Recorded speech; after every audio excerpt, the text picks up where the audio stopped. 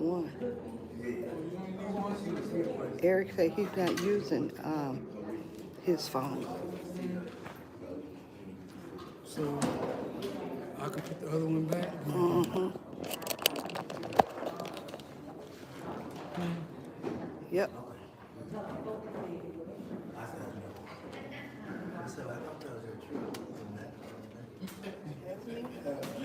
I can put that one back then.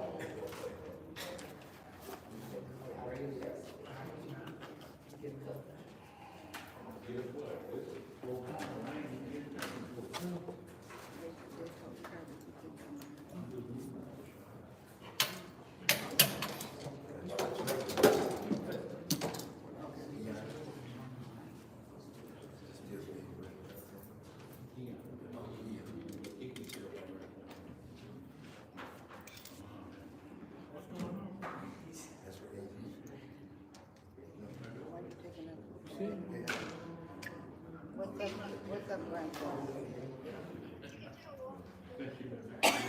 Where you at? In your room? In my room? What you doing down there, grandpa? Oh, you gonna stay at my house? Who with you? Well, Omar, huh? Oh, well, Omar there. I'm at, down at the city hall. Yeah. Yeah, put that. Yeah, I'm gonna stay home tomorrow. What tomorrow? No, no, you know I'm not. I'll be there. You gotta go to school tomorrow? Oh, I'll be back home then. You can spend the night? Oh, okay. Yeah, I'm down here. Well, how you gonna do that if your mama going to the game?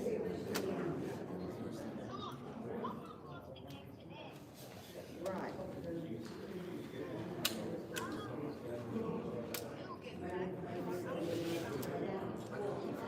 Okay.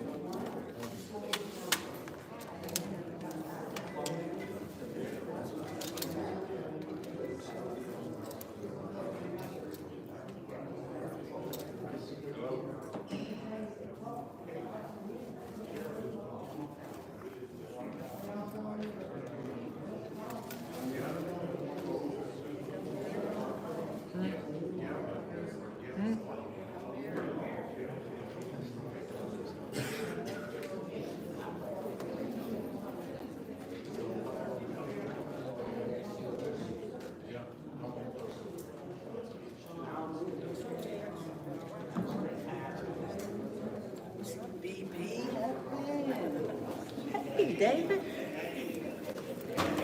I'm good. How are you? Good. Good to see you. Hanging in there. Hi. How are you? Good.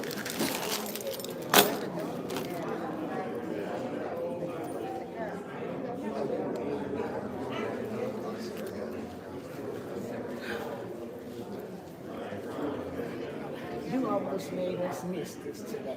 You almost made us miss this today. I didn't know. It was on the news. Somebody called me and told me. And I was like, what? Oh, let me call Bill. I didn't know. What was you? I was at Menards. You were still at Menards? They had me by the foot. And he gonna try to put him in the truck. And it ain't gonna, cause the foot will get a bumper gonna break the glass. Yeah. And so, then we went to Home Depot. Home Depot didn't have nothing. Why you didn't just let him deliver it at Menards? Right. What Omar at? Oh, my I God. don't know. Did you fill out a paper? You gotta fill out one today. I know. Huh? I don't even know what you're talking about. You know one? She had it. I don't know what you're talking about. I don't feel like talking. I know.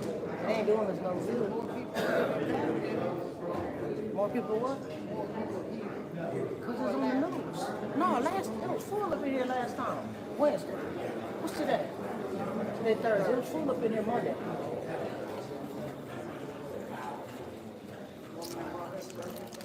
Huh?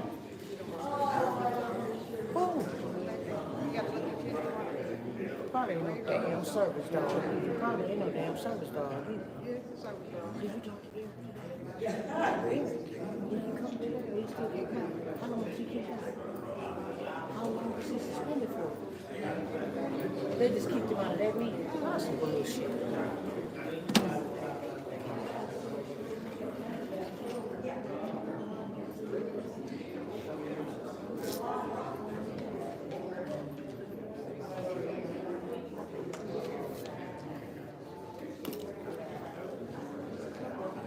Yeah, I don't know if I want to talk to them.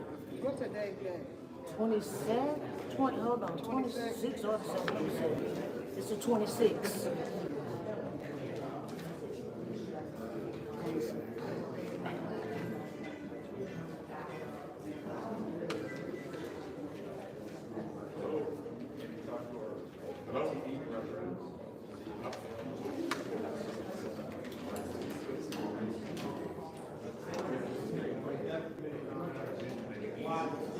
It might not, Oh, man. it might not be no reason. Yeah. This meeting, everything on this meeting is for ARV. For what? Aqua funds. Aqua funds. Yeah. Everything is on aqua funds. Oh, okay. All right, bye. Yeah, they said that on the news about the aqua funds. All of it. See? I said, all my glasses.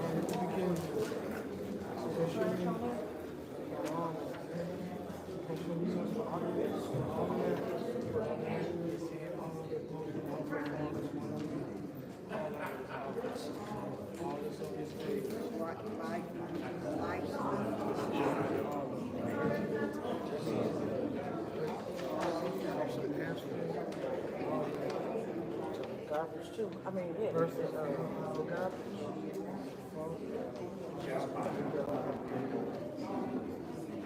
Where's Omar? He get kicked out. He didn't know it was allowed. Okay, but you should have come up here. At 2 o'clock. Why didn't you come I out? did, he said he had something to do. So it's on. I don't know how it works. Plug that out. It need to be plugged in now. You can't plug it in and be on at the same time. He had to keep No, it he charged. couldn't. Remember he Yeah, said on this one. he got on a different one. That's what you should have did. Everything on this.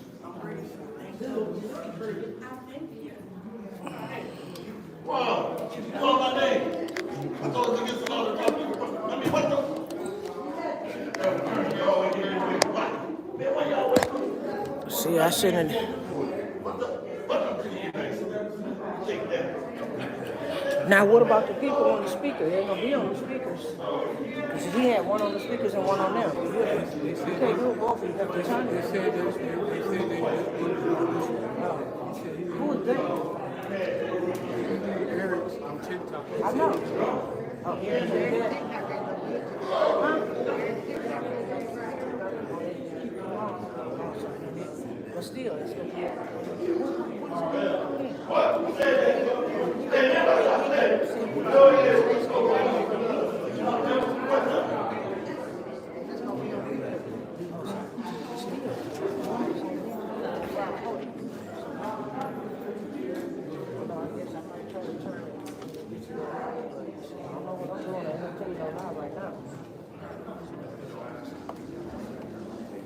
So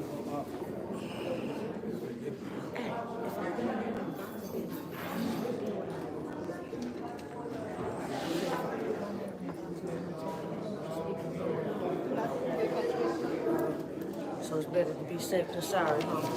You done feeling yours out? What up, K-Man?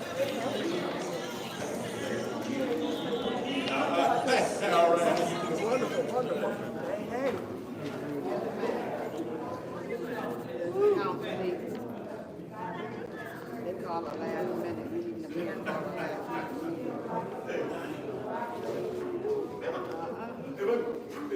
Hey, over there. Tell her get on down here.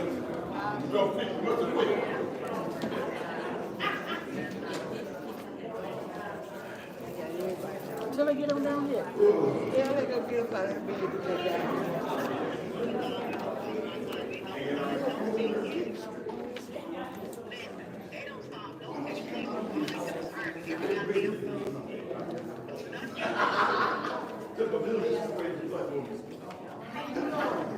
You might make a change.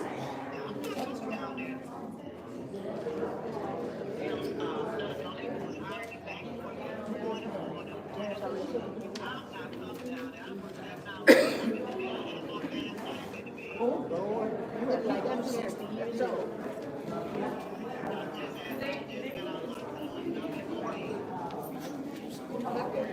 You look refreshed.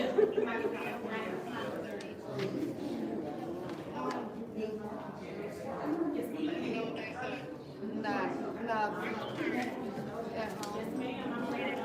No, he said, he had something to do with it.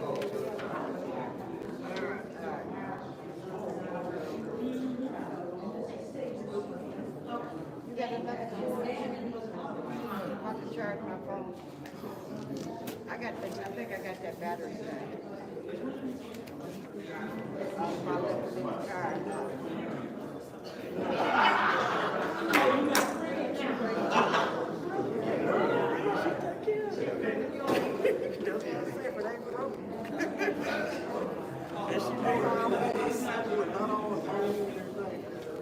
I'm gonna pick the old lady up. I say, tomorrow, take me to women doctor. What's tomorrow? Just a regular day. Oh, okay. So tomorrow, Friday? Yeah. So,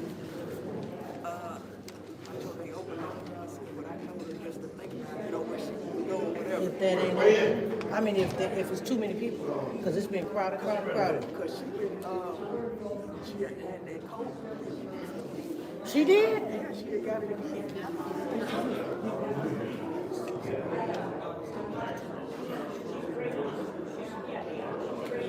They don't meet. It's a window though. Because I told her to think about it, she said that's where. Ain't that something? Same thing, but you gotta know how to. That's why I told you.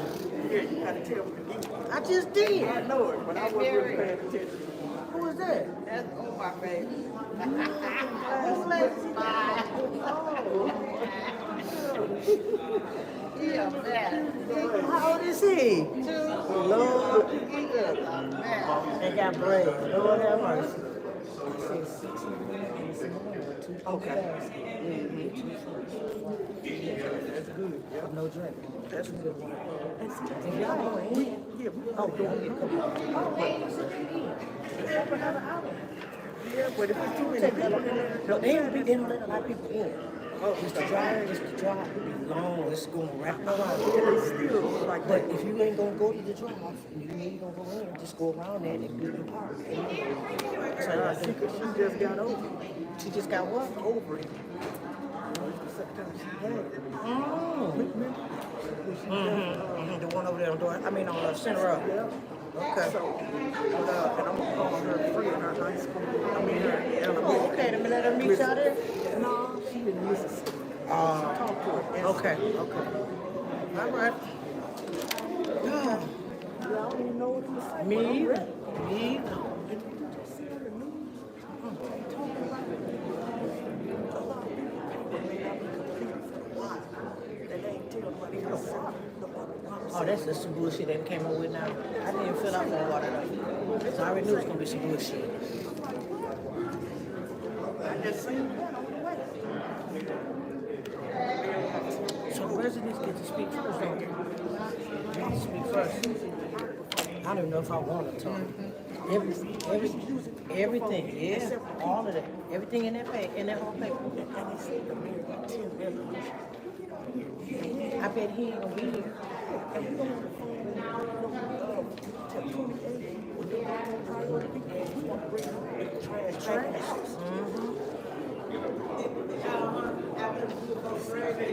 You've been beating on it all these years. They've been beating on it all these years. Now all of a sudden they want to give somebody that just give it to somebody. No. And they come with camera and get it. Huh?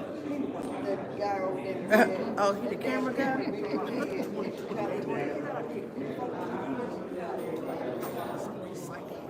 And Omar ain't bringing his book. And what he doing, Leslie? He at home at chilling. He said he had somewhere to go. It's gone home, so. What's Omar phone?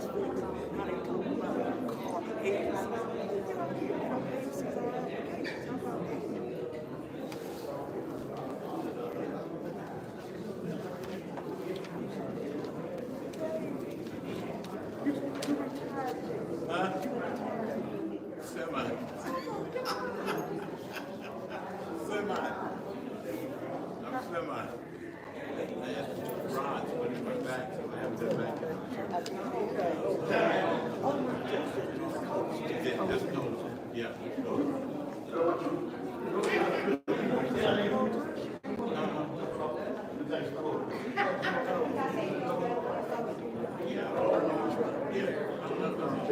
Not Greg. I know who you're talking about. Yeah.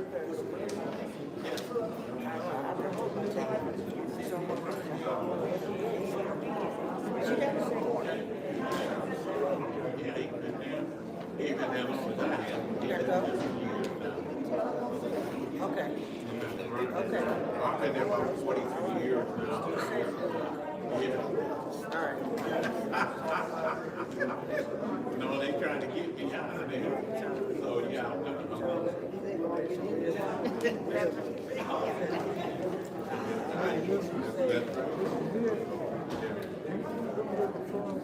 She's doing good. Yeah, she done got married. She done got married.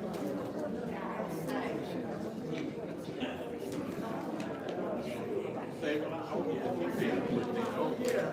Yeah. Yeah. So she had this is second year. Yeah, second year. I'm just gonna take it easy. That's the idea.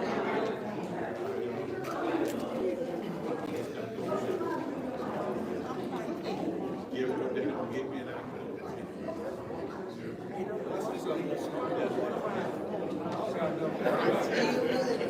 You ain't had time.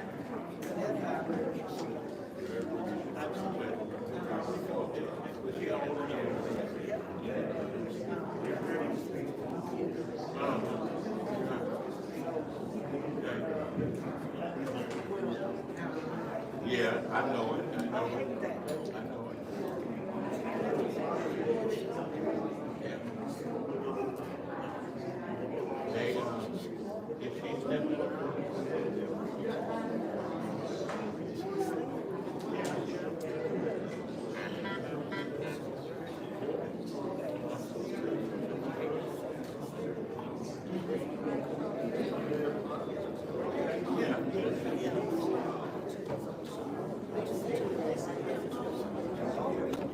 Yeah, right.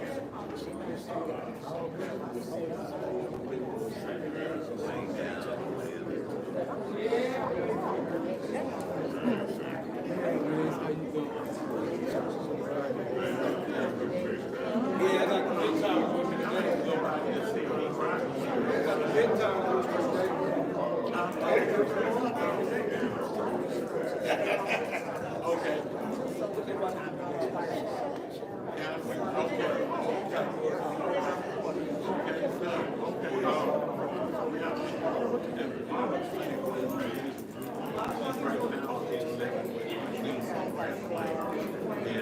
Oh, it's 24 hours.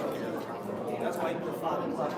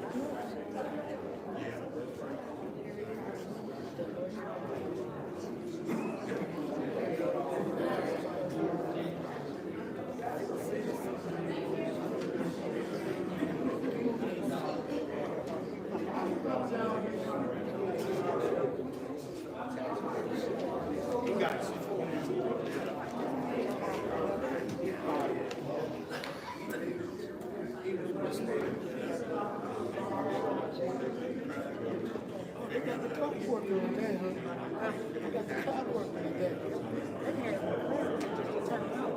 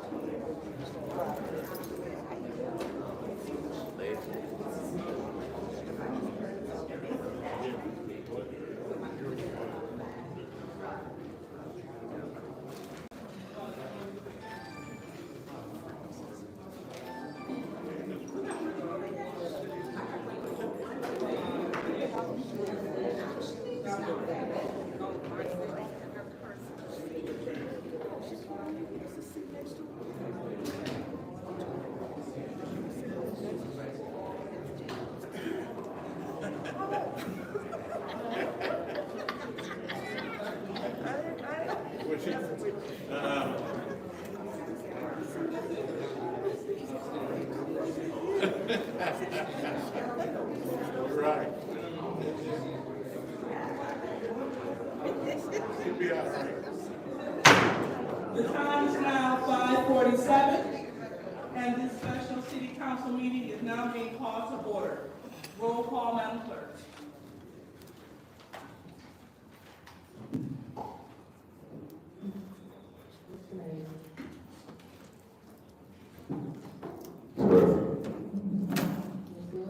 Present.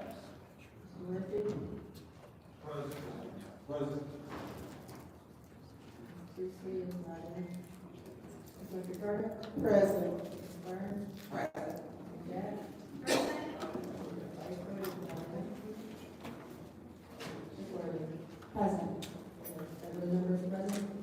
We have 7 members present. Now we do the pledge of allegiance. We're going to ask Ms. Jerry Ricardo, she will lead us in the pledge of allegiance.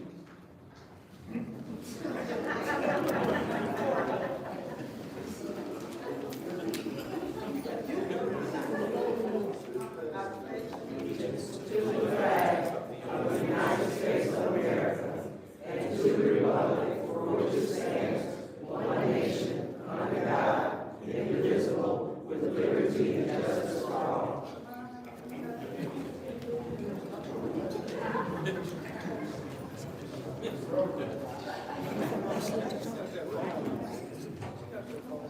All right.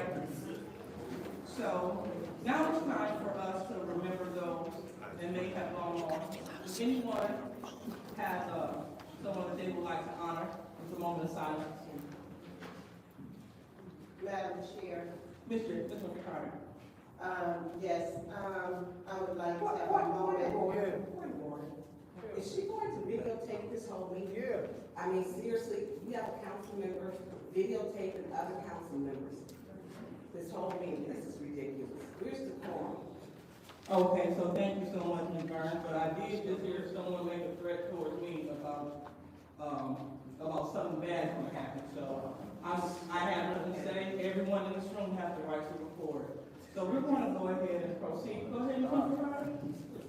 I would like, to send up a moment of silent prayer for the family of, Lionel Wells, and other, bereaved families. Okay, thank you. Anyone else? Madam Chair, Ms. Burns. I want to send a condolence. My nephew was murdered 2 nights ago. So that's why I'm upset when I have to come here and have this person do this. Okay, shenanigans. thank you, Ms. Burns. I'm not done yet, so thank you. You need to quit being rude. I'm not gonna do this. You came here to start with. Let me finish what all that I'm saying first. When we walked in, you had Ms. Burns, right now we are. yeah, but you're interrupting me. You're interrupting me. So let's make sure that we stay. Excuse me, no, you make sure you stay on path, because you weren't when we got here. I would also like to send a condolence for Mrs. Denise Green. All right, thank you so much. Anyone else who would like to honor someone that may have transitioned? All right, seeing none, I will use my time to say a special prayer request, not prayer request, excuse me, a special remembrance for Ms. Anita Ford. Ms. Anita Ford. So with that being said, we will take this time out for a moment of silence.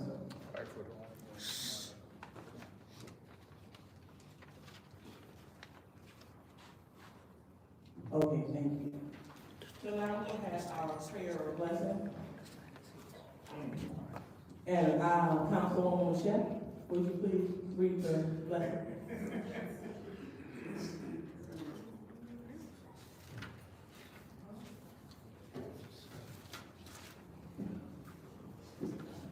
If all minds are clear. Heavenly Father, we come to you now. Just first and foremost, thank you for this day and time. Thank you for your grace, your mercy, and your favor, forgiving us through yet another day. We ask that you would be with all of those who are suffering, all of those who need comfort in the wake of the loss of a loved one. We ask that you would be with our colleague in her time of need and her family, Lord God, that you will cover them and keep them and comfort them, Lord God. We ask that tonight there will be just a little bit more patience and understanding for her as she needs just a little bit more grace tonight because her family is going through something, Lord God. We also ask that as we gather here today, that we handle city business, that we would hear each other clearly, that the arguments would cease, that we would be respectful, and that everyone here, their voices would be heard. In Jesus' name we pray, amen. Amen. All right, now it's time for the reading of the disorderly person city code subsection. Any person that persists in disrupting this meeting will be in violation of Flint City Code section 3110, disorderly conduct, assault and battery and disorderly persons, and will be subject to arrest for a misdemeanor. Any person who prevents the peaceful and orderly conduct of any meeting will be given one warning. If they persist in disrupting the meeting, that individual will be subject to arrest. Violators shall be removed from the meeting. So now it's time for public speaking. Madam Chair, What is your point, Mr. Mayor? this agenda doesn't have any opportunity for requests or changes or additions to the agenda. And, I believe it should. That's my point of order. What say you? Oh, okay, so I will go ahead and ask the clerk about that specific part. Clerk Donahue? As we've done before, this meeting was posted for specific agenda items only.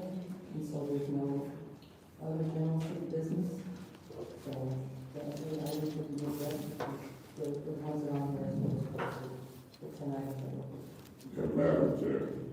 Mr. Mays? Yeah, Madam Chair, I would move that we allow, like any other agenda, the city council to have any request, changes, and or additions to the city council agenda, and I so move.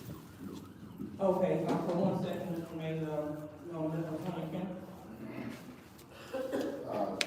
If I could, Robert Rules of Order 9, Section 915 states that the only business that can be transacted at a special meeting is that which has been specified in the call of the meeting. Okay, so just for clarity, does that mean that the agenda is set, and that's why on the special meetings we don't have any changes? That is what Robert's rule says, which I believe means that if Councilmember Mays wish to consider additional items of business, they would first have to move to suspend the rules to allow for changes to the agenda, which would of course require 6 votes. All right, thank you. So, Mr. Mays, so according to the legal opinion, that's improper. Point of order, Madam Chair. I have the floor. I put a motion on the floor. I would think your job is to ask, is there a second? And if you don't, I will deal with the chair. That's fine, but per our legal opinion that we just received, according to the Robert Rules, first we're governed by the charter, council rules, and the Robert Rules take precedent. Request information. State law takes precedent over those, and that's the same city attorney who gave you an opinion that you could deliberate outside of a council meeting for what 5 of y'all. So I don't respect his opinion at this time, and so I appeal, if you're agreeing with it, I'm appealing the ruling of the chair. Mr. Mason, that was an improper request for information because it was not asking a question. And so in terms of appealing the ruling of the chair, from which the attorney just read from our Robert Rules, which follows, which states that your motion is improper. So you appeal the ruling of the chair? Point of order, Madam Chair. What is your point? You can talk to the cows come home. You chairing. When you make a decision, I can appeal any decision of the chair. So regardless of how you keep interjecting him in as an authority, the decision is yours whether you ask for a second to the motion. And if you don't ask for a second or refuse to, I'm appealing the decision of the chair. Well, that is fine. So, Mr. Manning, so don't forget, a point of order is supposed to be discussing of breaching the rules, and what we did discuss about breaching the Point rules. of order, Madam Chair. Mr. Manning? In my opinion, you not asking for a second to the motion is a breach of the rules, in my opinion. Yes, And that's exactly what the appeal is about. Mr. Manning, the attorney just read the Robert Rule of Order. Again, this is so everyone have an understanding. Point of order, Madam Chair. The chair. Point of order. Mr. Manning, for rules of When I order. say point of order, all talking should cease, and you should ask me specifically what's my point of order. My point of order is that you're not to argue this right now. Procedurally, your job is to ask if there's a second to the appeal, and you'll have all the time you want to argue this. Mr. Manning, I already told you that, that I ruled that that's improper, so you can definitely appeal the ruling of the chair. I've been giving it that power, not that Mr. Manning. Point of order. Mr. Manning, if you continue to point of order frivolously, you will receive your first warning. What is your point of order, Mr. Point Manning? of order. It's not frivolous for you to keep arguing with me as a chair. Your job is to ask if there's a second. As a chair, your job is to ask what's my point of order. Right now, I argue that you're out of order. You won't ask for a second, and you keep arguing with me. You're out of order. And I'm trying to figure out how you and the attorney can warn and remove yourself. Don't turn this meeting into chaos. Let's Again, do things Mr. Manning, procedurally. Mr. Manning, your point of order is denied because as the chair of the meeting, the chair had the prerogative to moderate the meeting. And so as I moderate the meeting, I am breaking down what is happening. So our guests can have an understanding of what's happening. And so with that being said, now that I got a chance to express what I was trying to express as the chair of this meeting, we will go on to your appeal. And I will ask for a second, and we will just move forward. But we must make sure that we allow the chair to share the meeting. So, Mr. Mays, he put an appeal, he said he appealed the ruling of the chair. Is there a second? Yeah, I'll support this.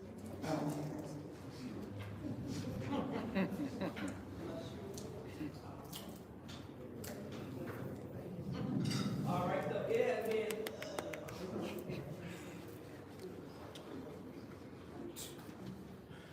all right, sorry about that. So it has been properly second. And what's on the floor is Mr. Mays is appealing the ruling of the chair that his motion was improper according to Robert's rule. So go ahead, Mr. Mays. Point of order, Madam Chair. I'm appealing that you refused to ask for a second to my motion. I'm not appealing that my motion was improper. I want to make it clear. I'm appealing that you refused to ask for a second to my motion. Point of order.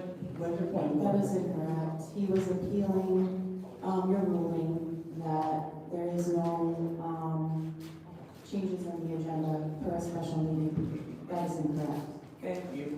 And, Mr. Mays, that's exactly what we're appealing. Point of order, Madam Chair.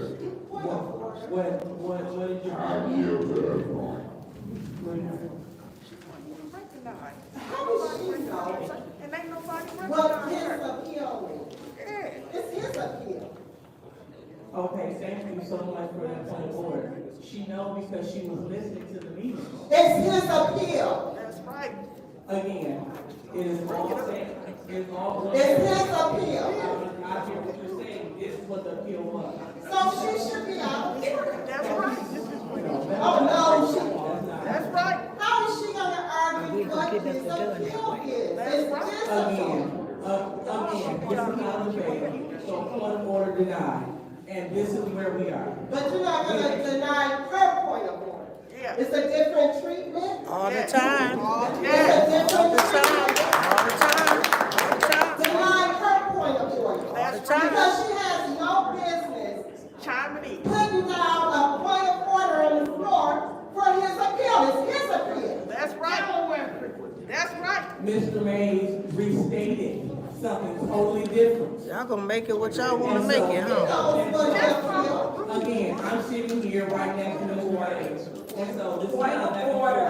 What is your point, Ms. White? We need to ask who the official record keeper is, which is the city clerk.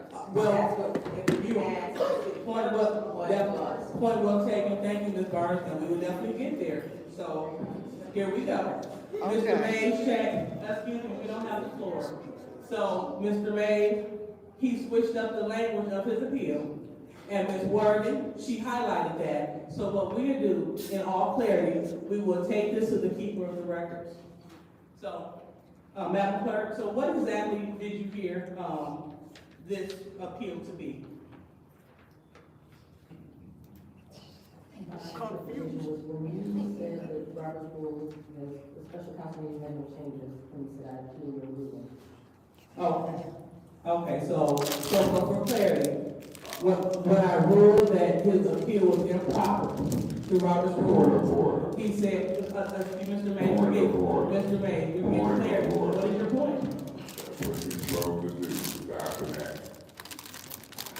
It wasn't an appeal, I made a motion to do changes to agenda, and you denied asking was there a second.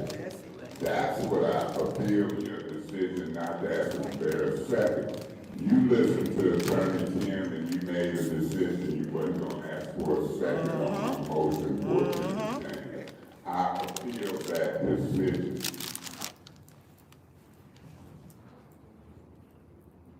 All right, because that decision was improper to Robert's rules, so you appeal the ruling to Robert's rules. The ruling, we're saying the same thing, but I was right as you said, Thank you.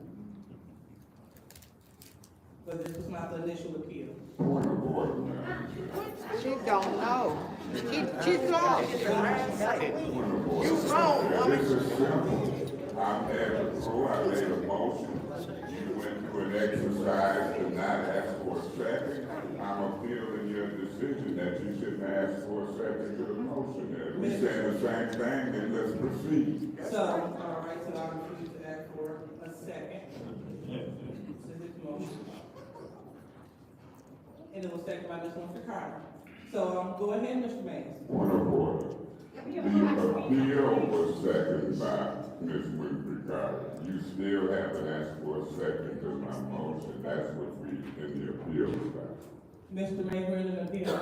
Okay, and then I'm gonna proceed. Ms. Lewis, we in a lawsuit right now because of the way you and Attorney Kim and others are conducting the business of the city. Yep. The other day, it's ironic that Ms. Worthy would be recorded because the meeting was recorded the other day. We talked you into giving her her first warning, and then we was able to talk you into giving her her second warning. Even though she's a political ally of yours, the record is clear from the other day. She had 2 warnings, and the police chief or nobody escorted her out. Ain't gonna never You happen. called a recess without objections, and there was objections from me and Fiber. Y'all had the police illegally remove me during a so-called recess, and then y'all came back and convened the meeting after it had been broke for a quorum with Ms. Worthy, who had been removed, made it a quorum, and y'all took care of millions of dollars worth of business. Now here we are starting a meeting. I'm simply trying to do agenda change. And the agenda changes can be in line with the purpose of the meeting. If you listen close to Attorney Kim, he said you can only have things that was called by the mayor for the purpose of the meeting. You don't know what my proposed agenda changes is. They might very well be in line with the purpose of the meeting. So what have you really said? Nothing. Because you don't know what the proposed agenda changes is in line with the purpose of the meeting. And here you buying into it and starting chaos early.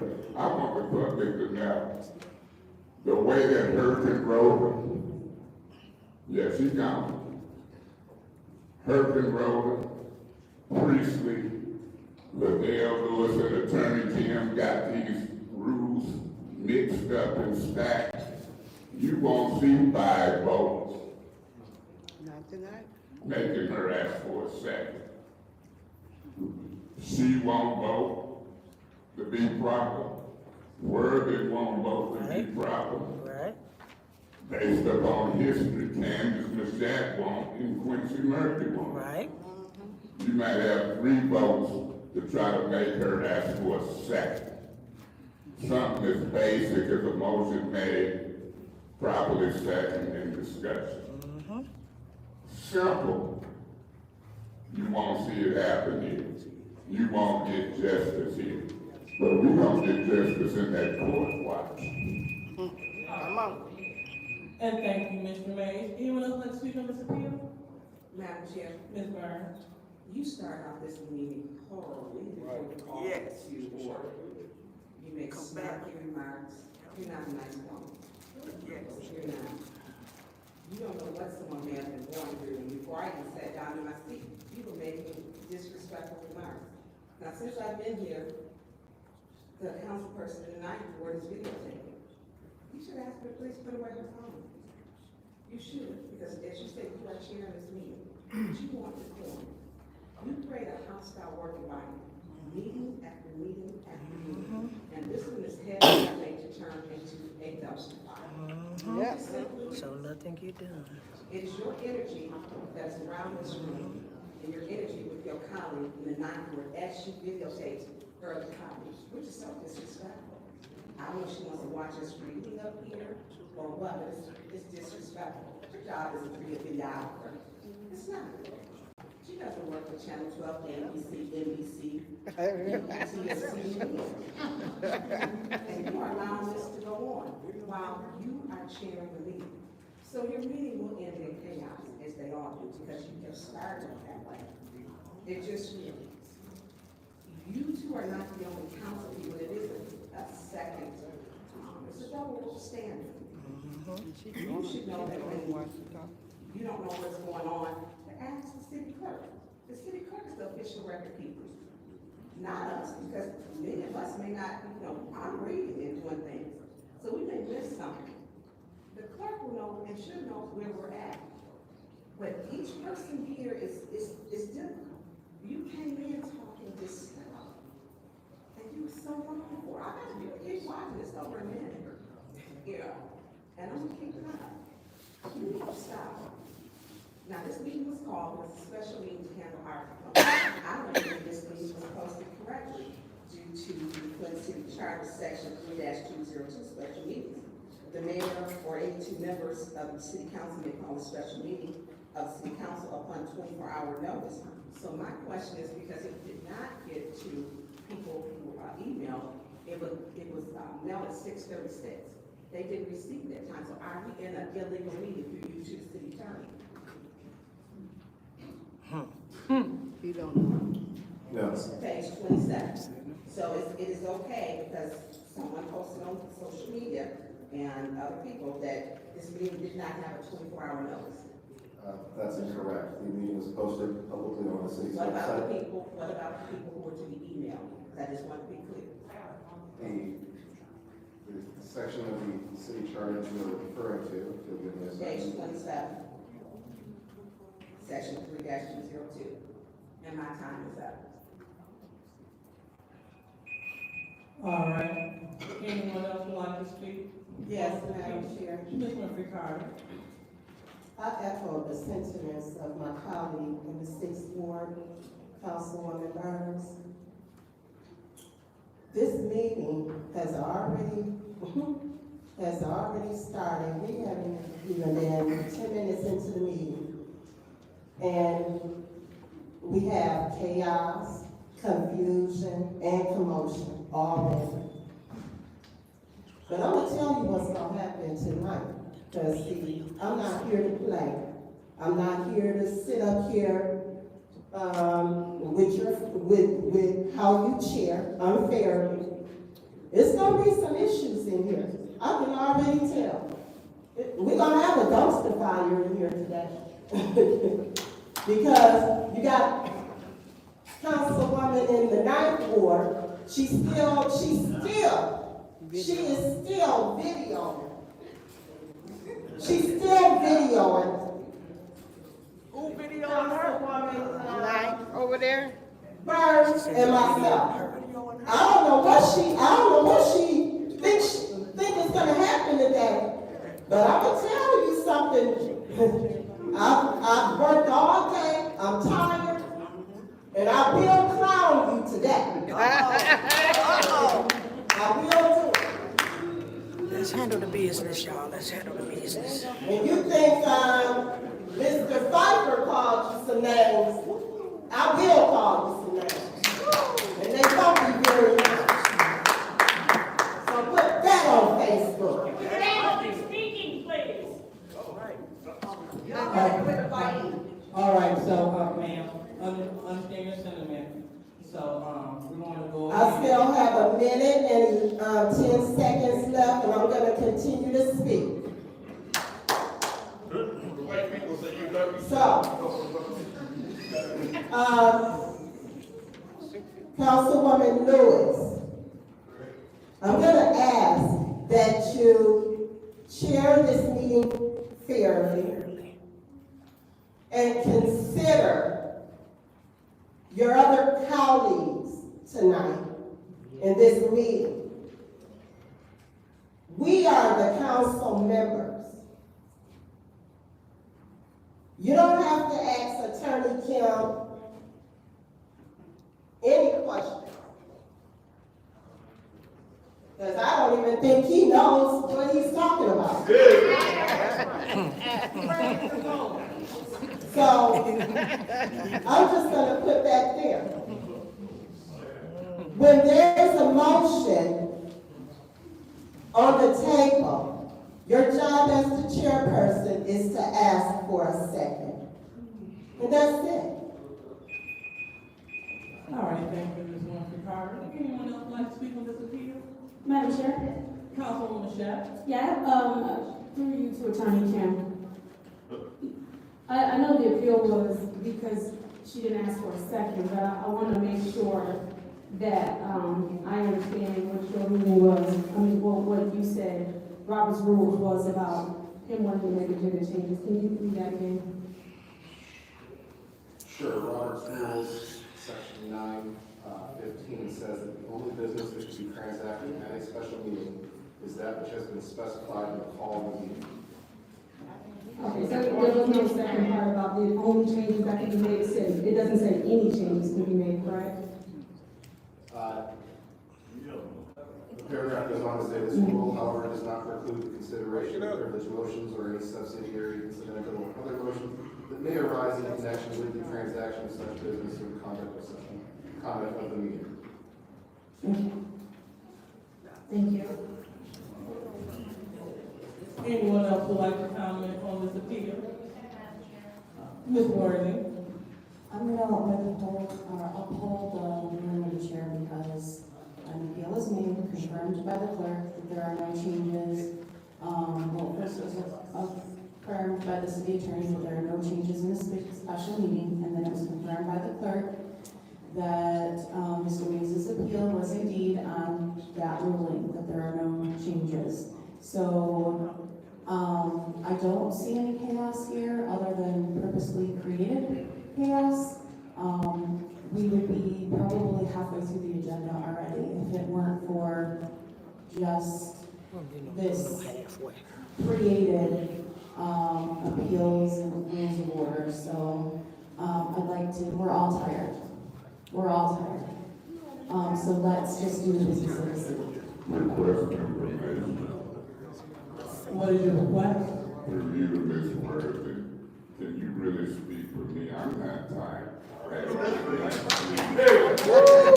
Proper for you to speak for me and everybody else. I'm really not tired. Did you know Yeah, that? you don't do a job, sir. Thank you. Oh, no, she didn't. President, what you gonna say about So, that? Nothing. Excuse me.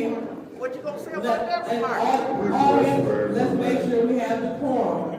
Because, Start with you. please, Mr. Mays, 1 second. It's a privilege. Understand, so I'm trying to maintain order in our crowd. Request for information. So, Maintain order of so that. please, Request for so please, we need for the audience to make sure that we have the quorum. If you continue to yell out and you're not at the lectern, then you may receive a warning. And if you Like you receive, do. Request for ma'am, that's your warning. Point of order. And yours too. There. So, with that being said, we need to have everyone with the quorum. One warning for being disruptive. The second one, we can put you off of being disruptive. And you gotta get everybody else that was just out Point to of order. Ma'am, that is your Point warning. of order, Madam Chair. So, Mr. Mays, Point of order. I started out with a request for information to see what she said, to see if you should have warned her about the form. You wouldn't answer that privilege motion. Then I called point of order 4 or 5 times. If you continue to be argumentative with the public, which is against our rules.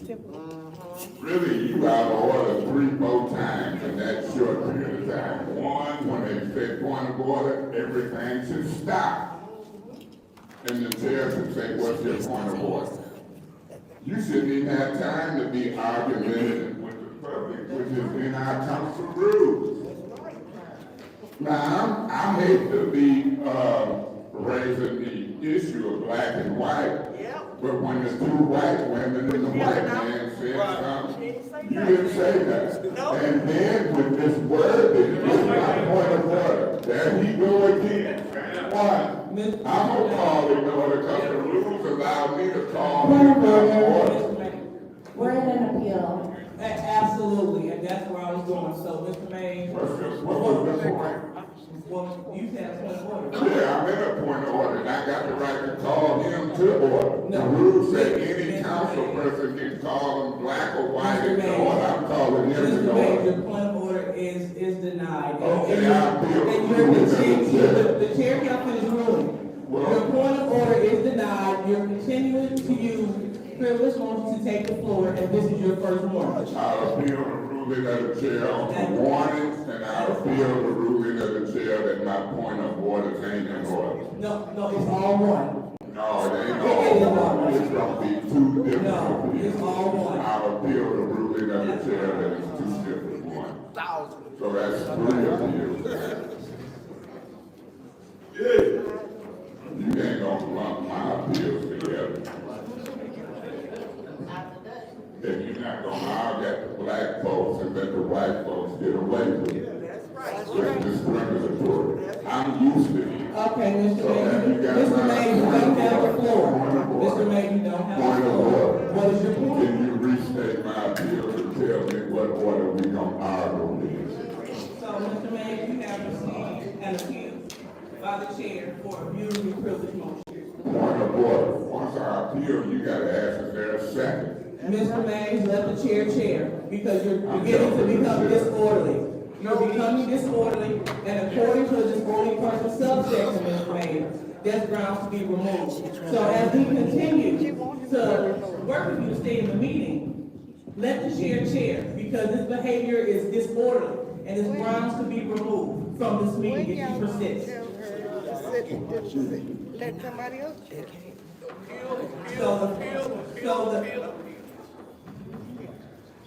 So the chair has noted that Mr. Mays was brought to order and given a warning for abusing privilege motions. And so, is there a second for Mr. Mays' appeal? Support his appeal. Okay, second by Ms. Winfrey Carter. All right, so that is the appeal on the floor. Point of order, Madam Chair. Let's get these 90 There minutes were up. three different appeals. One, if That's I may. 90. One, you said I had used point of order wrong. That's Two, you That's said you gave me a 270 warning. minutes, y'all done. Three, you said I couldn't call somebody to order. That's three. 270. So the chair has the right to rule that improper, because I called one appeal, I gave one ruling, and you ruled on that appeal. You do not have the right to break up the appeal. The judge, you can't do that. It's all one. So we're gonna proceed because it is one. So again, the chair has given you a warning, and you Point of order, Madam Chair. Mr. Mays, You just stated that the appeal was me using a proper point of order, a proper privilege motion. Now you switched it to warning. again, the chair has given you, for the record, Madam Clerk, can you please state what the chair Point of order, said? Madam Chair. Mr. If Mays. it's one appeal, fine. Point of order. Now, enough is enough. If I call point of order, your job is to stop and say, what's your point? I just want to clarify. Am I arguing that I use point of order illegally and wrong? Or am I arguing that you gave me a first warning? Or both? That's all I want to know. And we proceed. Mr. Mays, you made it abundantly clear that you appealed the ruling of the chair because the chair ruled that because you continue to abuse privilege motions, you are receiving your first warning, and then you appealed the ruling of the chair. And then Ms. Winfrey Carter seconded that appeal. It is not proper to break down everything to separate appeals. That's wasting the taxpayers' time. And plus, it's not proper. And it's not proper. So She wasting the time. Yeah, we're going to go ahead I guess you got it right, into the discussion. Mr. Mays, go Well, ahead. Madam Chair, for you to boast that you are an educated woman trips me out. Because a point of order is the highest privilege motion. when you got Ms. Worthing saying something slick to me, and I first did a request for information to see what she said, because the people heard it. That's what caused them to say something. She said something slick. You ain't got Did I just properly ask, request for information? What did she say? You don't have And you never answered. You were out of order one time. Then once you went to being argumentative with that lady in the blue and Mr. Metcalf eased his way up there and said, Point of order. Go I ahead. thought we were in the first appeal. He already spoke. This right here, you know what, we're in another appeal. No, we have to finish out the first appeal, which was the ruling of the chair, and then we're on. So, good point, Ms. Bird, that's an error on the chair part, because I did, we went straight to the other appeal, so that's on me. Now, here, point of order, here, go ahead. Madam Chair, is she the official record keeper? No. Why is she sitting down there acting like she the record keeper tonight? She been videoing the meeting. Okay, okay, I hear your point of order. I mean, I'm just saying. And again, Ms. Winfrey Carter. Better shut her down. Miss, I'm not here to shut anyone down.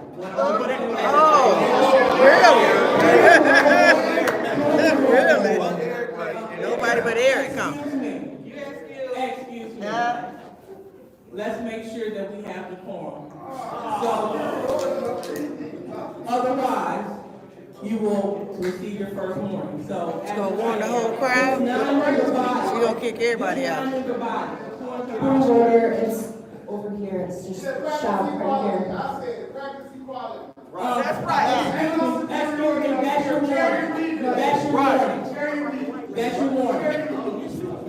Would you like to remove Mr. Metcalf? Would you please remove this gentleman from the meeting? Chair your meeting. I appeal the ruling of the chair. He can't move. He can't move. The appeal there, it's appeal. According He to can't the move. disorderly person subsection, the chair has the right to bring order to this meeting. What is your point? Madam Chair, any council person can call a member to order, and you didn't do it when I called a black man to order. But you're on the black. Mr. Mays, we're not utilizing our floor to spur. Now y'all just got another lawsuit. Mr. Mays, that's going to be your second warning, so please, let's not do that. Well, I thought she wasn't trying to kick nobody out. I tell you, I'll get my So, Ms. Burner, Anyone can call in, and you may need a 5-minute recess. I don't, and Ms. Burns, that's denied. Am I gonna say the word again? And I wasn't done. Nah. I wasn't done. According to our counselors, you can call anyone. You're asking for this. If you're going to warn a white person, you can't warn them all. You're not warning. I'm not finished. I'm not finished. Because it is according to the rule. They're asking for a rule broken. Do you understand that? I'm speaking that to you.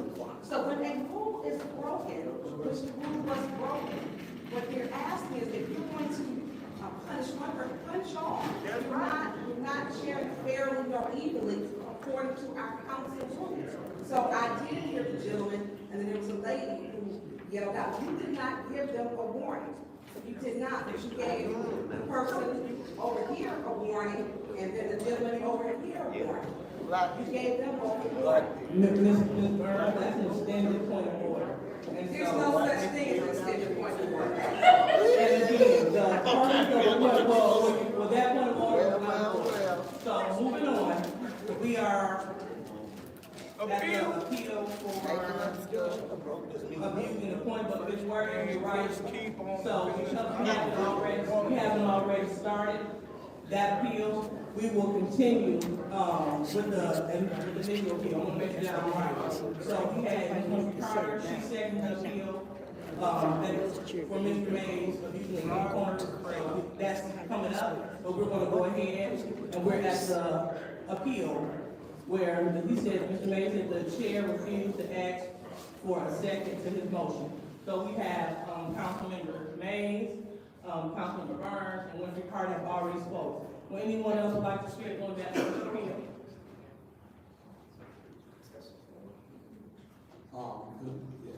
Mr. Murphy?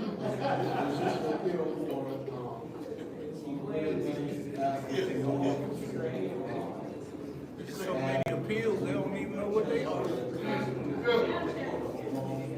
I'm sure I can't hear. Okay, so go ahead. So, here one, you guys called a special meeting. And when you look at the, agenda, there's no agenda changes on the agenda. We have had special meetings that was called by Councilwoman Burns and Eric Mays and Jerry Winfrey Carter. I think we had 2 meetings to deal with ARPA funding. And when we had those 2 meetings, people didn't show up, administration might have showed up, but was not engaged in the process. We had 2 council members that was part of an ad hoc committee that could have called a meeting to deal with ARPA funding. Here we are today at a special meeting that was called by the mayor and the administration to deal with ARPA resolutions with specific resolutions. Now, I've been on the phone with them and tried to talk to them prior to today and told them, gave them my recommendations, a list of resolutions and people that I would like to see being funded, because there people been calling us about their application, where they at, where we stand on their application, and we didn't know. But today, a resolution is being brought to. Point of order. What's your point? There was a swear word coming out of the audience, quite slightly, but it was purposeful. I did hear it, and thank you. So, audience, let's refrain from yelling out, so we all can get the answers that we come for. Go ahead. So, my colleague in the first ward wanted to move to add whatever he wanted to discuss on the agenda. If I wanted to add a resolution to talk about funding for someone else based on the city attorney, we can't add that on here because this meeting only deals specifically with these resolutions, which is a problem for me. And then for him to make a motion to move to add agenda changes, I guess in the near future, in our rules, we should not have special meetings where the special meetings are controlled, that you can't have agenda changes on the agenda. That should just be a given. That should be something. What is your request? Through you, Mr. Murphy. Mr. Mays. Through you to Mr. Murphy. Mr. Murphy, if you listen close, he's saying agenda changes can be made in line with the purpose. Okay, so, seeing that Mr. Murphy had his time to speak, anyone else like to speak? Give Mr. Murphy his seconds back. Yeah. If I interrupted him with their request for information, we're not doing that. Give him 10, 20 seconds or whatever it was. That's what's the problem. Yeah. Okay, so for the record, it was 2 seconds, but I will go to the speaker. Mr. Murphy is all set, so we will move on with the meeting. So does anyone else want to speak on the motion on the appeal? And this is the appeal about refusing to ask for a second. All right, so with that being said, We want to go ahead and call for the vote. Point of order, Yeah. Madam Chair. Mr. Mays, what did you want? Once you said it was for me using privilege motion wrongfully, then you said it was for a warning, now you say it's for asking for a second. Mr. Mays, we are dealing with the first appeal. So a yes will overturn the ruling of the chair, and a no vote will sustain the ruling of the chair. Roll call, Madam Clerk. Mr. Mays. Yes. Ms. Lewis. No. Mr. Murphy. Yes. Ms. Priestley. I abstained because it was not present. Ms. Winfrey Carter is not in. Ms. Burns. Yes. Ms. Shad. No. Ms. Worthing. No. It did pass. The vote is 4 yes, 2 no, 1 abstention. The vote is 4 yes, 2 no, 1 abstention, so the ruling of the chair stands. So now we're on to the appeal for, regarding Mr. Mayor, the beauty for the response of, Point of order. Go ahead.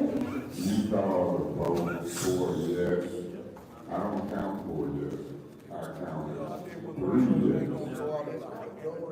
Okay, well, I'll go back to the keeper of the record, I heard her say 4. Because Ms. Carter wasn't in her chair. She should have ran and got in her chair. She should have ran and got in her chair. Don't say that. Sorry, Ms. Worthing. No, they weren't. She should have ran and got in her chair. What was your vote again? Okay, the vote is 3 yes, 3 no. All right, thank you for that correction, Mr. May. So, the vote is 3 yes, 3 no, 1 abstention, so the ruling of the chair stands. So now we're on to the first appeal about, the beauty of privilege motion. So go ahead, Mr. May. The Madam Chair, not only should you thank me that I can count votes, but you should thank me for trying to continue to run this city on a council level for the 9th or 10th year. It's appalling the disrespect that you give me as a senior council member. It's appalling. It's appalling the way you try to railroad me in front of many witnesses across this country. It's appalling. And it's getting to be enough is enough. And you've been over backwards to condone this word that's bad behavior. And we see it. I guarantee you the other night you gave her 2 warnings and she said it here, y'all voted on millions of dollars and then police should have had her out here. Today, you condone points of order. Her talking slick to me, and you ain't warned her or said nothing yet. And I think I've been nice today. Ain't cuss, know how to fuss and cuss. But I'm trying to prove something. You done started out on the wrong foot. Is that clock running, Miss Dunn? I see it.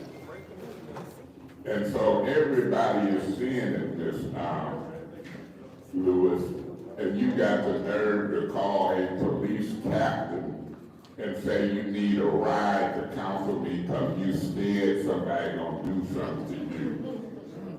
You doing something to other folks. We elected in these seats. We ain't elected in here for you to warn us and talk stuff to us and let the white folks say something, chastise black folks. Maybe you don't see black and white. I do. That lady, she fussing now because I'm saying it's a fact. You haven't let us speak. Give her a warning. You out of order, ma'am, and that's your first warning. That's your first warning. Everyone, let's make sure that we maintain decorum, decorum. Point of No order. yelling out during the meeting. Point of order. What is your point? She should have a second warning. The white police midcap should be walking out because the council rules say a council person can call another order.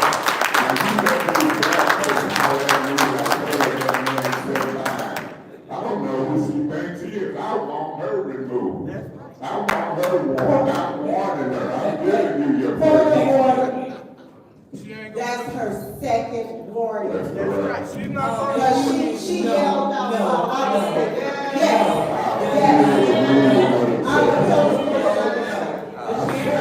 The chair has not made a ruling. The chair has not made a ruling. Now, What you waiting on? now again, the chair, when multiple people are yelling out, the chair cannot hear. And so, Mr. Mays, who brought someone to order, understood. If she's yelling out, like I heard her voice, I didn't see anything, it's a lectern right here. So right now, because council members can bring people to order, that will only be her first warning, like we gave the other people in the room. And so if this behavior persists, then she will be asked to leave. However, this goes to every single person here. We are all brought to order underneath the same rule. So again, Mr. Mays brought an argument to order. Because there's no yelling back and forth, we're only supposed to speaking at the lectern. Our audience member has been issued a first warning, and they may stay in the meeting unless they continue to be disorderly. And this goes for everyone here.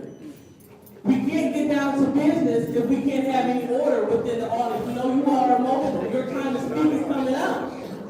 So let's make sure that we're in order. Okay, Mr. Mays. Now, sir, we have limited time, and I'm making a point with her, because she ain't immune. I don't care if you're black, white, young, old, you ain't immune.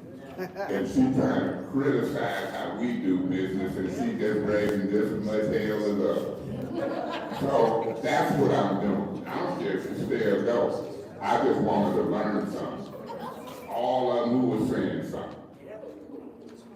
And I ain't never seen nobody try to control the audience like this. Let the people clap, say what they want. It's freedom of speech. So ma'am, I'm just making an example for her with you. God bless you. Anyone else like to speak on this appeal? very refreshing. All right, so, seeing that there is no one else, I'll go ahead and I'll be the last to speak on this appeal about Mr. Mays abusing privilege motion. According to our council rules, and I'm going to start with Rule 25.1. The purpose of a point of order is to correct a breach in the rule if the presiding officer does not correct it, or when the presiding officer makes a breach in the rule. The point of a point of order is not to gain the floor. So when a privilege motion continues to be abused and not used for its intent, then you are in violation. And if you continue to violate the rule, you'll be brought to order. Unfortunately, Mr. Mays used several points of order, not to get clarification, but he used them to illegally obtain the floor. So therefore, as chair, I have to bring him to order, just like I would any other member of the body. And so, with that being said, Mr. Mays issued his first warning. So, if you would like to overturn the ruling of the chair, please vote yes. If you would like to uphold the ruling of the chair, saying that Mr. Mays should receive a first warning for abusing privilege motion, then you will vote no. Roll call, Madam Clerk.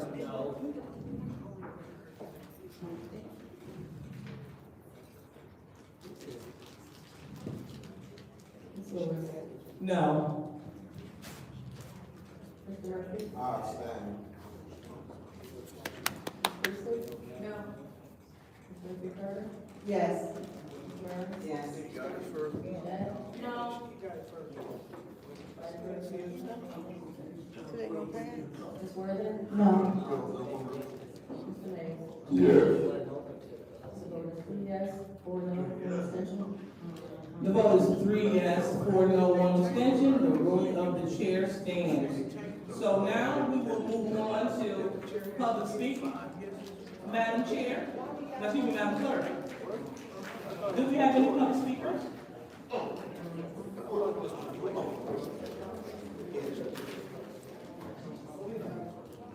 Speaker is Ariel Mitchell. Oh, they got our name. You got your name. Name is Ari Mitchell.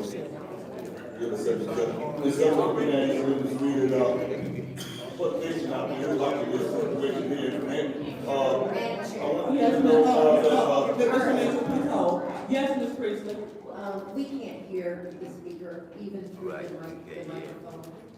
Madam Clerk, could you restart this time so we can begin again? Okay, thank you so much, Ms. Priestley. And so again, we're asking for the, members of the audience to keep your volume at a minimum, because we can hear a lot of feedback up here. So thank you so much. Go ahead, Mr. Mitchell. like I said, my name is Albert Mitchell, 759 East Lemon Street up.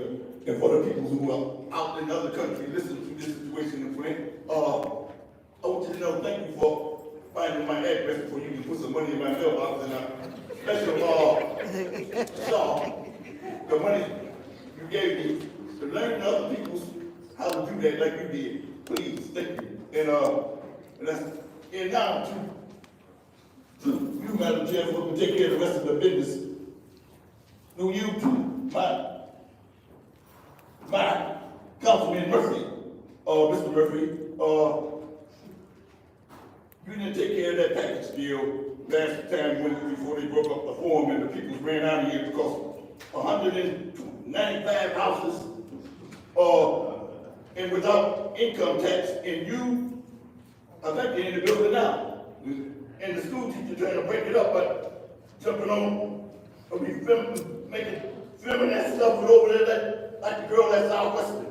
Had a little fight, and the teacher got in the way and got hit by a chair. She was getting bullied. Now the teacher act like she is the target. Southwestern, right down the street where I graduated from. They did the same thing when I was on June. Before I got graduated, they started a riot down there, always trying to keep a darkie from progressing and taking over the city. Don't want no darkies to be.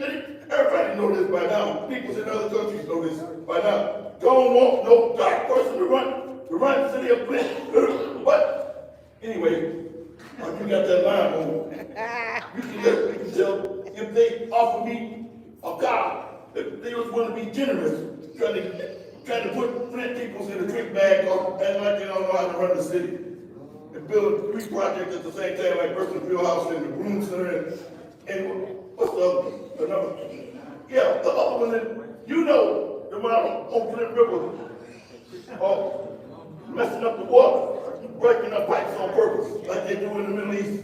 The brother and his brother trying to kill and all that junk in there, and the hostages get in the way so they won't get their ass kicked and all that stuff and all that. And Priestley nephew showing this rifle. There is over there, got it again. Over there. I'm walking over there and pouring it out. Almost got on the bulldog and make sure that the school teacher bulldog and the bulldog that goes in the school teacher. And she keeping them cronies from coming in here when she ain't gonna take it up. Talking about taking it up for the school. Get up. Hey, I mean, what this again? Hey, do you pay attention?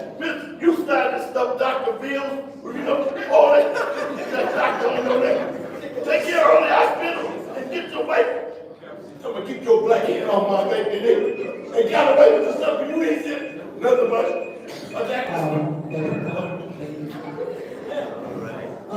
Madam Chair, next up is speaker, please. Sir, please, yeah, you have to be called. The next speaker is Sharice Stapleton.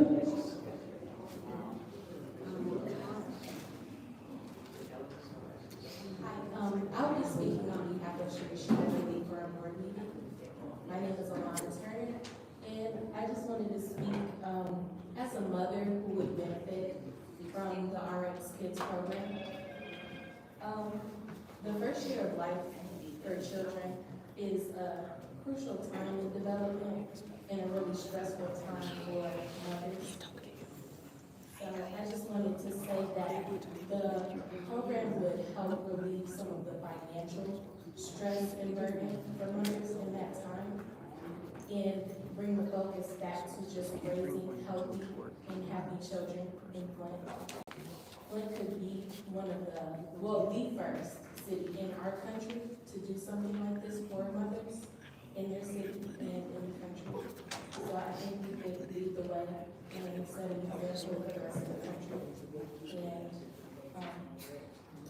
And bring this to the United States. It's already something that other countries do for their mothers. Germany, France, Denmark, so we do in the USA to do something like this for our mothers. Go get the job like everybody else. Go struggle like everybody else. I ain't for that.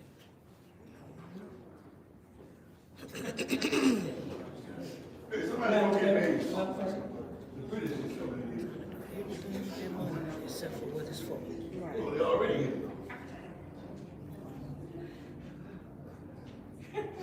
I cannot read this person's name, they didn't print their name, they signed it, I have no idea what this says. They still have to be Dan, sure in. I cannot read this word. The third person that signed up. Okay. Aaron, Dan, I can't read it. Deontay Oscar, she probably threw him out. Next speaker is Chris Gardner. Madam Chair, they're not able to see the time out there, so you'll have to keep them aware of the time. Okay, thank you. Okay, Chris Gardner, 7th floor on Mountain Avenue. Okay, I know this isn't gonna do any good, but it'll make me feel better. It doesn't do any good to yell at the YouTube broadcast. So, first ward councilman, who's loud. He likes to call people names, the 5 Fab. Well, there's also a group called the 3 Musketeers here. You know who you are, and everyone else knows too. It is very transparent.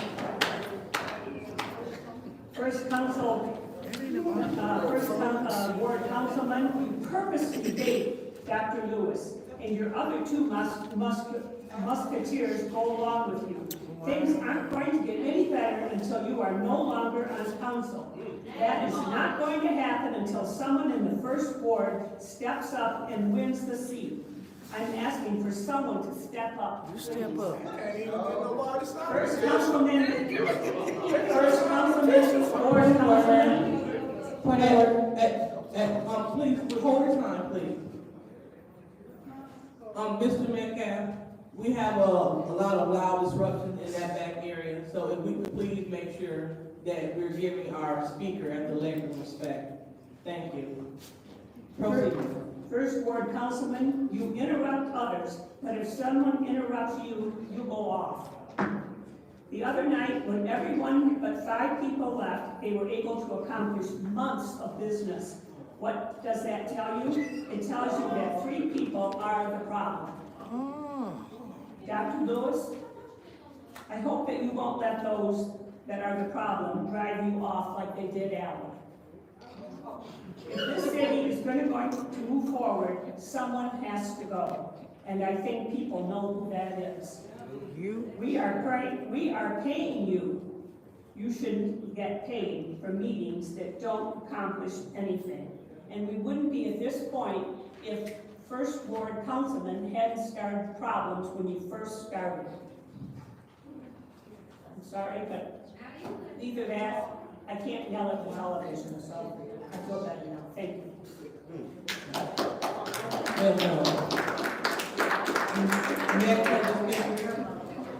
So for the record, you have to sign up to speak, and you sign up before the meeting, and so the clerk is calling people as they signed up.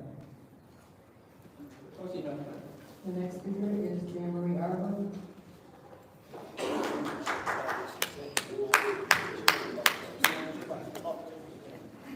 Jan Marie Arbor, 7th Ward resident. First off, before addressing ARPA, I would like to speak to the following. Chair Lewis, you missed an opportunity where Chris actually should have received her first warning. You instead participated when she made a statement about public speaking. Instead of you reprimanding her, you co-signed what she said. She should have received a second warning per Mr. Eric Mays. Secondly, as it regards the young woman who spoke to Flint's effort with helping pregnant women, this is not The first city, New York City, has been working at this, as have a couple of other major cities, so Flint would be an additional city. As regards Ally Perkinroder, the narrative, of course, is that Eric Mays another ran her off. I believe a better job with the state ran her off. She received an additional $60,000 plus. Don't forget, she campaigned to work on broadband. She came to council to build up her bona fides. So get it straight, Chris. Next, priority garbage contract. This is a very important matter that you all will vote on very soon. I hope that you will all meet with your constituents, find out what your residents want. Councilwoman Mushat has agreed to speak and address the public on November 3rd, 5:30 at the Brennan Senior Center. Everyone, of course, in the 7th Ward is welcome and expected to attend, but we extend that to everyone in the city of Flint. If you have any questions, council, if you can be there, please be there, because we do have questions. This is very important. We know we can't be taxed, those of us who are homeowners, any further, but an assessment fee is just another word for a tax. This is very important. We need to know what the assessment fee will be. We also need to know why 5 years instead of 3 years, and there are many other questions that need to be addressed. Next item. ARPA. Going through the attachment, those of you who might have received the information on phone will notice that there, or on your tablet or laptop, that there are resolution specificities attached to the agenda. They're not attached on the paper that we received back there. Going through the one as it relates to the neighborhood engagement hub, that's 230310. I noticed that as it regards Ward 7. Now, first of all, I want to say I'm glad that every ward is getting at least $50,000 plus $10,000, I believe it is, per council to address blight. However, I did notice in Ward 7, Councilwoman Mushat, that a certain part of the 7th Ward is not receiving any assistance, and that's the black area.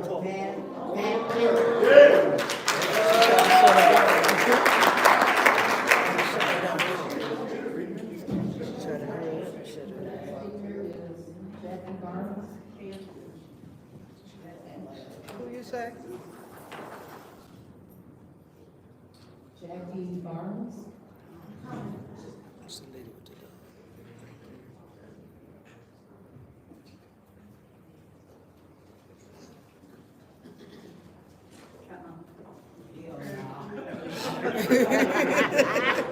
She likes you. No. Yeah.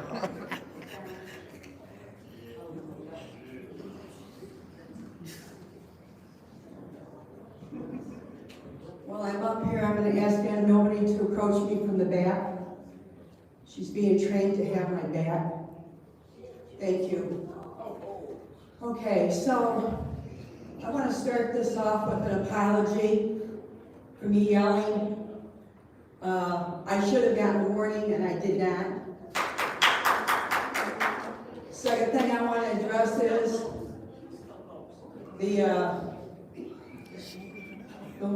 funds to go to the Disability Act, the Arbor funds, and to go to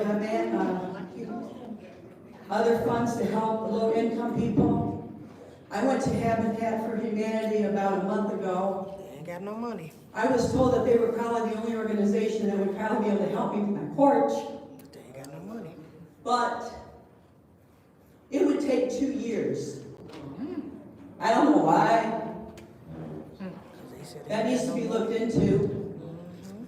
The other thing I want to address is, Eva, you throw jabs at Eric Mays.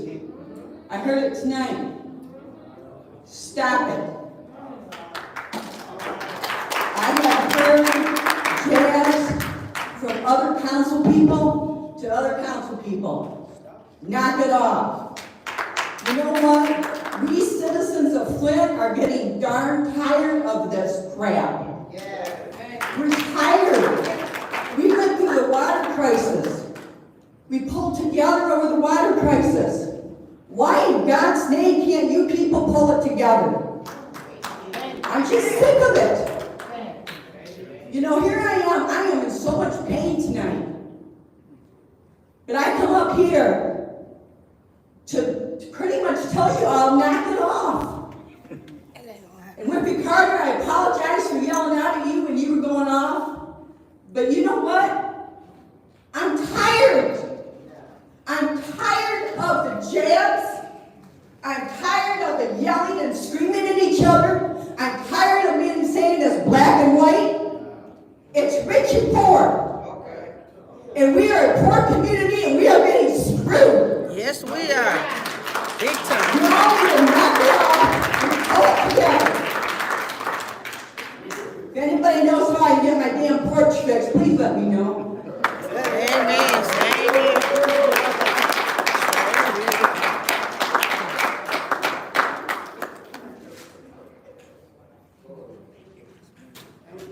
Next speaker is James Moore.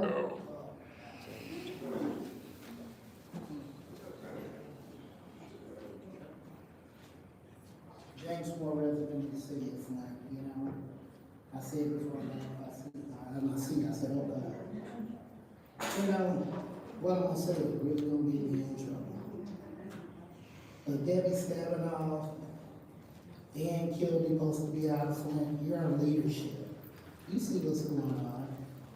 If they're not gonna give them money, to go to the right places to fix these people's roofs and porches and sidewalks and driveways. Roofs. Hell, take it back. Take it back. Yeah, take it back. Still putting it in their pocket. Right. Madam Clerk, next speaker, please. Next speaker is Tiana McIntyre.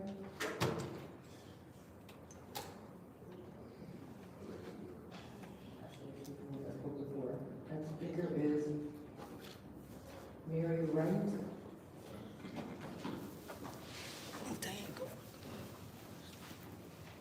All right, Mary Wright.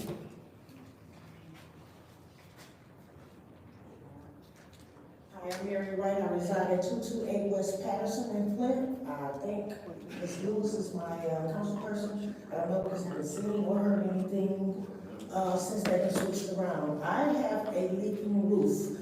As someone has said here before, there are several people with tarps all over their roofs. And while y'all trying to decide what y'all gonna do with the money that's been presented to our city for the community to fix up the houses, y'all bickering about the different organizations y'all gonna get money to that don't even need it. Y'all want residents, the residents gonna be gone if we can't keep houses and roofs over our head. People roofs caving in, porches caving in, and can't get in their house or out of their house. We need some help. Y'all need to get it together and figure out where this money's supposed to go and put it where it's supposed to go instead of trying to figure out how to put it in whoever pocket and whoever trying to get, whatever part they trying to get out of what's left from whoever they decide, whatever organization they decide to give it to, they're gonna get a piece of it. Forget all that and put the money where it needs to go. We need our stuff taken care of in this city. And that's y'all job. Y'all need to do y'all job.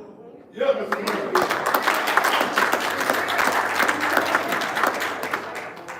Next public speaker. Next speaker is AC Jones.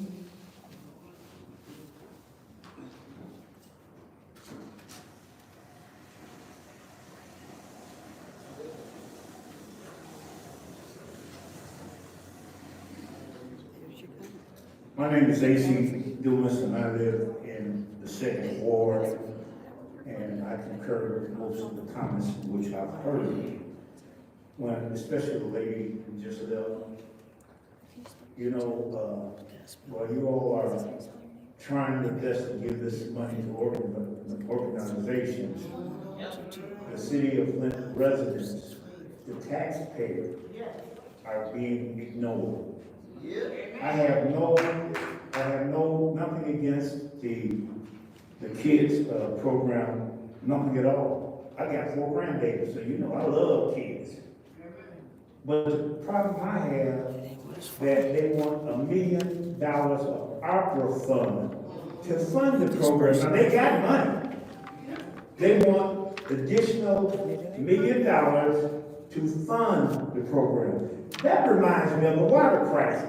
You see all those beautiful buildings we got built right over the expressway for our children. The water children of the water. But the people that come there are from all over the state. It wasn't built for the children of the city of Flint. Someone must, well, let me get this, I won't get off time. Burton Field House, capital improvement. I love Burton. But I don't see no dollar amount for Burton, for the gap. I don't see it. I see they're here, but again, let me stay here, since I'm in trouble. They're working down on Burton. You all seen it. Not one black contract.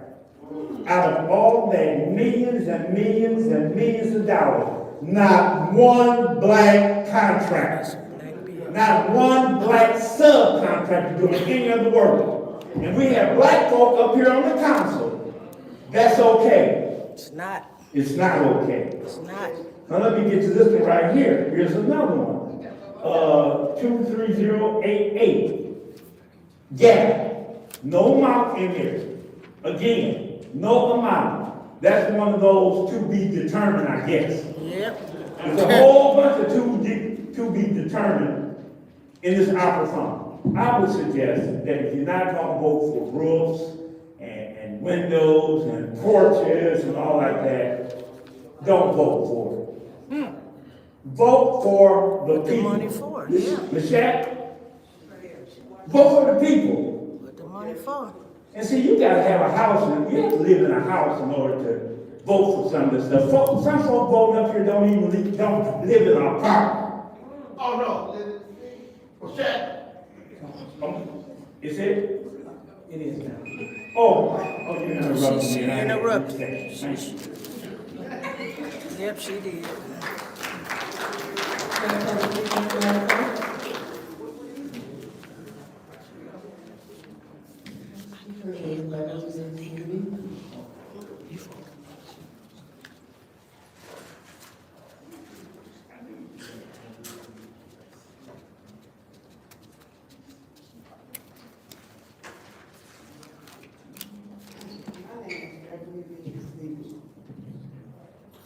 It's a shame, you guys, I don't care about you not getting along, but this city is getting nothing. Like she said, the roof, the porch, it's caving in. And a lot of y'all don't care that it's caving in. You know, you've been hollering out, where are we gonna get the money from? All this money that you're giving to everybody else, it's for the people. It's not for all this other garbage. It's for us. Amen. And when certain people tell you how it is, like y'all got your heads down, like you're not interested. You know. But I bet you got your $50,000 on the list. What you doing? I bet you got your trick-or-treat candy. You know, $1,500. You know, you don't care. But Quincy said, if somebody come to me, I'm gonna work a deal with them. You sold your soul to give Ashley Capital 72 meals that we have to pay back. Now, how that sound? Then you're gonna go for the garbage can. I don't need no garbage can. I go to the dumpster. That's what you asking us to do anyway, to get some free garbage cans. They're not free. They're not free. They sure ain't. And you guys gonna wake it up and Miss sophisticated teacher, Lord have mercy, she's a trip. You know, you don't tell Eric you don't have a job. You don't either. Because you ain't doing nothing with it. You ain't teaching our black kids to be what? Stupid? Because I ain't seen nothing else you could be teaching. But the attitude that you have against us black folks, I don't even see how they still got you at a school. Like you say, your husband left you when you was pregnant. That's what I told you. He should have left your ass.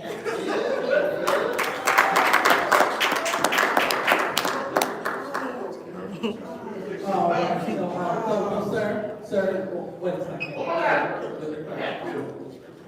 Madam Clerk. Next speaker is Alana Turner. Alana Turner. That's what she said when I was trying to find out what she Yeah. Point of order, is it Alan Turner? No?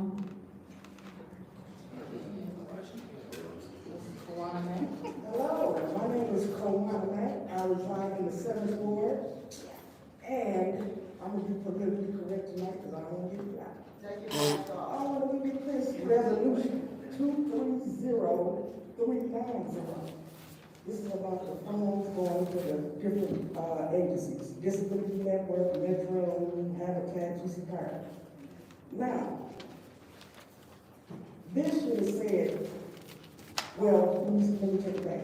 We filled out applications for things we needed done on our houses back in March, April. They should give those applications to these different agencies. But we're finding out we gotta call the agencies and get back on the list of that. And then they keep saying, if They out of money. deciding it's cosmetic. See, they make their own qualifications and requirements for us to get this money. So that needs to be changed. And I like to say, I'm in your ward, Mr. Bouchard. And, you're watching the clock. The man was talking to you, really respectful to look at it. You know, act like you're engaged. You know what I'm saying? But, also, where is Miss Lewis? When Miss Eva said you don't have a job to Eric Mays, you talked to him. You didn't get that warning.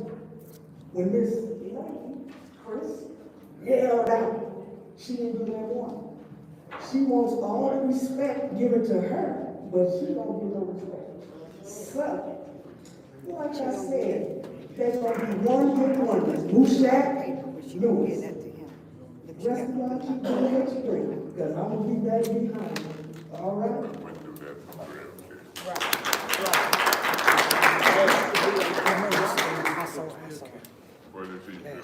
He filling out the screen. No, she said he couldn't, she let 3 kill people last week. No, that's what she's doing. No, she even let 3 kill people last week.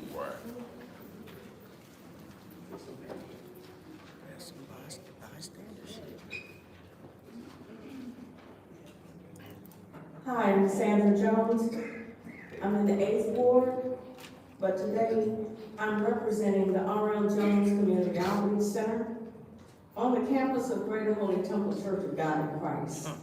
I have stood before this council on several occasions in regards to the water crisis, then again for COVID. And I want to thank the council for originally awarding the 3 health centers in this city who have been faithful since 2016 to this city. I have sat here from 5:30 until now.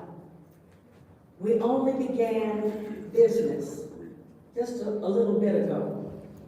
It's unfair to those of us who work for you all, the council, for the city of Flint, and to have to hear the bickering and the fighting among you.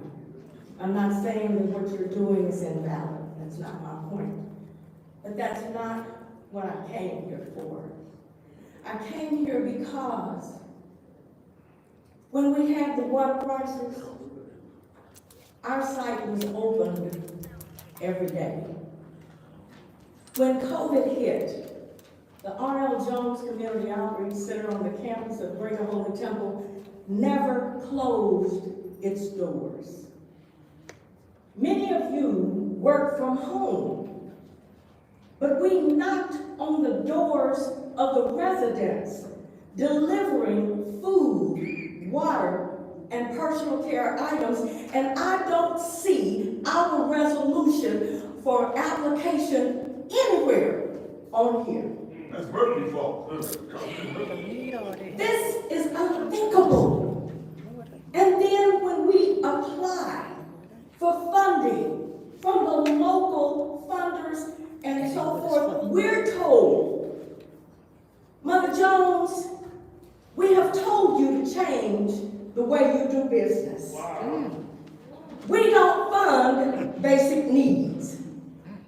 So the social determinants of health, let's go there. For those who could not get out, or had COVID, or had relatives that had COVID, we went and knocked on your doors and took your food to you. Today, we service and deliver to more than 1,250 households food, beautiful food, excellent food, wonderful, personal care items to seniors who need them. But I don't see our name anywhere on here. Liddell Lewis got her name on I'm not on payroll. You can ask United Way.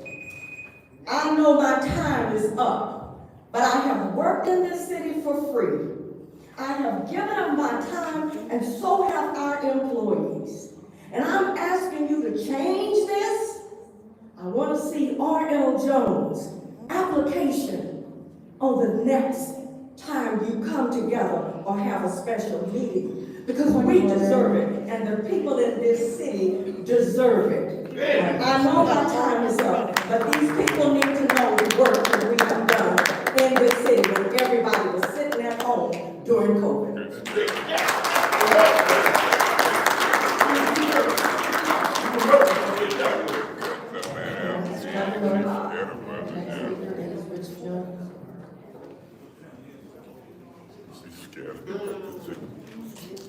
Oh, that's why she didn't stop. That's why she didn't stop. How y'all doing tonight? My name is Rich Jones, and I wish y'all could change your time to where maybe y'all could address the community for 10 minutes instead of 3. And when y'all have y'all appeals, maybe y'all can have 2 rounds of 2 or 3 minutes instead of 2 rounds of 5. Maybe we could, you know, get a little bit more community output. I know it's a lot. Just like today, I'm speaker number 17. It's hard for y'all to address 17 people in 2 minutes. Basically impossible, just as impossible it is for the audience to sit down and be quiet. It's very hard for us to sit down and be quiet and listen to all this. Very hard. And my suggestion would be, maybe you should just let them say what they say and just keep moving like they like y'all ignore a lot of people. Y'all do a lot of ignoring when y'all want to. Ignore the audience a little bit and just keep y'all meeting moving. And just think about the residents sometimes. I hear a lot of personal opinions. I mean, sometimes we can get up here and it'll be 100 people and they all talk about something different. But then y'all want to address personal attacks, how people are treating y'all, or what faces they have on shirts, and y'all are not up here to please yourself, y'all are up here to please the people. It's real simple. And if y'all put the people first, y'all be all right. It's just that simple. But I understand y'all agenda and y'all obligations. It's very clear that y'all have an agenda and y'all have obligations. The people don't like y'all agenda and they ain't for y'all agenda. And y'all can continue to watch people come up here and ask y'all for certain stuff like I asked y'all to look for different places, use y'all talents to bring money in the fund, to help the residents. This is a such thing as tax abatement for homeowners. That's something y'all should be looking into instead of taking people homes. Real talk. It's a lot of ways, and y'all have talents, but y'all not using y'all talents to help the people. Thank you.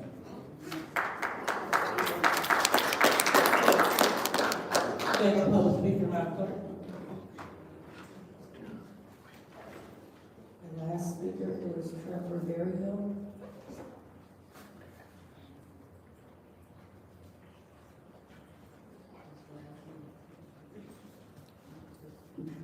Good evening, council. I'm Trevor Berryhill from Fifth Ward. A few things I've seen in your agenda here, and it's been said by someone else. You've got two pieces on your agenda that have no dollar amount. I'd like to see that put aside until a dollar amount can actually be put to it.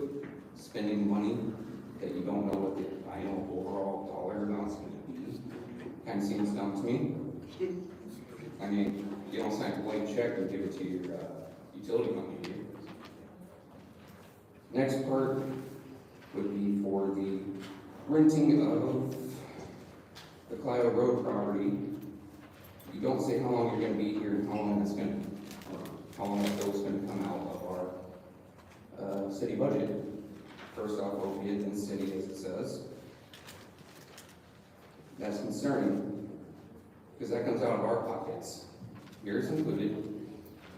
I'm not going to pay for something that I don't know what the final price point is. I hope you have a sense of the same. Finally, your metal detector downstairs. I picked up Michigan State Police legal update. NCL 750-234D provides that it is a 90-day misdemeanor to possess a firearm on premises of the following. Court. Okay, you guys are on step one. Congratulations. This section does not apply to the following. We can ignore security guard. We can ignore peace officer. I'm not one of those. A person with a valid concealed pistol license.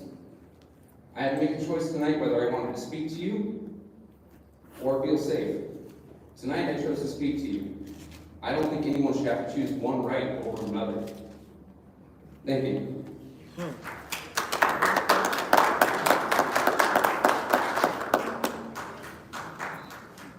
right, thank you. Seeing that we don't have any more other speakers, correct, Madam Clerk? All right, we'll move on to council comment. Anyone on council like to comment? Madam Chair. Ms. Byrne. I want to thank all the speakers and for your time, and even those who gave constructive criticism, although I may disagree. This is the time to come in to speak to us. Mother Jones, I've worked out there. You work people to no end. I've been out there at your center, and your work is continuous. You show up. There are no sick days. There just aren't. And you run a fine oil machine. I mean, you work people, because I've worked out there with you, and you get it done. There are too many organizations that are on here that are not, if the money's not getting to where I see the people need it. Jackie, I need to talk to you about getting your porch yard organization that will help with that. We had good churches not getting anything. Pastor Hicks' church isn't getting anything. The R.O. Jones Center isn't getting anything. But we have a council person, second ward. She's on here again for $50,000 tonight. What? We haven't done anything for residents. We have one roof, one porch, one window, one anything, furnace, but we're taking care of our council members. I have a problem with that. Me too. I will not mind taking care of the council first. I won't do that. When you have a nonprofit that originated in your name, didn't disclose to council that they had one, that's the problem. There should have been a conflict of interest. But this council person did change it a month ago, took her name off as director and as president. If everything was kosher, why would you change it? You don't do that. I'm gonna take care of the residents first, because that's what we're here for. And That's if you right. know what's holding up ARPA, it's because it's going to some people who should be getting it in the first place. What's right and vet this, and as I've been going through these, there are some problems with some of these, and they're gonna have to be separated or dropped. Thank you, Madam Chair. All right, anyone else would like to respond to their comment? Ms. Priestley? Madam Chair. Ms. Priestley, go ahead. Yes, to Mother Jones, and I just spoke to you. There have been no resolutions brought forward from the administration in regards to healthy food access or, whatever the grant category it was under, not yet. Those are coming. I don't know which ones will become golden or not, but we do have the ability to make amendments. So, Being taking care of the community first. and you can go ahead and push the administration to bring resolutions forward on that. And Jackie, I think you're in fourth quarter, aren't you? No, okay. I'm in Whitehurst. Okay, so in regards to your, I'm sorry, we can't talk back and forth, but, in regards to your porch repair, I don't know if the Disability Network can help you. They're a joke, but, Yeah. all I know is that I suspect that contracts haven't been signed yet with the, Habitat for Humanity and the other home repair. That it does take some time to work those details out, so. Anyways, that's what I have. Thank you very much, Madam Chair. All right. Anyone else like to comment there, Council response? Hold on, it was Mr. Murphy first. Okay, Mr. Picard.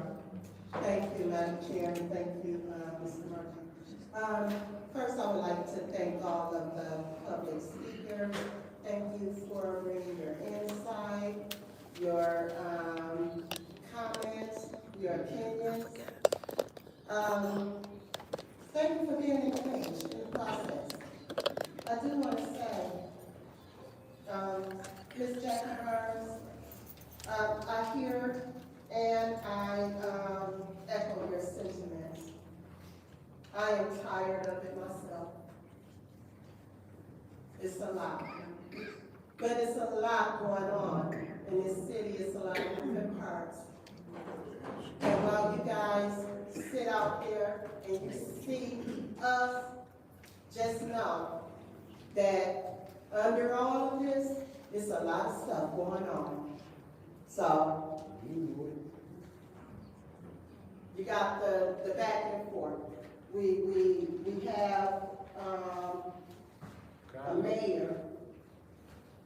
I don't even know why he called this meeting, because several of these resolutions on this agenda tonight, we sent back to the finance department.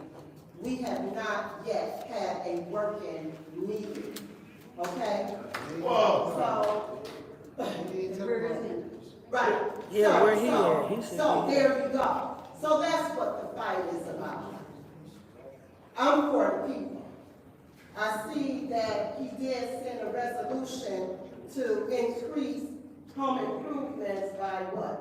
Was it $1 million? But $1 million, that's still not enough. It's not enough. So, I'm over. So anyone else like to comment there, public comment? Oh, yes, Mr. Murphy. Yes. So, I heard a couple of, thank you all the speakers who spoke. I heard, I want to speak on the gap financing for the residential mixed-use projects. I think a couple of speakers spoke on, I think it's resolution 230388, ARPA funds gap financing. So we got the breakdown of the gap financing, and one of them is $100,000 for May Institute, renovate 5 transitional homes. The other one is Communities First, affordable housing, 716 South Grand Travis for $125,000. The other one is for Habitat for Humanity Court, is it Savannah Court, home project, $150,000. The other one is for YMCA 50 residential units, $200,000. McFarland, 800 East Court, $150,000.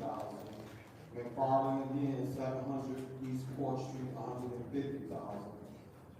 Sacred Heart Village, which is the tiny homes on Stewart and Saginaw, $500,000. Hispanic Technology Center, early childhood, $175,000. So those dollar amounts is reflected in this resolution right here. And then I want to also, in 15 seconds, make it very clear. I supported Ashland Capital, the development, and I still support them. And I'm appreciative, and I am glad that they chose the city plan in the 3rd ward to develop. We gotta pay for All right, so thank you so much, Mr. Murphy. That ain't shit. Yeah, Madam Chair, I'd like to thank all of the speakers and the people who came out. But guess what I'm gonna say? Watch it turn into a false alarm. And what I mean by false alarm, this is the 3rd or 4th special meeting for ARPA money. I called 2 or 3 of them and folks didn't show up. The folks who did show up, when the mayor called it, they show up, but he don't show up. Yeah, he should have How showed you gonna work on 30 to 50 million, call a meeting, and you don't show up for your own meeting? That's ludicrous. It is. Ms. Barnes, I can appreciate you, because I'm gonna talk black, white, Democrat, Republican, but my heart is saying something else. And I don't care if it's Eva Worthy, Quincy Murphy, or whatever, but, you know, when they act a certain way, I'm gonna act a certain way with it. You got ignorant black folks, ignorant white folks, ignorant Democrats, ignorant Republicans. And when we can't have that conversation, we got a problem. I fought all my life for civil rights. And Ms. Worthy, according to Beverly, she said I ain't got a job. I worked 30 years for General Motors. I got the right to retire. Amen. And still do work. Amen. I've been in council meetings for over 30, 40 years. Didn't know who even Worthy was. I probably gonna attend more council meetings as a council person than she have as a council person, because yeah. So sometimes you have to speak on. And I know it upset people when I talk like that, but we gonna continue to fight for civil rights and justice. I am till I die. Thank you so much.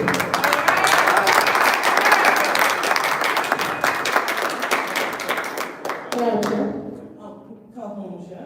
Yes, I just want to thank everyone for coming tonight. I do want to clear up something. I think someone accidentally misspoke.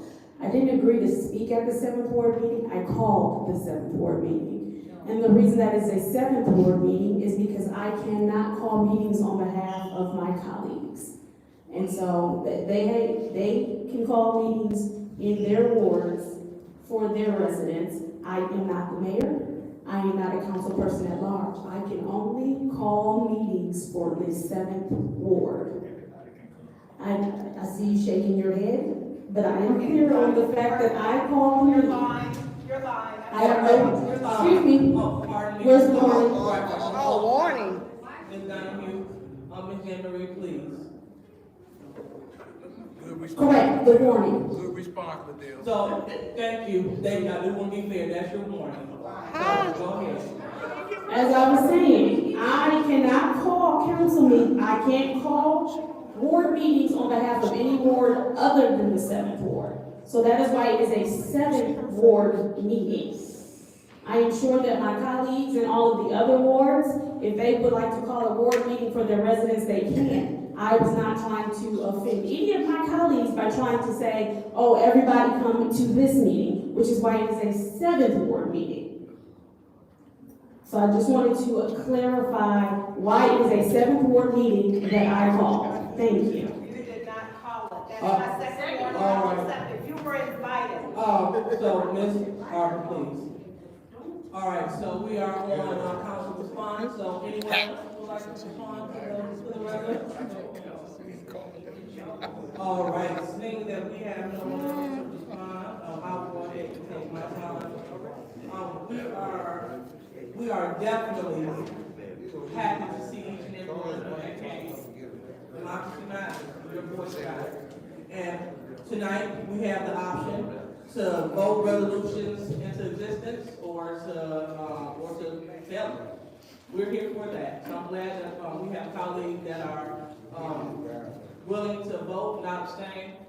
Last opportunity that we had, unfortunately, we were not made aware of it in a timely fashion. And so I was not able to attend. I was out of town. And so, but I was just out of town starting with the League of Women Voters. And we were working on policies that we're going to advocate for in Lansing. So even though when I'm not here, I'm still doing the work. Yes, and I am excited that we are able to bring proposals to the north side. I hear a colleague speak about the Cyrus Park Neighborhood Association, which was a neighborhood association created to aid the second ward, specifically the north side, because that area has been neglected for so long. So I'm proud to have founded that. I'm proud to bring that to my neighborhood. But the great part is, when people are more focused on witch hunt and accusing and trying to find fault, instead of starting a neighborhood association or helping the residents start a neighborhood association, we get the finger pointing. So we were able to, when I saw that it was a problem, because I've been busy doing the work, we went ahead and we switched things on paper because they already been switched in action and deed. So the president, Michelle McDonald, she submitted a grant. So Cyrus Park can continue to build on the north side in collaboration with the Neighborhood Engagement Hub. So we want to stand on the truth here. So I would like to thank every single one of you all for being Your time up. And that's my time. Time up. And that's my time. So we're going to move on to the agenda. Excuse me. No speaking out, yelling out, unless you're at the lectern. I don't know who it was, but I hear, and that's disruptive to the meeting. So, as we proceed, we're going to move ahead with this meeting. And then we're going to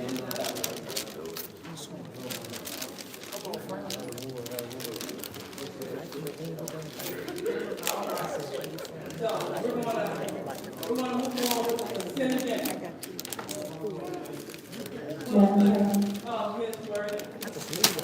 I move resolution 230-281.1 for approval. We on the consent agenda, I guess you can make it a motion for the consent agenda rather than a separation. We understand that I think you can entertain a motion for the consent agenda. Okay, thank you, Mr. Mayor. I was just anxious to get to business, so I misspoke. I move the consent agenda for approval. Okay, with any separation? Madam Chair, point of order. Ms. Williams, any separation? Point of order. Mr. Ray. If it's a motion for the consent agenda, you ask if there's a second, and then you ask for separation. Go. Okay, so, as I was attempting to do this. Where we are on the consent agenda, so you asked to have the consent agenda approved with separations. Yeah. Okay. It needs to be seconded first, then we can separate. Right, correct. So I'm trying to make sure we have that clear. All right, so now that we have the motion on the floor for the consent agenda, is there a second? Is there a second? I'll second. Okay, seeing that Mr. Murphy has seconded that. Madam Chair. So Ms. Priestley? I move to separate every item on the agenda. Okay. Whoa. I thought you told him he couldn't separate. Motion to separate everything on the agenda, and it has been seconded by. Murphy, what you gonna do? I'll give you a new phone. All right, cool, not a Madam problem. Chair. Thank you for reminding me that. I moved. Madam Chair. Okay. Hold on, Mr. Mayor. All right, so what we have. Madam Chair, I separate everything on the agenda. Oh, okay, so, okay, thank you. Madam Chair. Mr. Mayor, please hold. So, will be separated. So, since that is the case, we will move on to resolution. Point of order,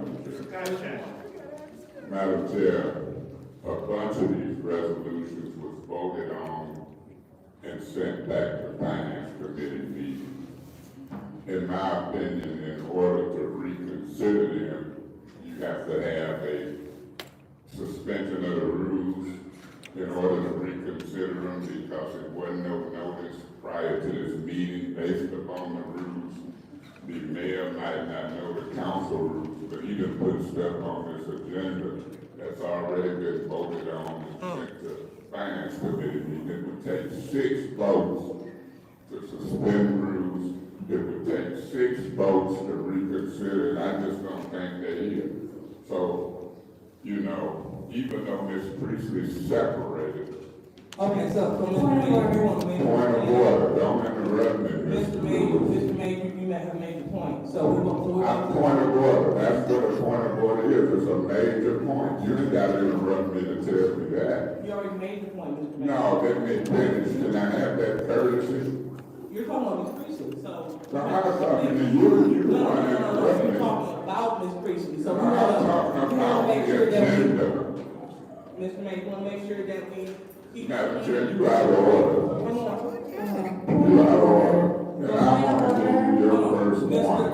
Mr. Mayor, go ahead, Ms. I was actually, before you said anything, I called a point of order. His point of order, you took the floor. You can ask Attorney what he thinks is out of order. Right, so correct, so Mr. I Mayor. appeal the rules, Madam Chair. You say right that I'm out of order. Mr. Mayor is about to prolong the meeting. We're about to come right back to you, so do you want to waste our time to do that? We can't. I don't know what you in this word want to do. You are taking the floor, you are misusing the Madam floor, Chair, but point of we're order. trying, Mr. Mayor. I tried to get the floor 2-3 times before I called the point of order, and you kept putting me on. Mr. Now, Mayor, you want to get the the chair will acknowledge you to speak on the resolution, but you raised a point of order. And your point of order is valid in terms of, we need to find out if it's legal to have these resolutions on the agenda. I'm doing nothing more besides running an orderly and organized meeting. So let's address your question, your point of order. So what is your point? Madam Chair, I already know the answer. Now, if we can proceed with the meeting, that was my point of order. If you rule that it's valid, then give me the floor and let me proceed. I don't have to ask Attorney Tim about this rule. I already just stated. Mr. Bay, you don't have the floor, we're on to resolutions. So if these resolutions are valid and they are proper, then we will move on to discuss the resolutions at hand. So that's what we're going to do. Point of order, What, Mr. Mays, you want to receive a second warning for abusing these Wow. What is your point? No, I want to skip the floor. I've been asking to get the floor. Mr. Mays, there's no motion on the floor, so you Point of cannot order, I have the can floor. make motions if you give me the floor. Mr. Mays, we're on resolutions. That's what I can make a motion as to any resolution on here. I'm trying to get the floor. Go ahead, Mr. Mays. Mr. Campbell. This may assist the council here. Rule 6.1 says the matter shall be placed on the agenda of any meeting of the city council by action of the council president or any presiding chair of any committee of the council or at the request of the mayor or clerk. The resolutions that are on the agenda for this special meeting were placed on there at the request of the mayor, and thus their consideration is within the council rules. Okay, thank you, Mr. Campbell, for clarifying that we are in order to have these resolutions. Madam Chair. So now the chair will entertain a motion. Madam Chair. Mr. May, what is your motion? Yeah, Madam Chair, I move 230-281.1. I move that to be in Finance Committee meeting, and I also move that, I move it to be in Finance Committee meeting. We'll take it from there. So moved. Okay, so there is a motion to move resolution 230-281 which is the Our Kids program, to move it to the finance committee. Is there support? Supported by Mr. Priestley. Madam Chair. Any discussion? Yeah, Madam Chair. Go ahead, Mr. Mayor. I don't care what Attorney Kim tells you what you buy into. If this council vote 5 or more to move something to finance committee meeting, that's because the mayor draw up an agenda and put it on there. He can't override council votes. He can veto it, and then 6 votes of the council overrides his veto. But Attorney Kim is the worst city attorney I've seen since I've been here. He's telling you that the council can vote to move these resolutions to finance committee meeting on a 5 or more vote. And the mayor the next day can bring them back in a special meeting on an agenda. That's the most foolish city attorney opinion I've heard. The mayor don't run the executive branch and the legislative branch. The council vote means something all across this city. These have been voted upon. You can't change council votes by creating an agenda and say, I'm putting this on here and I'm gonna be on ABC 12 News for the council to vote because I'm overriding. That's ludicrous. And look, you got a city attorney, you man can put whatever you want on the agenda. You can, but that don't mean it don't need reconsideration. That don't mean it have to be voted on again without reconsideration. That don't mean the rules have to be suspended. That's ludicrous. Look at it. I want everybody to look at it. Now, I don't know if y'all got 5 folks to move this forward or not, but you ain't got mine. This should be talked about in finance committee meeting. I can see if this is a meeting for all opera funds, a working session to try to get it together. You done got with the city attorney meeting, ain't nowhere in sight, and then trying to bring something back that's been put in committee. Oh, that's ludicrous. I told you it's a false alarm. But I'll see what happens. I'll see if 5 people vote on this tonight. We shouldn't have to go to court to legally say what the council can do and what the mayor can't do. That's ludicrous. That's all we gotta do. We shouldn't have to vote twice to send it to committee. You know, in the second round, I might make an amended motion, but I want to talk about it, Mr. Biden. Under their groovy rules. I'm gonna sell them the Mackinac Bridge for $3. Stand by. All right, Ms. Priestley. I just would like to point out that there's only 1 round of 3 minutes for Mr. Mays. So thank you. Did you report the board? Sure. Go ahead. So, in regards to this, I've made my feelings known quite well. I would just assume postpone it indefinitely and never see it again. But I don't know that that's the will of my fellow council members. So that's why I'm gonna go ahead and vote to, send it to committee. But at committee, I may very well vote to postpone it indefinitely. Request information. What are your thoughts? Through you to Ms. Priestley, wasn't it already voted on to go to committee? Yes, it was. Duh. Thank you. Anyone? Madam Chair, Ms. Conway.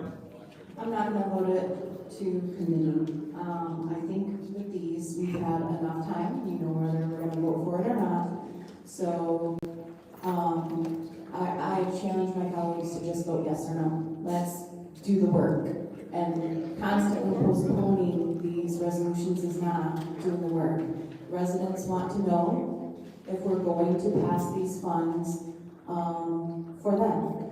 And this goes directly toward pregnant women and mothers. And I will vote yes to pass it, but I will vote no to postpone it anymore. Thank you. All right, thank you, Ms. Burton. Anyone else would like to speak? Madam Chair. Ms. Burton. Attorney Kim, 6.1 states, this is agenda for regular, rule 6.1. Matters shall be placed on the agenda of any meeting of the city council by action of the city council president or any presiding chair or any committee of the council, or at the request of the mayor or clerk, prior to the start of the meeting. After roll call, the presiding officer asks for any additions and or change that which you were quoting, 6.1. Because we voted to send some of these items to committee. So if we voted to send them to, these aren't new items being placed on the agenda. They already have a place. But they have a home temporarily. And so for us to take them out of finance committee, we should, my understanding, to vote to bring them out. Because they're not new items. These are not new resolutions. And they were voted on by the council. So if the council voted to send them to committee, we didn't vote to bring them out. And so we have to do a vote 6 of reconsideration, which would be a vote of 6 and then to suspend the rules. And I know this council is not suspending any rules. So this does not make sense to me. And I am not in agreement with this because we voted to send these items to committee. And if we're going to constantly break our own rules, this is a problem. And for, to you, Madam Chair, to the city clerk, would we have to, once this has been sent to committee, how do we take it out of committee?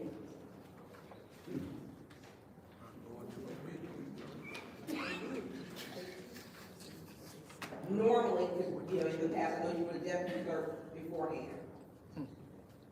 So, for these particular items,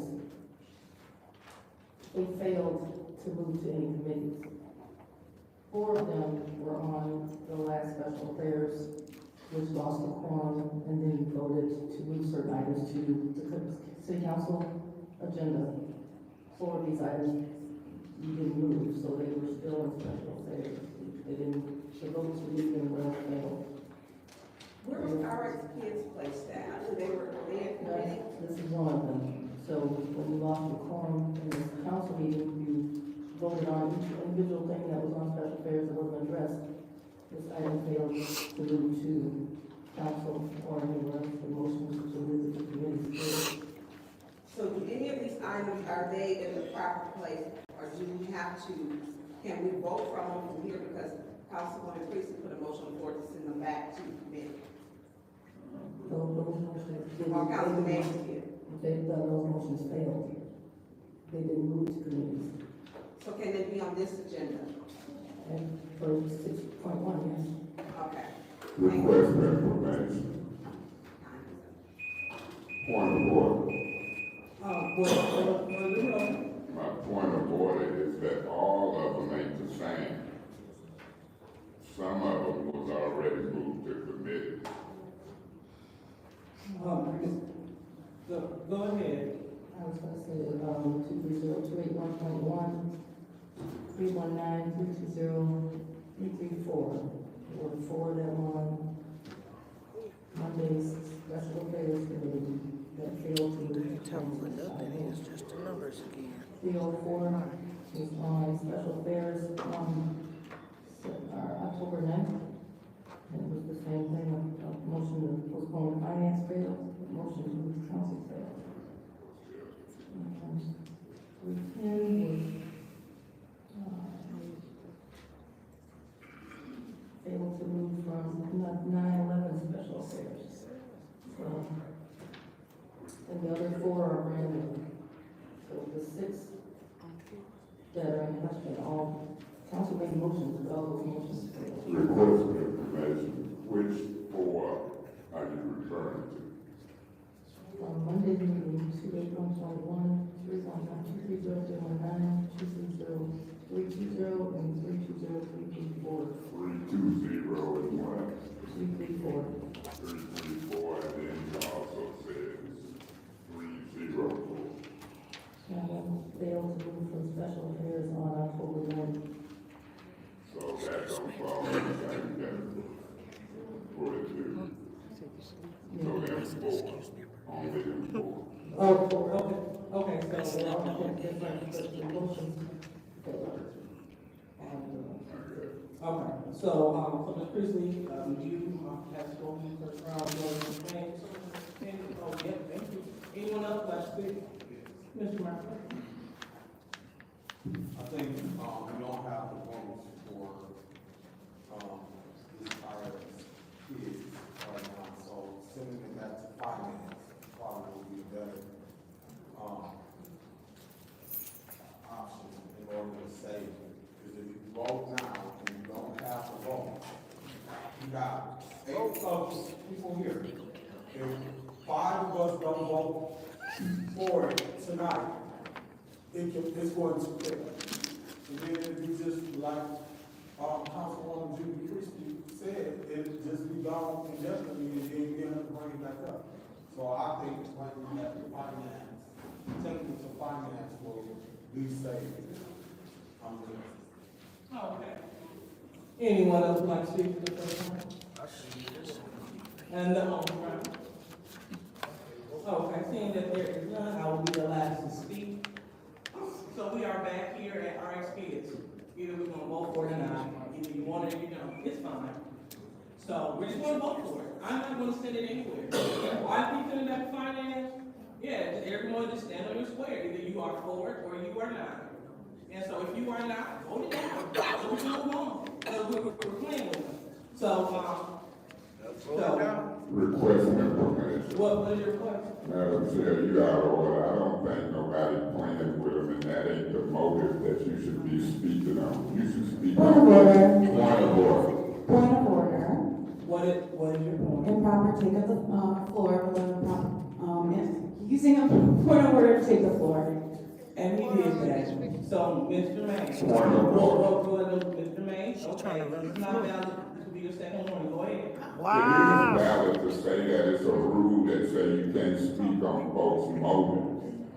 And you spoke on our motives of whether we plan with people. You should just speak on what you want to do. And so I called the point of order because you kind of telling everybody based on what we do, we plan with them. That ain't, we ain't our motive ain't to play with people. Okay. I'll go ahead, and I will allow for that point of order. Thank you. But, as I was saying, we can keep sending it back, like the 5th, 6th time we send it back. Okay, Julie said, she's not for it, I respect you. Either she's for it or not, let's don't play with it. So, I thank you, Ms. Priestley, for just standing on your square. Either you're gonna vote for the pregnant mothers in this community, either you're gonna vote for us to leverage this small 1 million and then turn it into 55 million. One of the biggest leverages I've ever seen. It's probably one of the biggest leverages from these dollars that we had so far.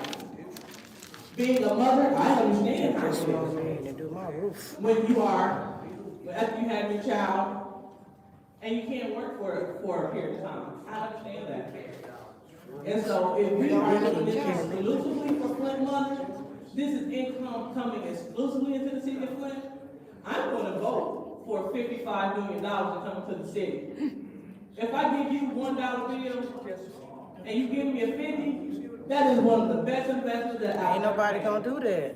And so we need order.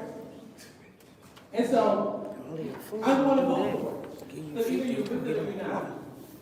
Regardless about, they apply for the funds, they are asking for $5 million for this.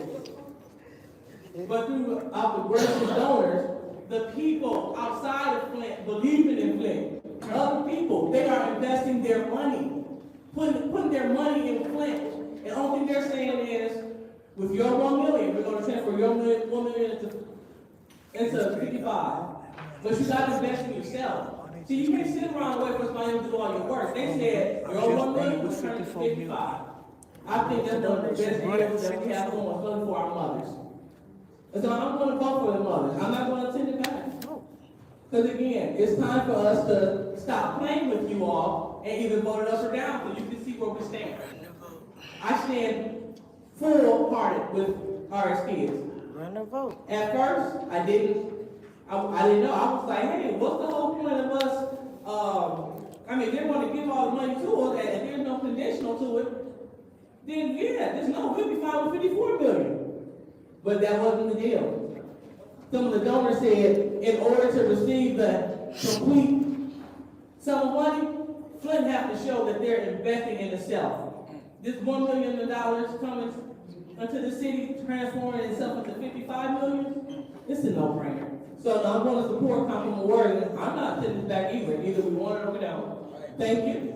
And so with that being said, we're going to go ahead and vote on the amended motion to send resolution 230-281.1, the Our Kids program, back to finance. Roll call, Madam Clerk. Ms. Lewis? No. Mr. Murphy? Yes.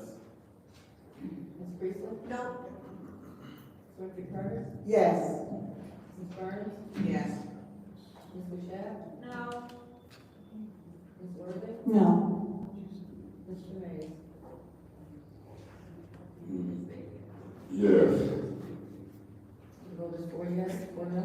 The vote is 4 yes, 4 no. That motion failed. So we're back to the original resolution.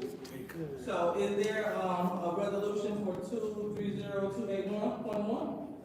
Madam Chair, was it already moved for approval or only, okay, I move it for approval. Oh, okay. So there's a motion on the floor to approve resolution 230-281.1, the Our Kids program of the first round of debate. Oh, my fault, excuse me. Is there a second? All right, second by Councilwoman Shep. Any debate? Yeah, Madam Chair. Mr. Mays? For me, y'all moving irresponsibly and you moving without consideration of trying to do something for the kids. Now, it come back later, maybe in 30 days or 60 days or whatever, but my position is we need to do a whole budget for the ARPA funds. We need to know how much we gonna finally put into home improvement. I'll wait. Before it's gone. I'm gonna see, remember, Ms. Priestley, you told me I walked over and talked to Jerry Winfrey Carter at this bunch. But you would Quincy, them talk all the time. But you tried to make it seem taboo when I talk. Y'all use me as a scapegoat all the time. Now, Ms. Word and Ms. Michelle, I guess, whoever seconded moved this for approval, they rolled in the dice to be support the kids. What I want to do before I support the kids, I want to see the budget for how much we gonna put in home improvement. I want to see the budget of lost revenue, and then we got a business budget. For businesses, I'm gonna say your name. Ms. Green, you can sit back there and shake your head, but I'm the one who's gonna vote on this. Through you, Madam Chair, Ms. Green, you ain't gotta sit back there and shake your head, no, you can approach it. Yeah, you sit back there shaking your head, no. But I'm gonna use my vote the way I wanna use it. You know, we've been arguing about the 12-member people who have been representing this stuff before you got it. Why are you sitting back there shaking your head no to what I say I'm gonna do with my vote? I disagree. It's not voted up or down. It's been around. Well, that's you. That's you. You know how long this money gonna be around? Until we obligated to spend it. This ain't no deadline day.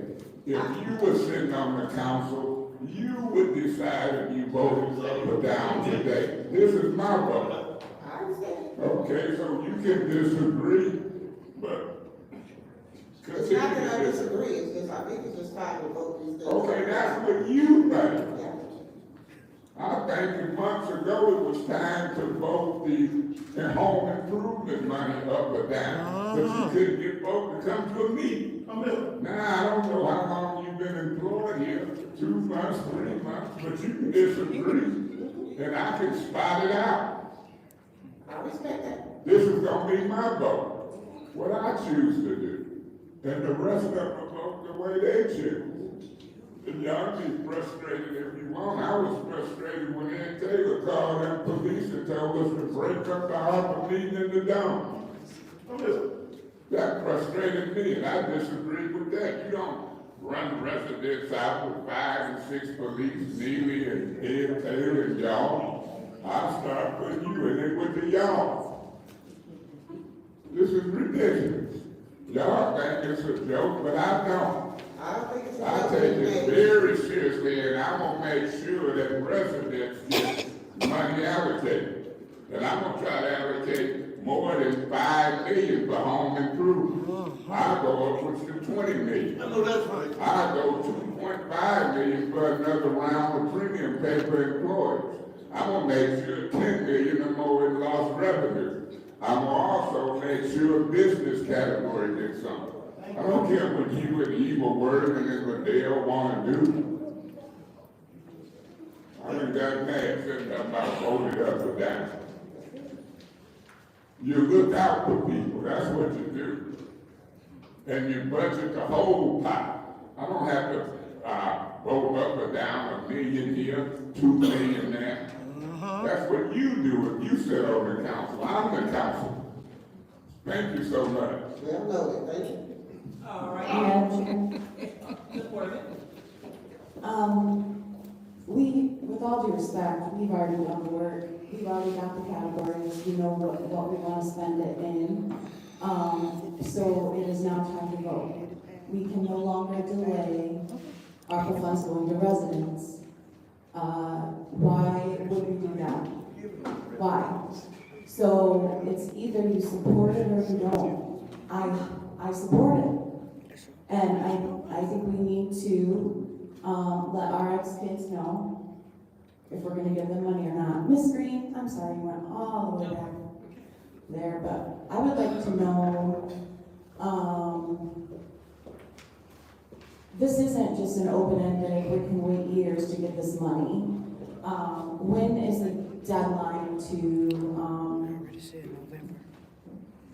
allocate? Okay, so the deadline to allocate and to receive the 1% of the money that, I can't remember the percentage, I would say. The percentage of the money that the city can get in addition to the out of dollars will be December 31st. December 31st of this year. So how much would we get if we do it by then? I think this was maybe 350,000. 350,000. And then, dragging it out.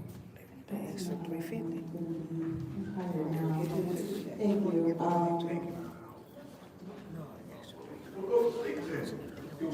Use the money by December 31st. I mean, if they use it, they get it. Hold on a minute. I'm gonna think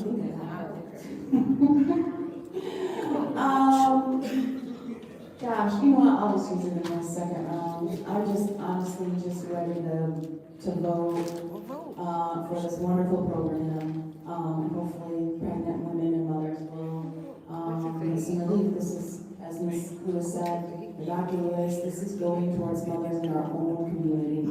And, I just can't believe if council does vote this down, that we chose not to, but you have every right to. But when we talk about either going to, organizations or going to the people, this is going to the people. The very people that were hurt the most in the water crisis. And what justice would this be, for families in Flint? Thank you.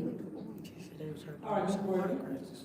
Anyone else like to speak in the first round? Madam Chair, Ms. Sparks Green.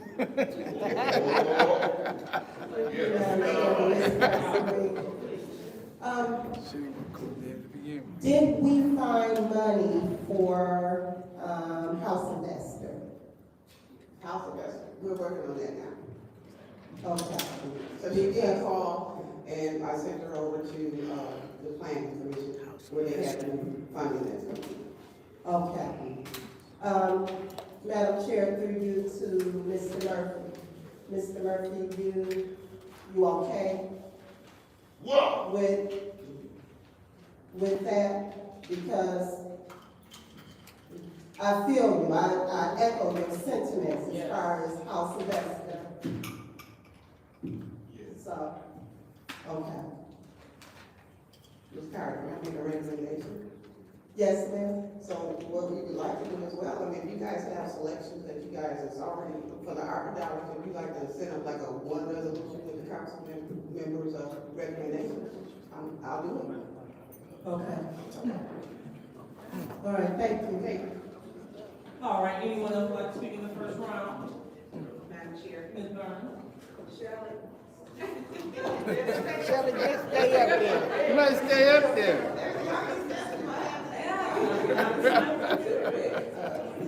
So the last meeting we talked about with them, and I'm glad that now we have got, I can count some numbers for the house adjustment. And so I know the biggest one was, finding funding.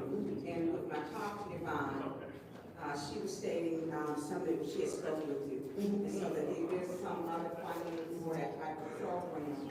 And I know you were, I get what you were saying, this conversation is over a year and a half now.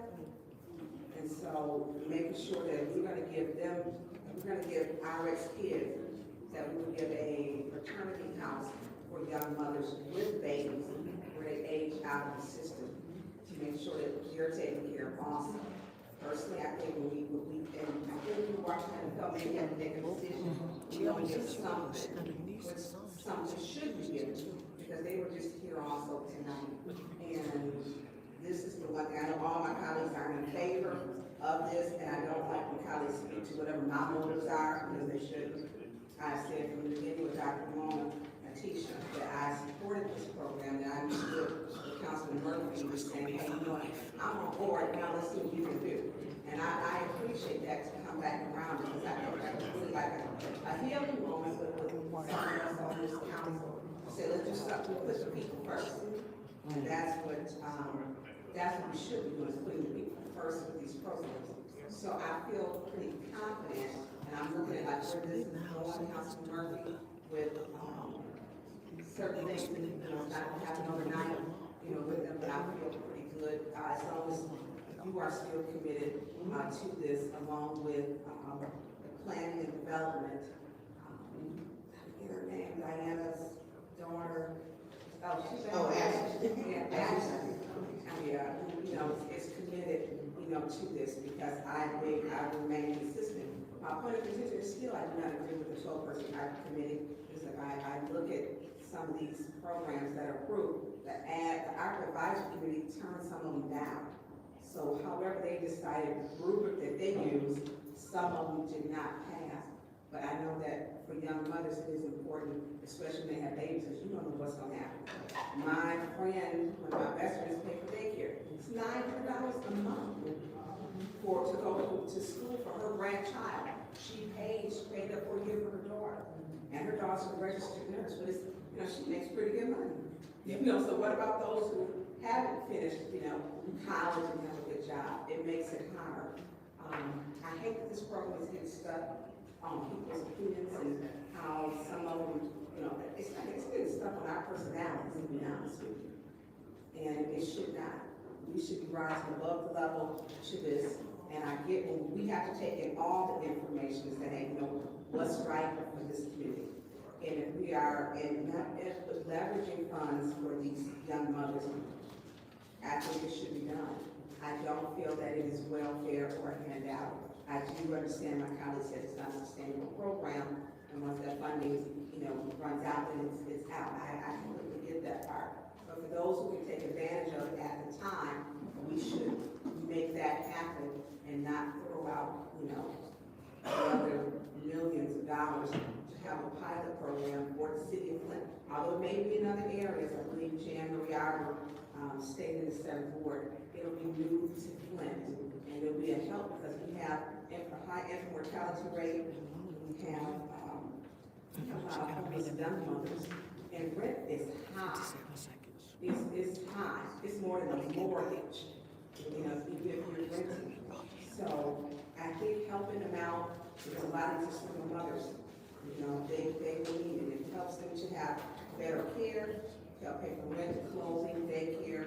I have always said I support it. What I have not supported was the 12-person advisory committee. I've been consistent with that, and I do not support it. I have worked with you, you did some amazing things with your staff, I'm holding you to it. And, I know Councilman Murphy and Councilman Carter and, Councilman Mays, you know, I don't know how they're going to vote, but I know children are always, you know, important as we push this House of Esther forward.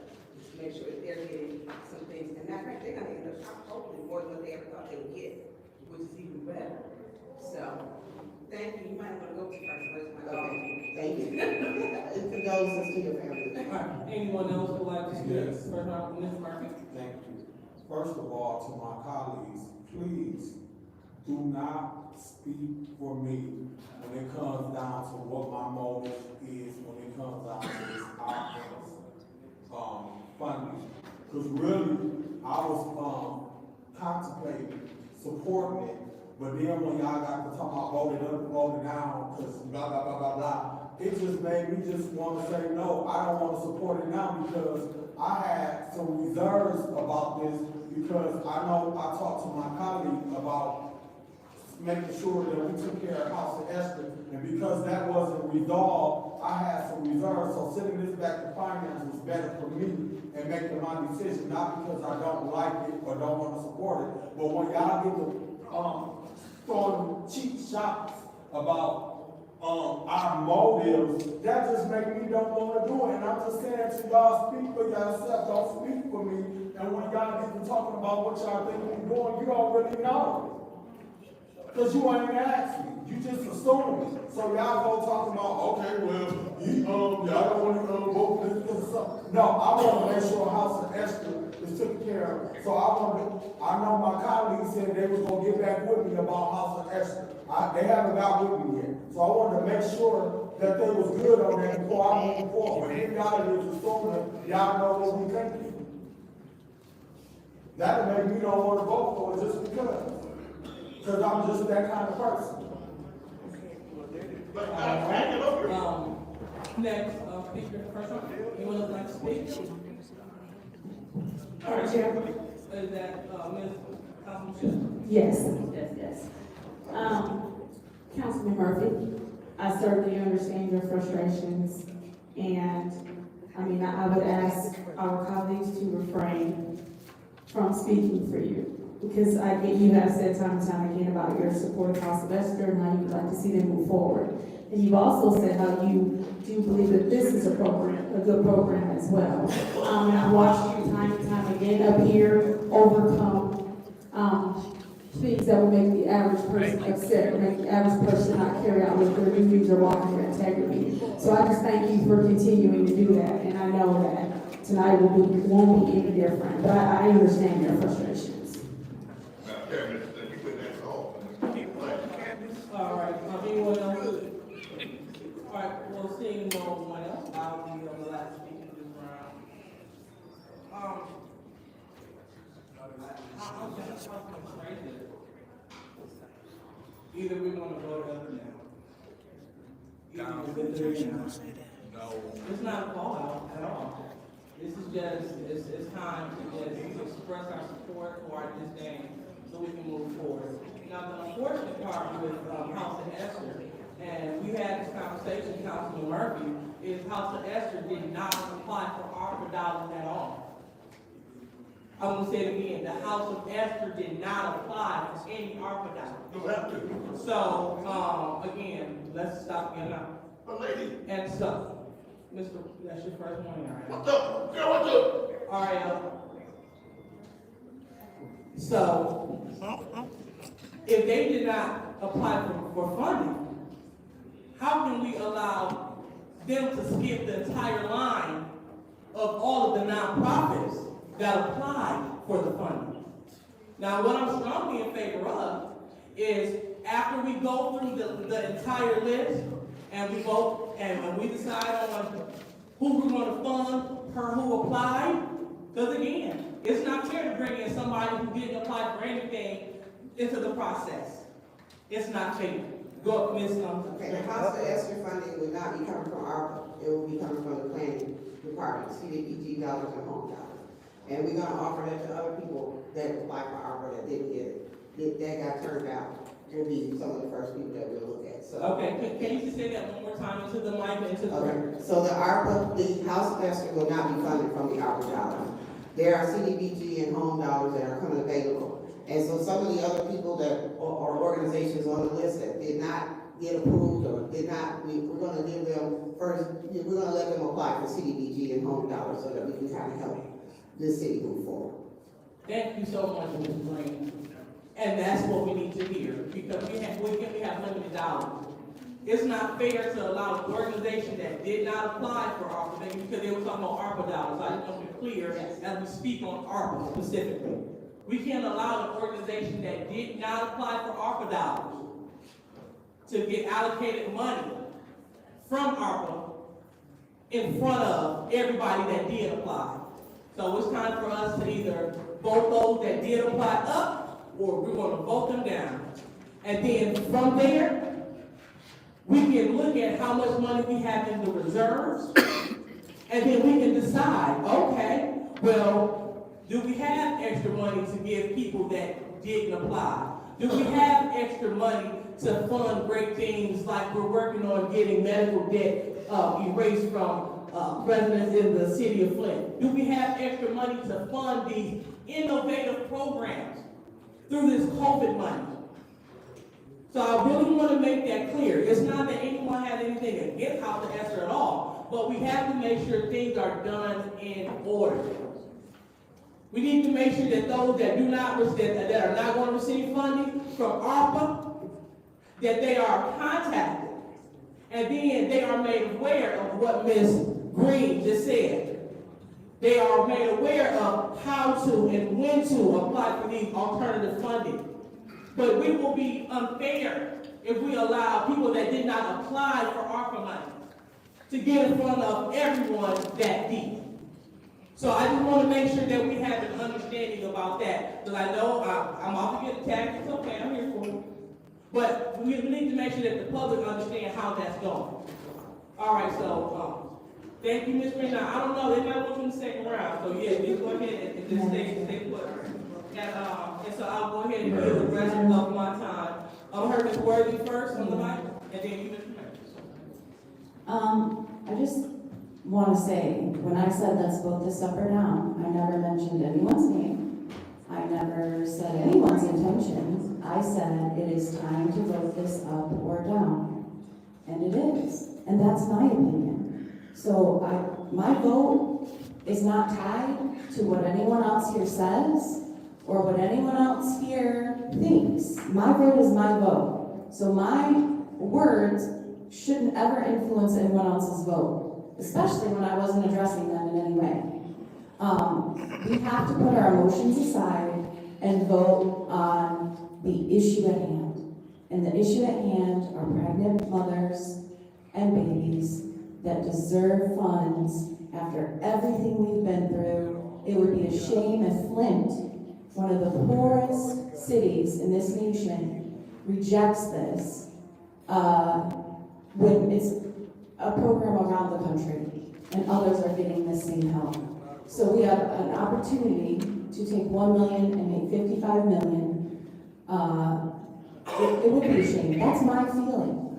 So if someone feels shamed if I say that, then I think that's something personal to you, not me. Because I don't feel shame when other people say their opinion, because I am steadfast. I know what I'm going to vote. I know the research I've done. I know that I care about this very much.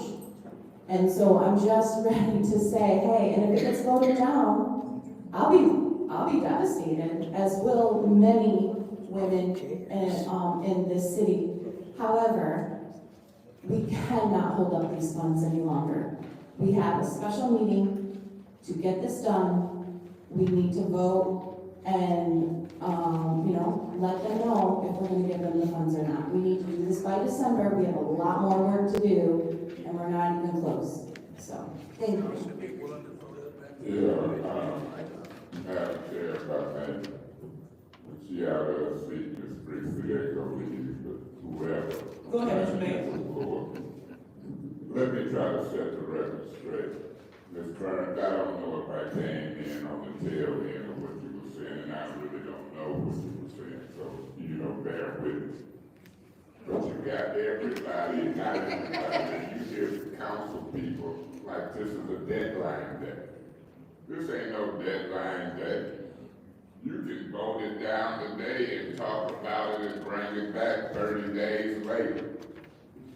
In that 30-day period of time, hopefully we done had a ARPA meeting where we can get the budget together on all categories of money, including this.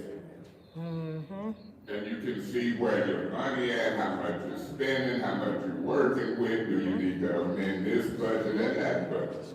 They talking about voted up or down like it's a deadline day. And then want the news to say for those who wasn't ready, because we ain't did a full budget, oh, they voted it down. No, I can support it, but I want to support it after I do my whole budget. If I'm going to Kroger's, gotta stop by Walmart, and then go to Sam's Club, I want to know how much money I'm working with, what I'm gonna buy at Kroger, what I'm gonna buy at Walmart, That's right. and what I'm gonna buy at That's right. Sam's. That's right. And then I want to know how much money I got left. This ain't no, vote it up or down. It's about doing the total budget. That's right. And then making decisions. That's what it's about for me. And ain't nobody gonna put no words in my mouth, talking about vote it up or down today, this is the day. It ain't today. We got plenty of days ahead of us. This is the first day folks have showed up for an ARPA meeting. Amen. Now here we council people, we call an ARPA meeting, ain't nobody here. Neither he ain't the legislative branch, can't allocate these meetings. He called a meeting, certain folks are here. Ain't that ludicrous? Somebody run the executive branch, we run the legislative branch. We the legislative branch call an ARPA meeting, and ain't nobody here.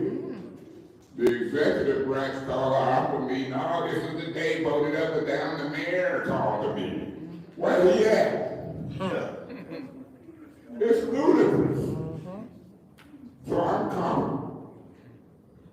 Dr. Mona Tisha Hannah, Morris Peterson, residents, Ms. Lewis, you say, you don't want House Esther to skip the line. Do you know whether or not House Esther put in them initial request forms? 700 people put in them initial request forms. You let other people skip the line.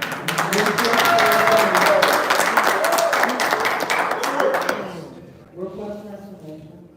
Is it a legal one or you gonna warn yourself? So, what does the initial request form mean? All I know is there's some paperwork from 700 voting residents that you say ain't real. Yeah. I say it is real, they believe it's real, you say it ain't real, it means something, it means you gonna let people skip the line. Because they were first in line.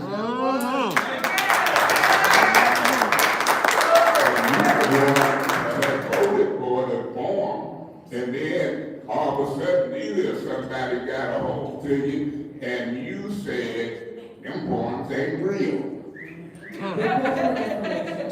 Stop my clock. Please do.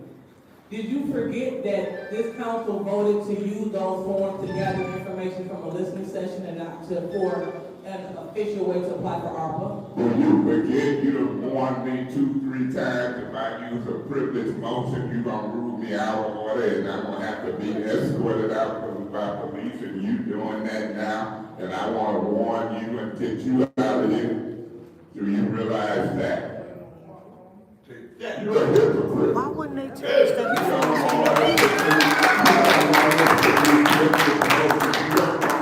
You request information when you talk and you be hear me going in. But you do the same thing. That's called hypocrisy. You're a hypocrite. It's a fact that them people were first in line. It's a fact it was over 700 of them. It's a fact they the people who vote.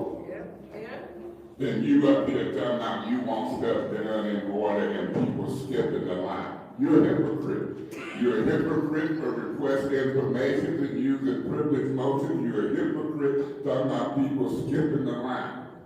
You're a hypocrite talking about it gotta be voted up or down today. It can be voted down today and be back in November.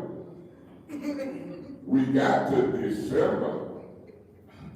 I'm speaking. I ain't got the 3 seconds, Ms. Green.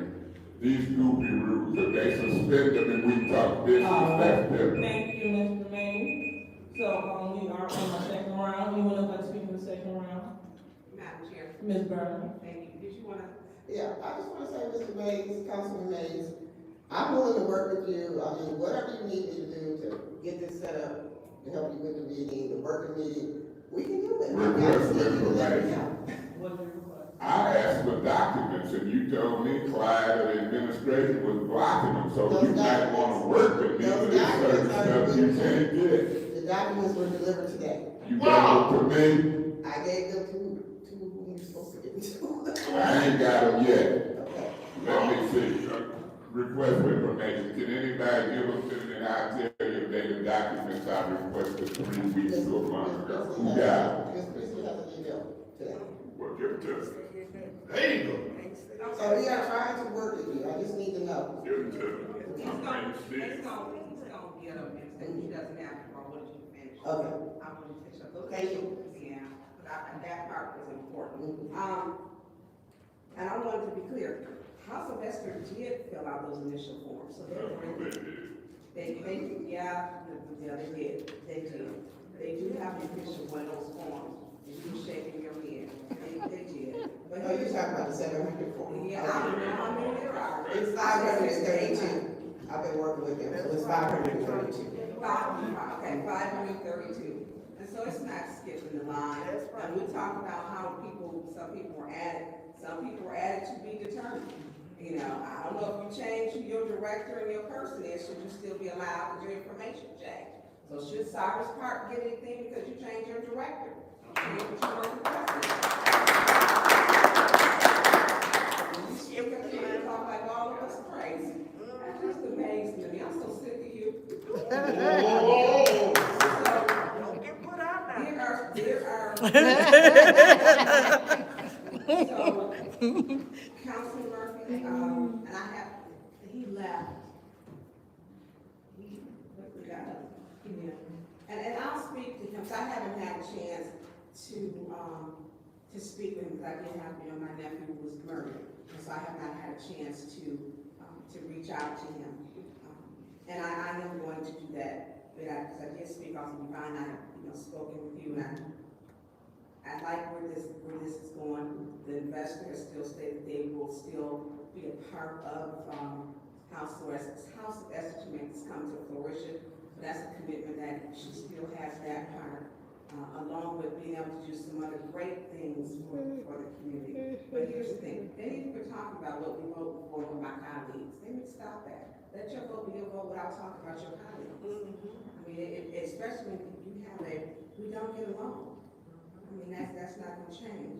But the House of Esther and our kids should stand alone for the work that they do, and that they will do. House of Esther is doing the work, and they're doing it from another church, Judson Church, with Reverend Pastor Rowan, to get the work done. So they never stopped. They were temporarily doing outreach, but they have never stopped. So I don't want to make anyone's. We talk about hold up, hold down. This is the first time that we have had really all of the closest thing to a working session that we have had. The very first time. And 4 council members showed up. We had 5 that did not show up to the working sessions to do the work. We could have had all this done if they had just showed up. They never showed up. Then there was an issue with having the ad hoc committee stated that the administration was getting this before you was not getting back with them, and that they felt they were kept in the dark, and things were secretive. So there was nothing to report. So this isn't on council. This is part of an administration issue. And we had council members who should have showed up to do the work because we should be working together. we could come together, like you said, we can't do it, we have to, violation of the Meetings Act. We got to do it in an open forum. And that was the purpose of saying, let's go through it in an open forum to do it. I didn't tell my colleagues, oh, it's gonna take too much time. But it took more time, we could have been done with the open forum, been done with it. Because this is why this is dragging out. And everybody it has to get beyond personal dislikes and all the craziness that happens in these council chambers. It has to. So Councilman Murphy, there is $100 for some programs that I believe they're similar to like my brother's keepers, shelter. And I can get with you about shelter Flint too. Someone called me and stated that they need some money. I got that on my way here that I need to speak to you about. So there's a lot of different things that need to go on in this council. And Councilman, I feel pretty good about the House of Esther, and I'll share everything with you about it. That's my time. Thank you, Madam Chair. Anyone else like to speak in the second round? You can go. Yes, Madam Chair. Ms. Carter. Okay, this is where I'm at.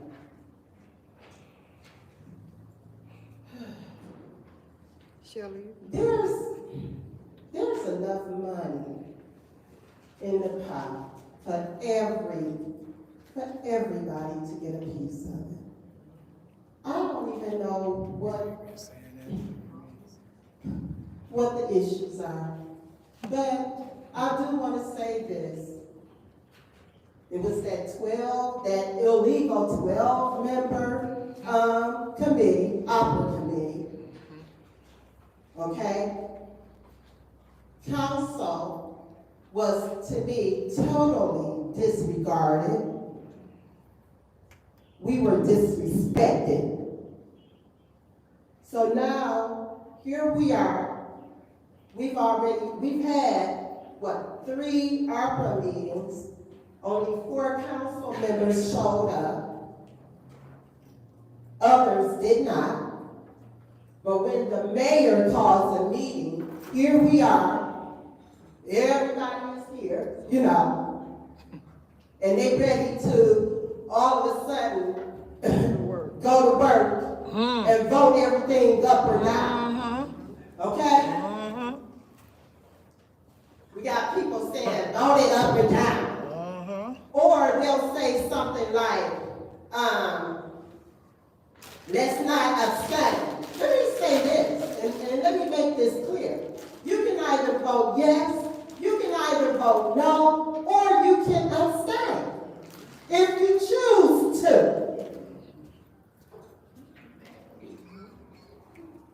Now,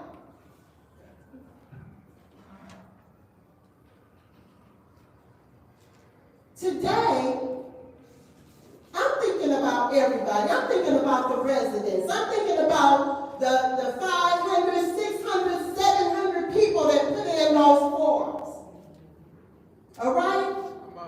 I'm thinking about those residents who need home improvements. I'm thinking about Miss Jackie here who needs a new porch.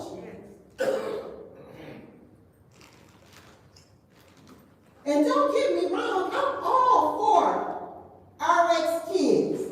I'm all for a House of Esther. But the bottom line is, I'm like Councilman A.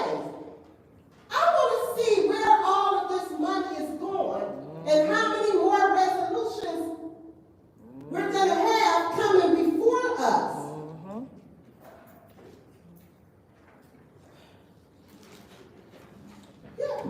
Yeah, I see this, but you know what?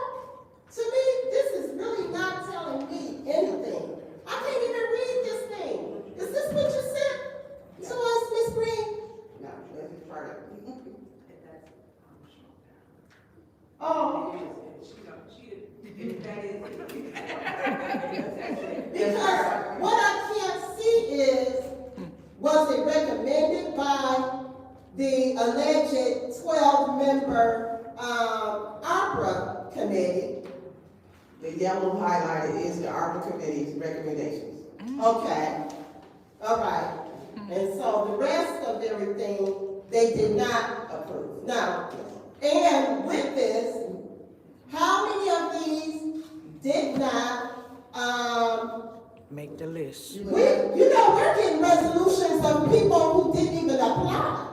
I don't know about that. Yeah, so it's almost like, what are we doing? Ms. Carter, Councilman Carter, to see. Winfrey Carter, to see the rest of that sheet didn't print out everything. But if you go into the document, you can see what they said about each one of them. Okay. But you know, it's a long spreadsheet to print out, so you only just have a part of it. I apologize for that. Yeah. You know what, I don't know how I'm gonna vote today. Because I would have wanted this to go back to finance. Now, I do support RS kids, don't get me wrong, but there's some other things we need to be doing. I respect that. I'm sorry. Thank you. I don't have an opinion one way or another, I'm just trying to move forward. Okay. Thank you. All right, so, anyone else would like to speak in the second round? Madam Chair. Yes, Councilwoman Sherry. So, through you to the speaker, I will say with this, I am in support of our kids. What this will mean for mothers and families starting in 2024, I think it is going to set them up in a way that they may have. This gives them money that they did not have access to. The thing about applying ARPA funding to this particular request is that it saves those who are getting assistance from having their assistance lowered, meaning any money that they receive from this program, they will continue to receive their same benefits from other programs that they might be receiving from without those benefits being cut.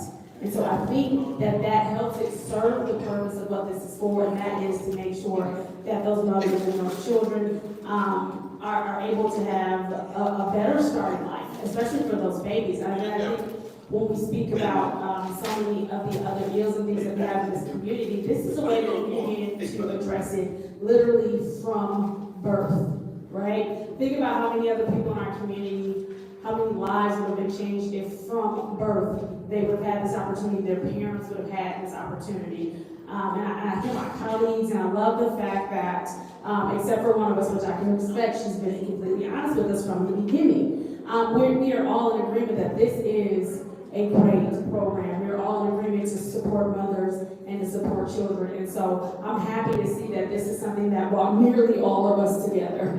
And so I am in full support of ARC's kids. Because it cannot be overstated, the fact that it being ARPA funds safeguards them from losing any other benefits. Shows the fact that this program has been done in other cities and the benefits that it has had for those mothers and those children.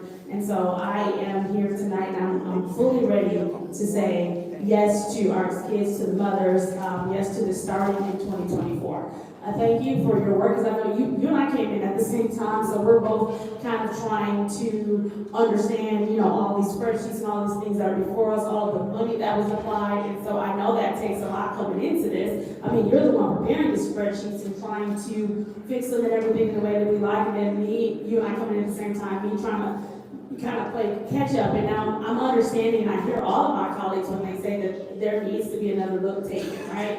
And I'm all for, looking at what they present as well, because I feel like there can be something that we all come up with that we feel would be best for the community. And so I can't wait to see the plans that they present and the money that they lay out as well. I think we all should have that opportunity. As you very well know, I am all for the residents getting their roofs fixed. And so if we can help more residents get new roofs, clearly I will roll for it and say yes to that, So tonight, right now, at this particular point in time, this is about RX Kids, and I am going to vote yes for RX Kids right now tonight, because this is what we're talking about right now. So, thank you. All right, anyone else like to speak in the last one? Anyone else? All right, well, seeing that we have no one else to speak, I'll go ahead and be the last person. Looking forward to voting for work. Up or down? we will have a decision tonight, and we will see if we can get the funding tonight. I don't want the residents and no one else to lose sight of what I was saying. And we have YouTube videos to prove this. It has been stated that those initial forms, we use those to gather data during our listening session. That's what this body approved those for. Unbeknownst to us, those forms began to be used as a way to apply for money. And that was never authorized by this body. Go ahead, Mr. Mayor, what's your request? Are you making up stuff? Those are what they stated were initial request forms, and ain't nobody unbeknownst to nobody. Mr. May. May I finish? No, you may not. No, you may not, because that was an improper use of request for information. Again, according to council rules, you use a request for information to gather information that you did not know and to go towards your next vote. That's what requests for information are used for. You use that request for information to illegally take the floor. You did that earlier. And so, as we proceed, and no yelling out, as we proceed with the meeting, we did not once say that those forms were to be used to apply. Because if that's the case, what about our handicapped residents? What order did they come in? I mean, things would have been a lot different. My PhD is in evaluation, so when it comes down to systems and programs and processes, that's what I specialize in. Council people can laugh if they want to, but I did the work. It's a real PhD. And the fact of the matter is, we did not authorize that specific form for that. We used that form to create buckets, categories, so we will know what the residents' priorities are. We found out that the resident issues were public health, that they were blight. We found out what you guys thought. You guys wanted more youth program, more youth enrichment. You guys wanted job training. These are the things that you put down on those forms. And so those forms were submitted and categorized. But unfortunately, those forms were repurposed. Again, so we did not authorize those for that. And I do apologize to the people who were told that that form was your foot in line. Because that was not accurate, that was not true. What came behind it? And so I'm sorry that you were lied to. Wow! What is your point? Who are you representing the live people? Mr. Mayor, that's a valid point of order, but I will answer that request for information. Whomever told you that you can use that form to acquire ARPA money, that's who lied to you. City Hall. And so, with that being said, we have to stop yelling out, ma'am. We have to stop yelling out. City Hall told us. We have to stop yelling out, ma'am. You all, this is a collective effort as we conduct the business of the city. We need for our council people to maintain decorum as well as the people in the audience. But in terms of our experience, this is the ultimate leverage. We're turning $1 into 50.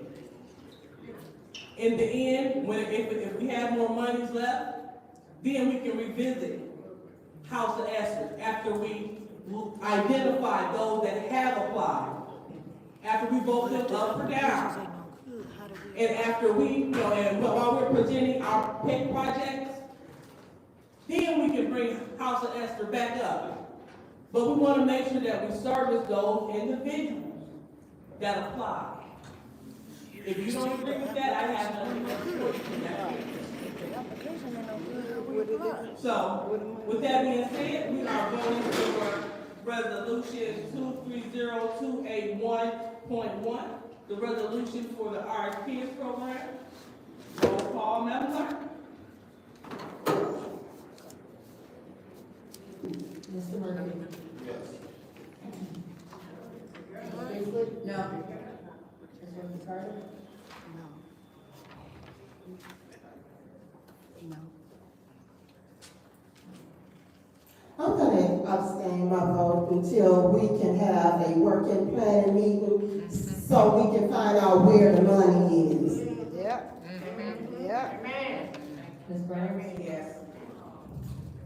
Ms. Shad? Yes. Ms. Williams? Yes. Mr. No, Davis? they did.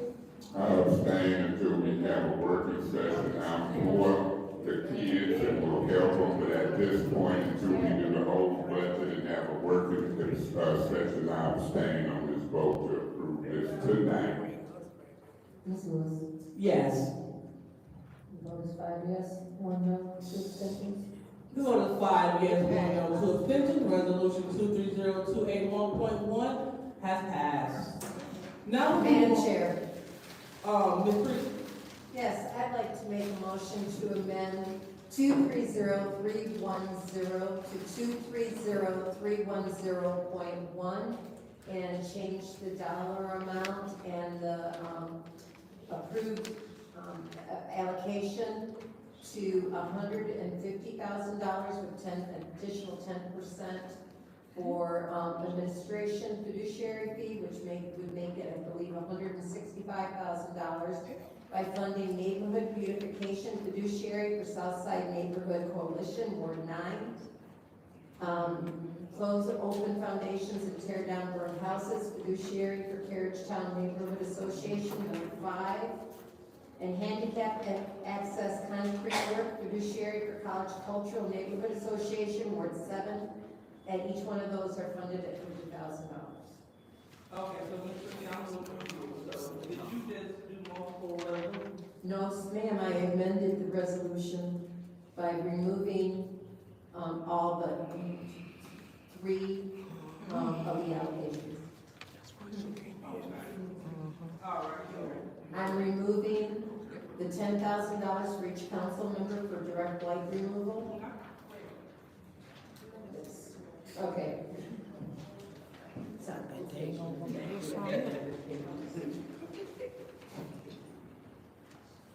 the $10,000 for each council member for direct light removal, I'm removing that. Since there was no community application to reopen the east side tool shed, it was not utilized. So, one second. Did you say, 4.1, or did you say, 310.1? 310.1 to amend it to a 310.1. Okay, so you can't do that. Yes, I can. No, you're skipping 230304. Oh, you know what, it's not in my, I didn't put it in my bookmark, I missed the page. So, But I did make the motion, and we can come back to 30304. Okay. I'll add that right now.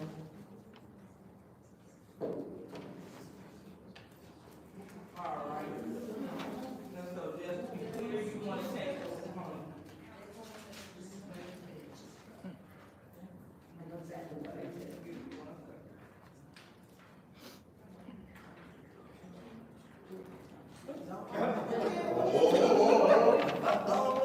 Take me to the parking lot. Talk to the head. So I accidentally skipped 230304, but I'm still making the motion for 230310. You can come back to 230304. Oh, okay, so I had, we are, within our packet, we are on 1, 2, 3, 4, we're on the 5th page. Okay, so 230310, and you said you want to get rid of the $10,000 for each council member for direct light removal? Correct, and to reopen the east side tool shed, which was never used. Okay. Service park improvements, with $50,000 for wards 1, 3, 6, and 8. So that would leave us with $150,000 to the neighborhood beautification, fiduciary for Southside Neighborhood Coalition for $50,000. Close open foundations and tear down burned houses, fiduciary for Carriagetown Neighborhood Association for $50,000. Ms. Christie, please hold. What's your point of order, Ms. Are we on 230304? that one, Mr. Mays, we can go back for that one. So wait a minute. I would call for the orders of the day. Go ahead. He's good. I mean, y'all raised hell with me about it. So, not a problem, so. All right, I withdraw my motion. Go ahead.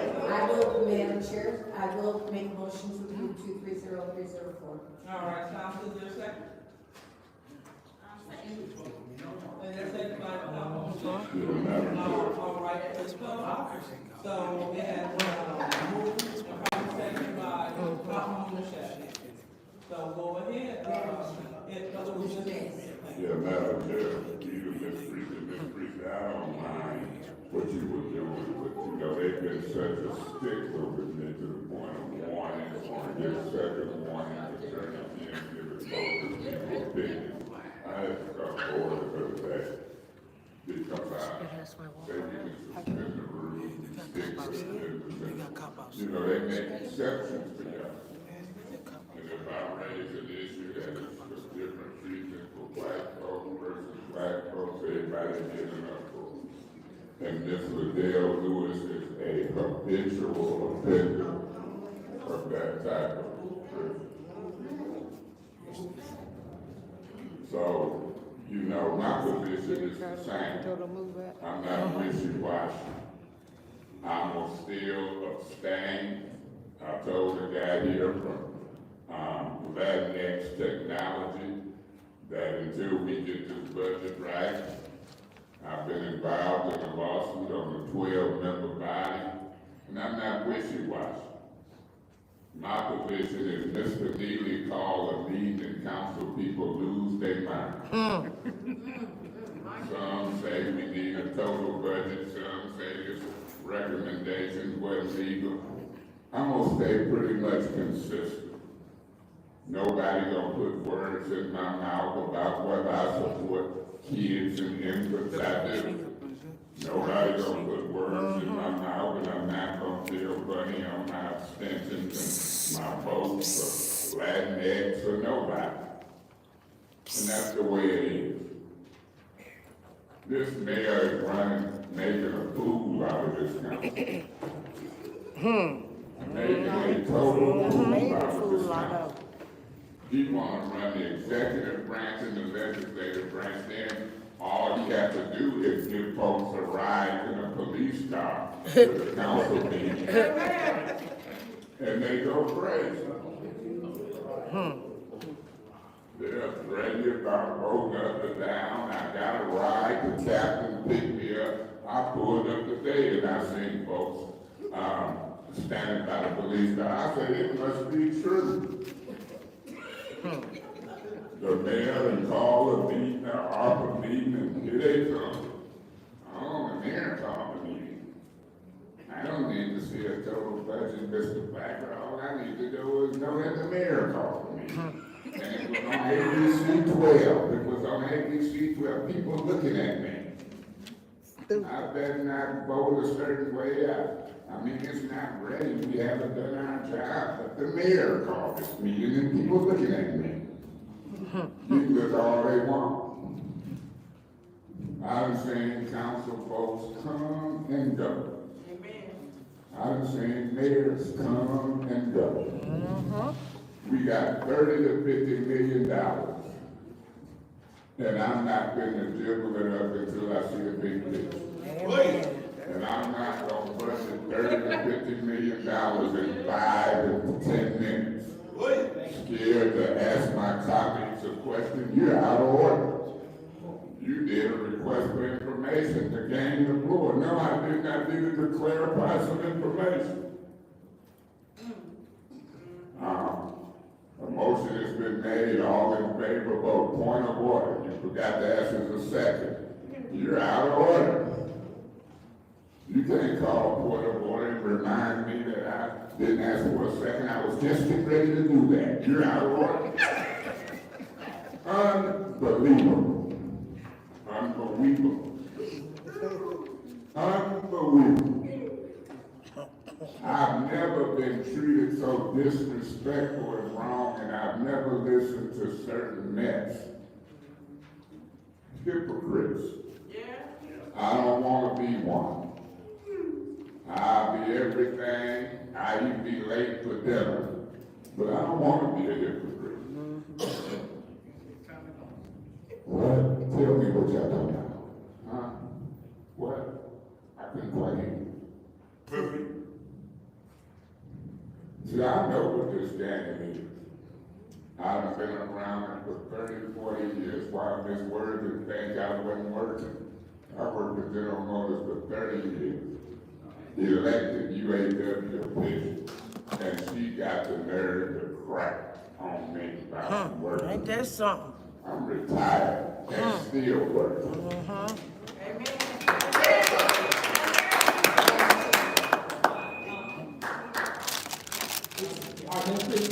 Yes, I didn't realize, I want to make an amended motion. I want to amend this, resolution to 230304 and remove the word specifically in Ward 4 because, and the reason why I want to do that is because their application said 3rd, 4th, and 5th wards. So I want to remove specifically in Ward 4 and put in wards 3, 4, and 5 per their application. And I so move. She got it right. She fixed that shit. 3 and 5.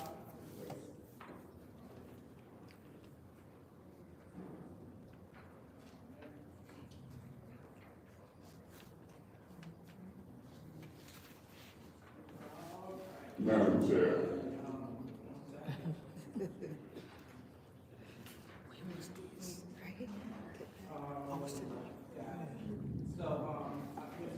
Madam Chair, I'm gonna second that amended motion. Okay, so it has been approved and properly seconded. So, Madam Chair. Mr. Yeah, Madam Chair, through you to Ms. Priestley and the rest of the council and the audience as well. Do you remember when I raised that issue when the gentleman first was here? You remember Ms. Green? And they was all over the place. And here it is at this later date coming back from the mayor with Ward 4 on. That's why the folks ain't did their homework, dotted their i's and crossed their t's. But you know, the mayor put this agenda together. The mayor. I better show up because we were on Channel 12. The mayor called me. It's the craziest thing I ever seen. You know, the mayor, he can't spend a dime per se. Can't allocate no money, can't make no rules. We do. We call a meeting in the dome, hang with 4 people here. The rest of them at home. Guess when they'll show up? When the mayor When I came here today, I said, I'm gonna make a prediction. The mayor gonna get one of them a ride in a police car. You know, I've been a councilman for 10 years and ain't had no police pick me up. What? To bring me to work. I think we ought to spend our funds to get everybody 10 rides in a police car to council meeting. I should make an amendment on this. Spend the money to give everybody 10 rides to the council meeting. Cause somebody said something to me. Now, Lord knows, I don't want nobody hurt, harm, or damaged. But this verbal abuse that I'm experiencing from the person who's getting a ride is ludicrous. You said getting a ride, but you beat me up every chance you get in the public video. And people looking at it. You're a bully. I'm scared to speak because you want a second warning. I'll throw you out of the mayor's meeting. The mayor has told me that you can be throughout this meeting. Now, all you have to do is I call the chief of police and they'll remove you with poor police. Mr. Mason, you said point of order. Too many times. We've been in so many union meetings calling point of order, point information, 200-300 people. And ain't nobody got arrested or threw out of the UAW local 598, 594. But you get in one of these mayor meetings. They say the chief of police ordered that I be arrested and or removed. You know, you don't have to be handcuffed to be arrested. If a police officer in uniform restrict your freedom of movement, you've been under arrest. And if you hesitate or buck against it, you're going to complicate your case because it's going to be called resisting arrest. I think they got evidence that if we look at the 911 tape, evil word and dial 911. You got to get the black man out of here. He said, point of order. I'm going to call the mayor and the chief of police. This is the chief. I want him ordered out before he can vote on those ARPA resolutions that make sense. Oh, he's not being germane. Yeah, that's why y'all keep going me out, because I'm counting money. When you're dealing with millions of dollars, they want you out if you can count. We gotta get him out of here. Just give him 2 warnings. I can give him 2 warnings. Yeah, the mayor said you could. And the mayor will call Chief Green and have him removed. Because he can count money. They can't. He count millions of dollars, and then sometimes make arguments about it, and it could change a vote or 2. Get him out of here. But what do I do? Well, just say the mayor said. So that's what y'all seen last week. And you're seeing it this week too. They try and make doggoners to get me out of this meeting. And then we can try to move forward with what the mayor wants. Where did Eva go? They got the vote. Oh, we got another big vote. All right, so thank you so much, Mr. Mays. Anyone else like to speak on this amended motion? Once she got the $100,000, In this she resolution, she won. it says that, through the utilization of the Pacific Employment and Review Scoring Process 15 applicants, as well as additional recommendations for 10,000 to all 9 council wards, plus 50,000 to 4 of the wards that didn't have a specific project already identified, have been chosen by the mayor for recommendation for funding. What's your request? Through you to Mr. Murphy, we on 230304. So, the chair can answer that, yes. I have a point of order. My request was to Mr. Murphy. Go ahead, Mr. Proceed, Mr. Murphy. Yes, I am on resolution 230304. So, Good Church applied for some funding too. Let me read this part again. It's a, wards plus, all 9 council wards plus 50,000 to 4 of the wards that didn't have a specific project. Good Church had a specific project. They have to be here. So this resolution is not true. So I'll make a recommendation, a motion to move this back to the body. So, are you aware that what you're talking about is not the life, this is the life. What you're talking about is the public health, that's a totally different body, totally different recommendation.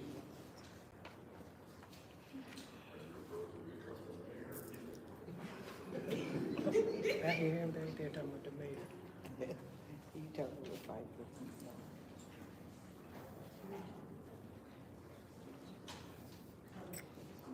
This resolution is on, the 230304 resolution is what I'm looking at right here.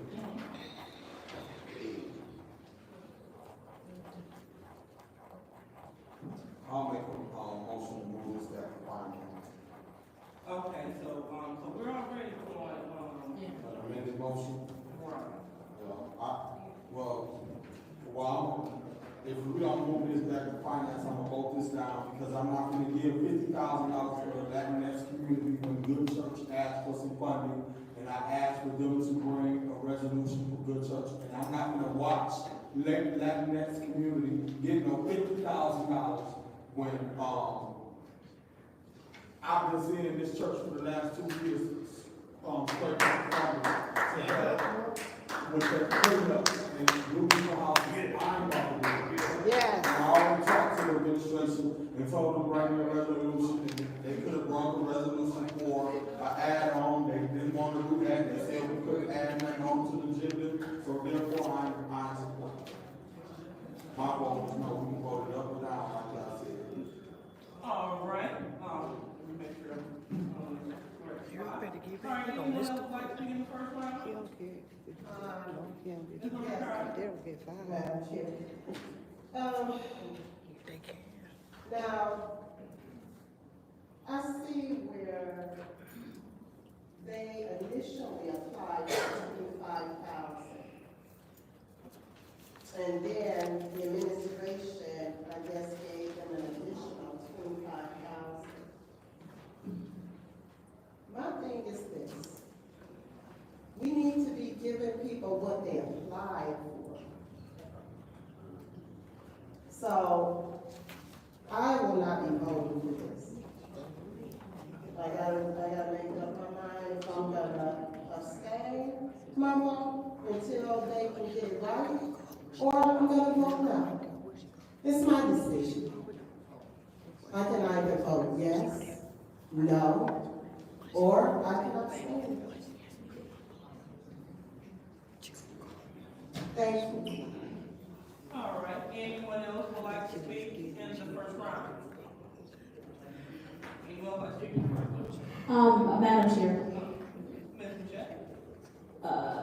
through you to Miss Shelley Sparks Green. Okay, Ms. Green.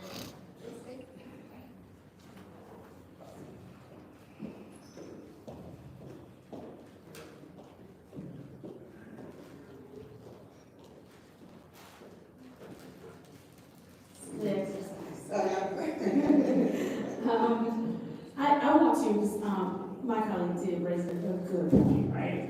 But I want to be sure that I heard you correctly the last time when you said that what happened was certain things went in certain buckets, and when we didn't have enough to fulfill those spaces, that was the reason why some extra money was added.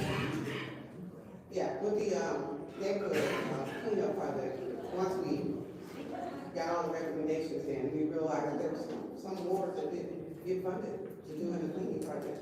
And they were wards that really needed work. So the mayor, the admin decided, let's just give all the wards $50,000 and $10,000 to the council person so that they can do what they feel like they need to do in their community as far as cleanup. So that was the adjustment.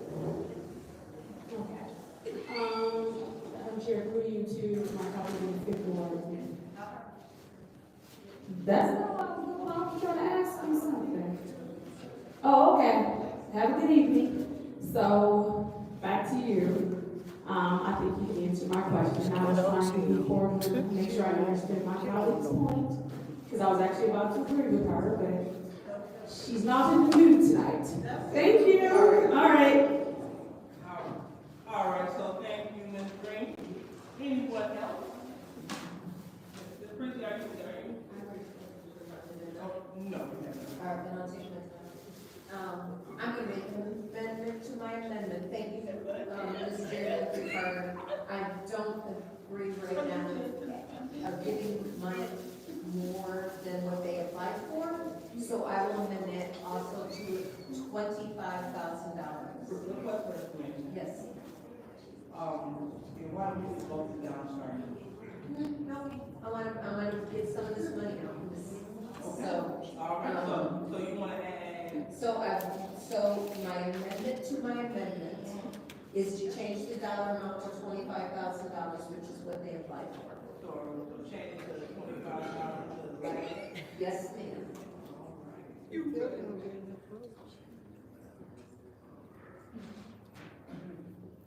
All right, so, is that all, Ms. Priestley? Yes, and it, oh, well, no, ma'am. In regards to Mr. Murphy, and Good Church.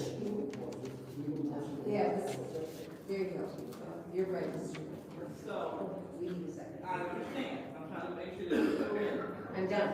Okay, so, now that we have that amendment on the floor, is there a second? I'll second. All right, Mr. Murphy, second that. Madam Chair. Go on, one second. All right.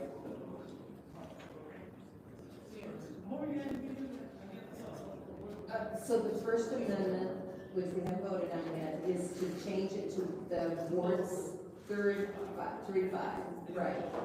And my amendment is to change the dollar amount from 50 to 25. Okay, all right, go ahead. Okay, so, we need a second. Oh, Mr. Murphy. Okay. So, the reason why I am going to be making amendments to some of these resolutions to fit what they applied for or to fit what the council has said that they want. In order to get some of these dollars moved.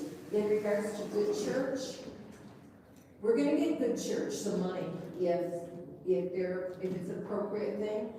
But let's get what we've got in front of us done, because with my amendments that I have up, we're gonna have a lot more money to give out. So, that's why I'm doing what I'm doing, and I've got several other amendments throughout the night. I've already talked about the one that was out of order because it was not in the right place. So, let's get some of this out. Thank you.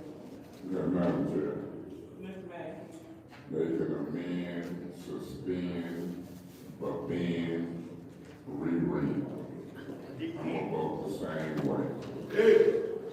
Now, if y'all want to suspend the rules, go over the total budget, including the $15 million amendment that I made for the $5 million that would take the home improvements up to $20 million, you might get some action with me.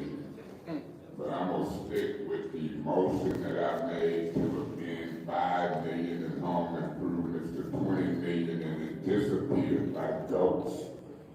I know it's Halloween season, but a councilman's motion should just disappear in the thin air. Trick or treat. I'm sure, Mr. Dumas, I can assure you 100%. Ms. Claire McLean was trying to get it amended 16 million, I amended it to 15 million. And it disappeared from the legal department to the ad hoc committee, and we ain't seen it since. It showed in coming the mayor's recommendation. But it was a council motion. And I'm tripping, look, it is beef. Ms. Priestley talking to Murphy, ain't nothing wrong with that. I'm just saying it because she the one said I was talking to Miss Winfrey Collins and Miss Brown. It was a big deal.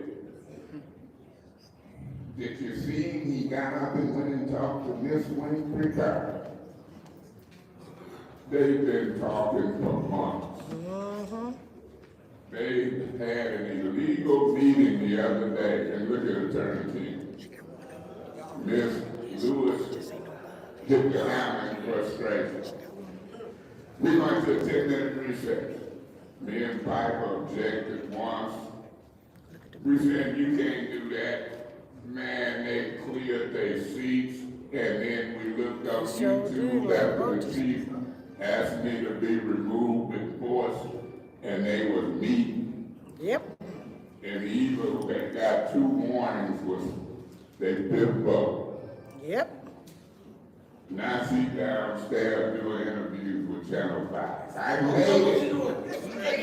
I made it. I got 4 people voting with me. I'm in the majority.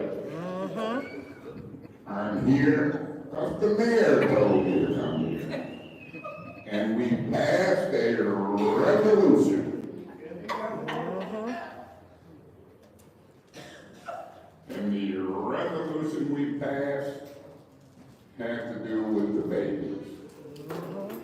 I'm all in support of the There babies. she gone. With house arrest, this wasn't no deadline day. Oh, I forgot. The mayor sent it up. Now amendments is being made left and right by Ms. Priestley. I got a bunch of amendments. What happened to my major amendment for 15 million? Can anybody answer me that through you, Madam Chair, to the clerk? Where is my major amendment? Where were they gonna get it from? I cannot answer that. Huh? I cannot answer that. Well, you can't answer. Do you remember? Yes. I do too. I made it. It was for 15 million for home improvements. Maybe the mayor told the city attorney to make it disappear like Casper, the friendly amended ghost. People coming left and right. They want porches, they want vinyl siding, they want Windows. roofs. They done put in paperwork. That wasn't no real paperwork. The mayor said what is gonna be the real paperwork, and I'm with the mayor. He's picking me up, bringing me to work. I'm riding in a police car. Because I'm scared. Somebody beat Mays up. He can't get a ride in a police car. See the hump on my back? From being slammed to the ground by the city administrator. Mays got up and went and talked to Miss Winfrey Carter. Did y'all see that? Mays got up and went and spoke to Miss Winfrey Carter. All right, so thank you, Mr. Mays, and let's just remind our colleagues to let's have decorum. We don't want to mock people. We want to literally deal with the agenda at hand. We don't want to go there. So we're going to go ahead and anyone else would like to speak in the first round of this amended motion? What y'all waiting on? All right, so seeing that no one else speak in the first round, I will go ahead and I will be allowed my time to speak in the first round. So we're looking at resolution 304 to end. I am looking at, I am in full agreement. I understand what Chris was saying that they asked for 25,000, so we should not be worth on 50,000. And also according to, well, this is specific to Latinx, so I don't even want to waste your time talking about any other. But yeah, so this is specific to Latinx, 5,000, and they included wards 3 and 5, so we want to make sure that that's specific. I have an issue, and I'm going to be honest, and we're going to get to it in the next motion, but yeah, we definitely have to do some serious voting down on some of these things here. But yeah, so I'm totally for resolution 230304 with the amended changes. It don't make sense, especially since we have in this specific area $1,210,000. What is it? We are not allocating that money, so we're going to have a lot of money left over from this specific category. So let's go ahead and go things up or down, and we can see what's left over, so we can put it where they need to go. Madam Chair. And so Point of order, Madam Chair. Or request for information. What was the amended motion? the amended motion was to include wards 3 and 5. Okay. And then to change the award amount from 50,000 to 25,000. Point of order. What is your point, Mr. Mayor? There was two separate amended motions. One of them was to drop it from 50,000 to 25. That's the one we on now. The other amendment had to do with the awards. It's been two separate amendments. Let's be clear. It's not two separate amendments. So you did? Okay, no, okay, got it. Wow. So do we have point 1 and point 2? So, Okay, so thank you, Mr. May, so Ms. Donahue. So she amended her amendment. So I thought when you amended amendment, I thought you take the first amendment that you had, you add the second one to it. So, Clerk Donahue? No dictating. I will say this, if you approve the first one, it's not gonna be a point two, because you know, you're gonna vote to amend, and then point two doesn't happen unless the point one is. Okay, so I'm just making sure that I'm clear. So she amended to a point one, and then from there, in the middle of that amendment, she amended her amendment. So it's still point one. Because what I was just told by you all was that it's two separate amendments that were voted separately. I thought that you added to that amendment, and so we're going to vote for the amendment, the amended amendment.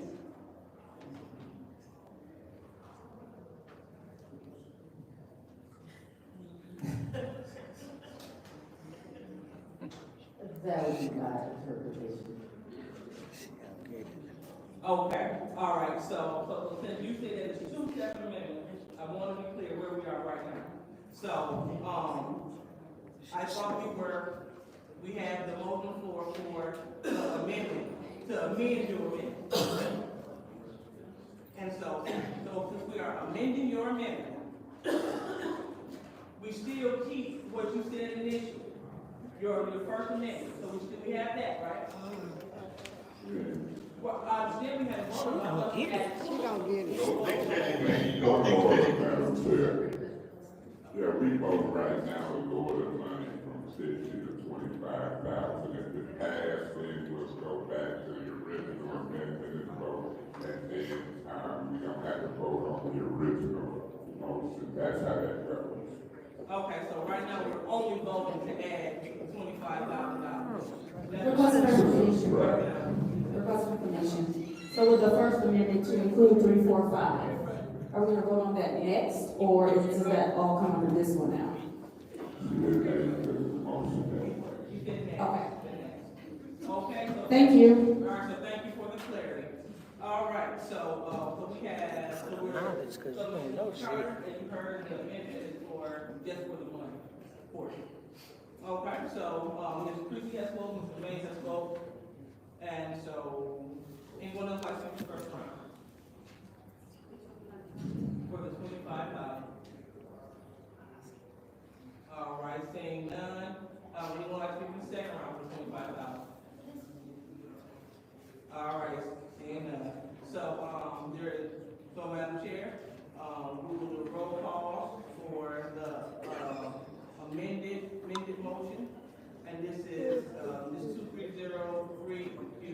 230,304.1, is it point one? Point of order. Yes. Let's just vote on the second amendment, and we know what it is, and the clerk will get to the point 1, point 2, point 3. Just vote on the amendment. All right. So I just want to make sure, Yes. All right, so we're going to vote on reducing the amount of Latinx economic center. We're going to vote to decrease the award from $6,000 to $25,000. Roll call, Madam Clerk. Ms. Priestley. Yes. Ms. Winfrey Carter. Yes. Ms. Burns. Yes. Ms. Michelle. Yes.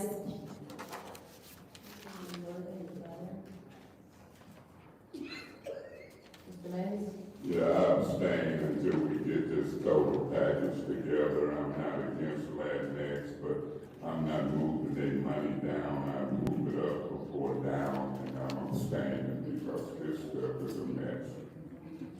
Ms. Lewis. Yes. Mr. Murphy. Yes. Vote 6 yes, 0 no, 1 abstention. For the 6 yes, 0 no, 1 abstention, so the amount for Latinx has been reduced to $25,000. So now we're going on to our original, amendment. And this was to include wards 3 and 5. We had, Ms. Priestley, she was the last to speak in the first round. And, anyone else would like to speak? It looks like everyone else has spoken besides me. And I have nothing to add to that. So, we are in the second round. Point of order, Madam Chair. What is your point? I'm understanding that it's one round and an amendment, or is it two? Madam Clerk, through you to the clerk. Limits that to the vote, so that's the 2 rounds, 5 minutes. 2 rounds, then I will proceed. So, Mr. May, go ahead. Yeah, I'm not gonna vote in favor of the change, even though we raised the issue on the change. My colleagues, they can do what they want, but some of this stuff I'm not touching with a 10-foot pole. I call folks hypocrites, and I don't wanna be one. Until we get this stuff together, until we have working sessions, I'm not adding or subtracting to that particular pot of money for Latinx. You know, I've seen the mayor playing politics with Person. I might make an exception and try to get Person 2 million versus 1 million. But, you know, I see what my colleagues do on battling when it comes to kids and Person and things of that nature. But I see the politics and the strategy being played with this money. Then I hear people saying one thing and doing something else, and I'm not going to be a part of it. So without laboring this point or belaboring the point of using all my time, I'll be abstaining and stating the reason why. Don't ever other than that, I'll be a hypocrite. Thank you so much. All right, anyone else like to speak in the second round? All right, seeing none, we're going to vote. So, we are voting to amend, the resolution 230304 to 230-304.1, and that is to amend it to include wards 3 and 5, and for the amount to be reduced to $25,000. All right, so roll call, Madam Clerk.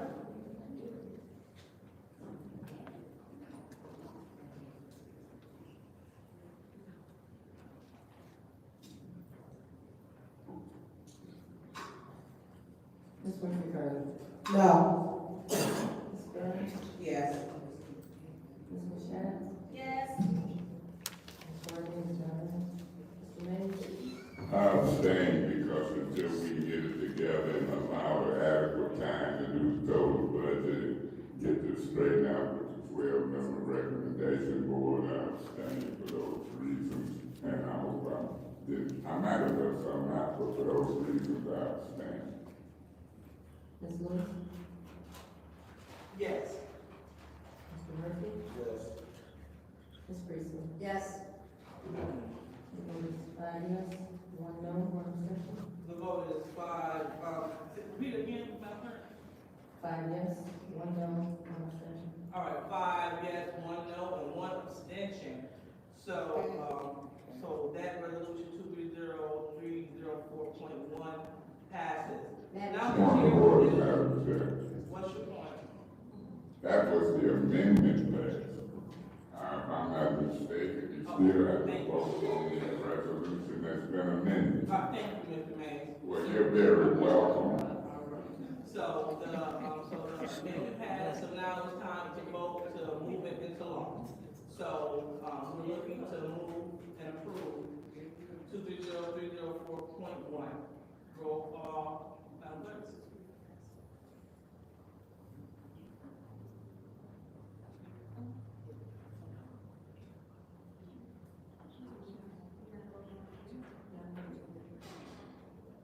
I'm sorry, there's no motion on the point 1.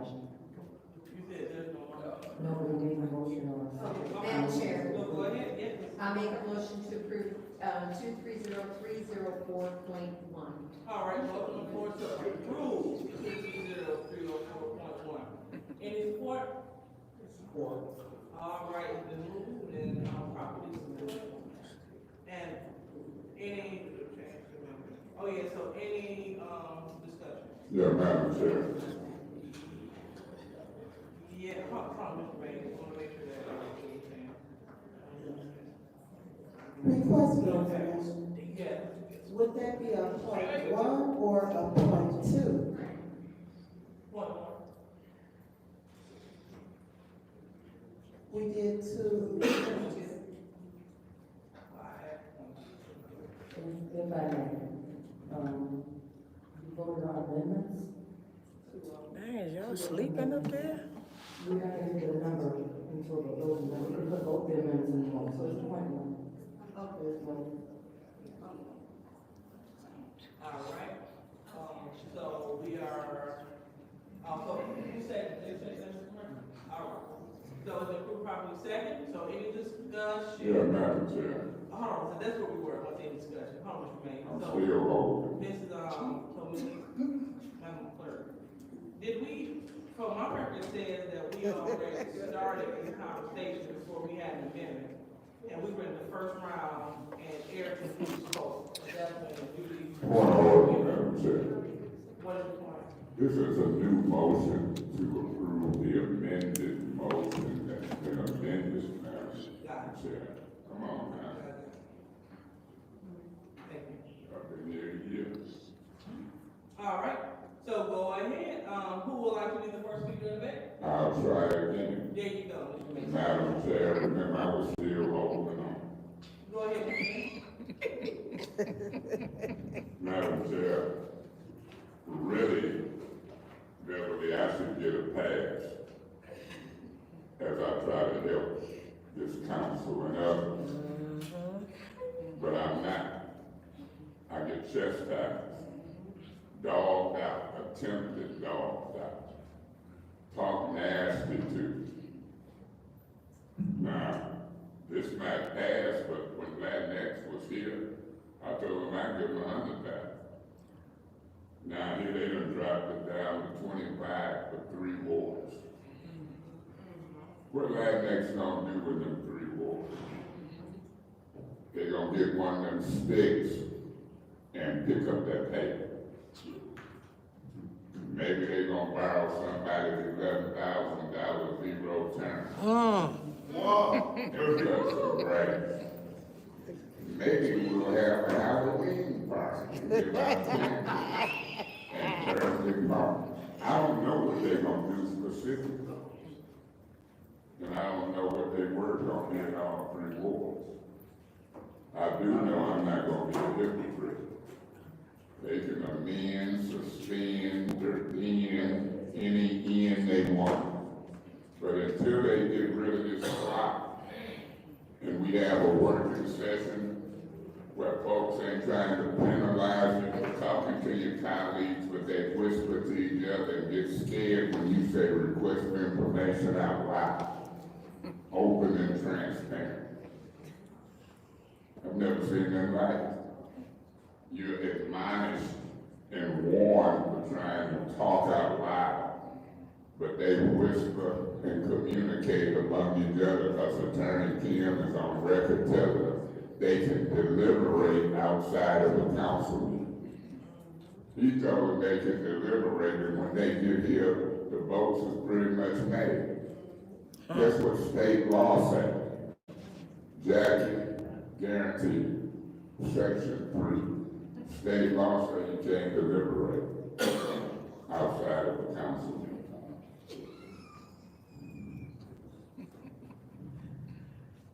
This is the most ridiculous council I've worked with out of the 3.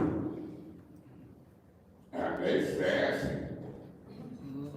They sassy. Jackie, I would pause for post, and I would lay dead and wait to see if somebody would attack. I had one stick they just out like they were making a promise something happened to me. And that's the word they use. They promise. They're wrong. So, pray on it. I can pray on it with you, Jackie, but there's some nasty folk up here. There's some hypocrites up here.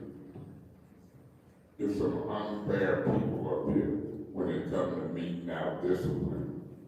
And some of them do the same thing. You see Ms. Lewis on the discussion on the previous resolution or amendment. She tells me I'm out of order when I do a request for information. I'm going to tell her about them forms, and she did too. That's called a hypocrite. Now I'm watching them get together these resolutions.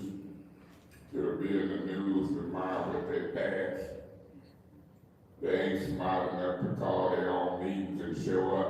Guess what the news is gonna say? The mayor.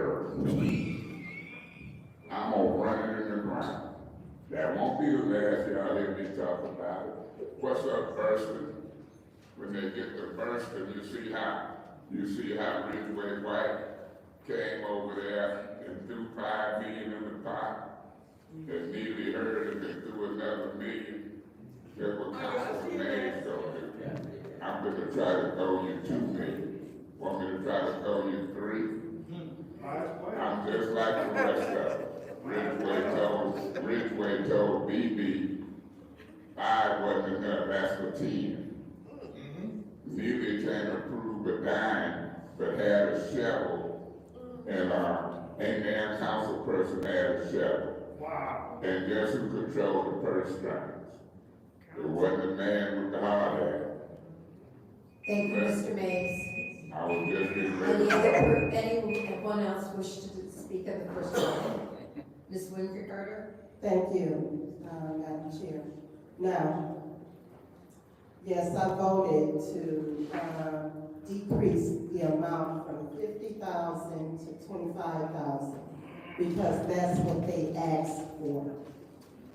I voted no to add the other wards, the 5th and the 3rd ward to it. I'm not quite sure to, Madam Chair, to you, through you, to Mr. Murphy, where is the Latinx? Is it in the 4th or 3rd?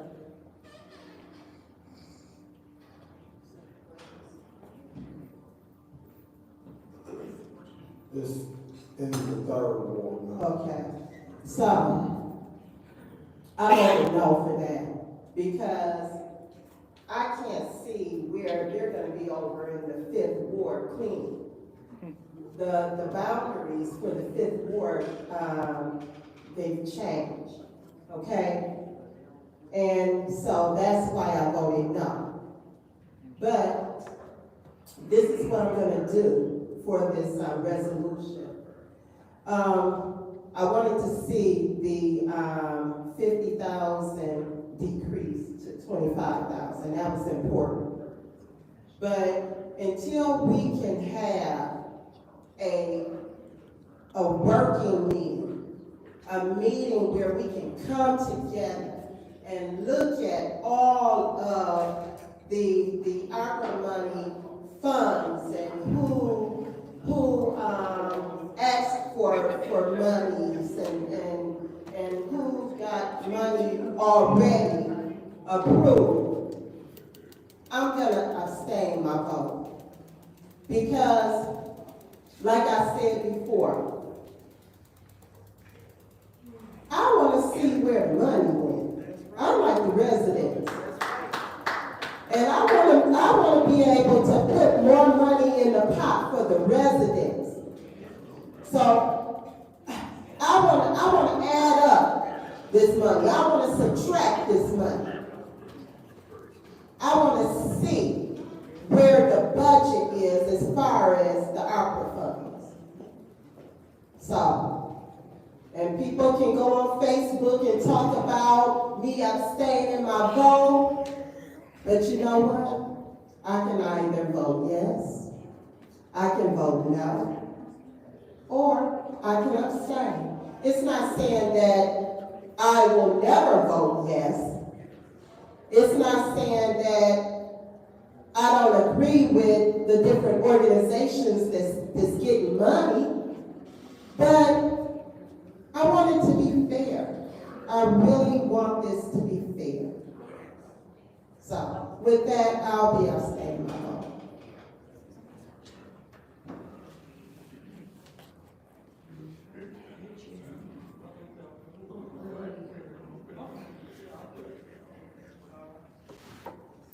All right, so we have in the amendment, in the vote for,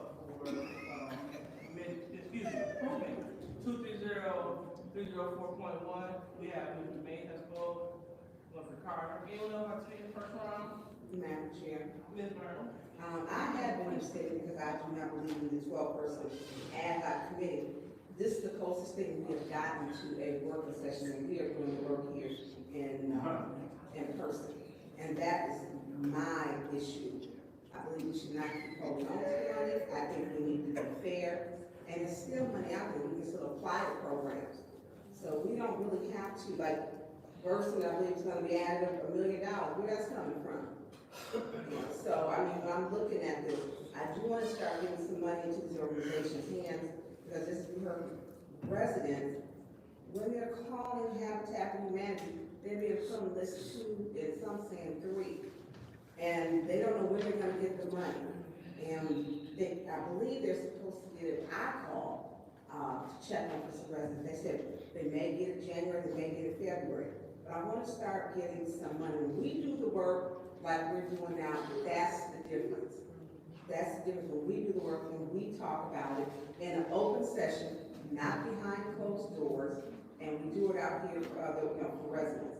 Now, the question was what they applied for and then what they got. What they applied for is what they are more than likely going to get, which is what I'm seeing this trend to be. And I know that there are some other programs that need the amounts went up other than what the recommendation was or what their application actually said. And so I understand you, Judy, when you were saying, give them what they want and amend that, take that money and give it to maybe, take enough from one, give Good Church some money, because they didn't apply for the amount. And so we have that money that's already, and that they budgeted out, the administration, but they could take money, that leftover money, and fund some other ones.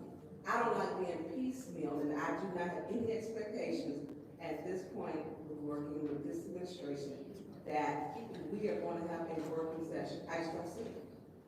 I just do not see it. I mean, it has been, this mayor is difficult to deal with, and we keep, we're fighting something that is, I mean, almost like an impossibility, and it should be transparent. It should be, and it's not. But when we do the work, he added the extra 25,000. Mayor Neal wanted the extra 25,000. It wasn't us. He did that, and this council voted to say, we would just pass that to take it away and give what their application process was. And that's the way it should be.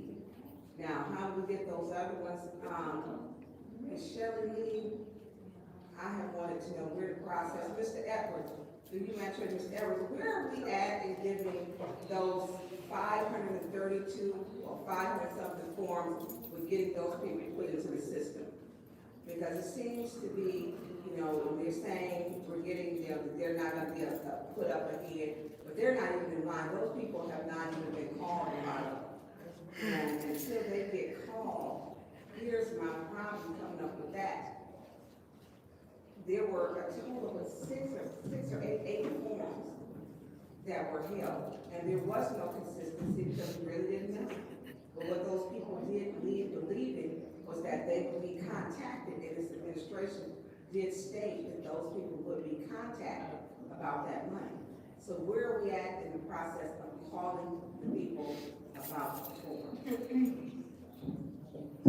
It's my understanding through the chair to Councilwoman Burns, it's my understanding that that's been a part of, that we've had staff making those contacts.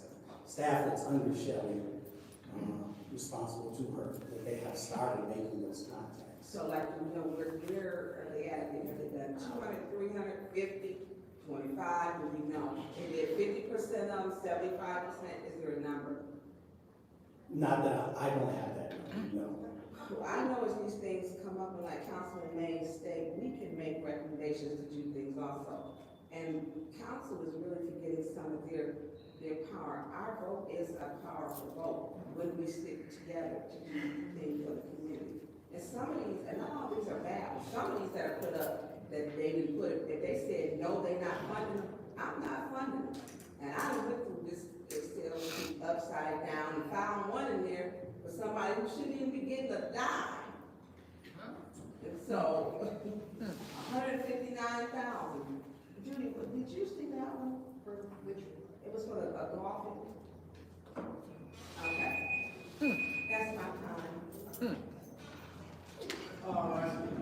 All right, we have, anyone else would like to speak in the first? Madam Chair. Ms. Michelle. Yes, I would like to first just thank my colleague, Ms. Jerry Winfrey Carter. I know you all saw what seemed like a little troubled interaction, but what she did do when she came over here, she apologized and helped me understand that her frustration had nothing to do with me, but everything to do with just really trying to figure out, one, the wards that are being served, whether it's the 3rd, the 4th, or the 5th, and then just also making sure that they did have the capacity, because there was some apprehension the last time they were here when the money was added about the capacity. And so because of those two reasons, I can understand and respect her reasoning for wanting to send it back. So I will support her in that. And so again, I just appreciate her coming over here apologizing and explaining, you know, where she stands and why. So. Anyone else like to speak in the first round? Okay, seeing that, we don't have anyone else, I will go ahead and utilize my time.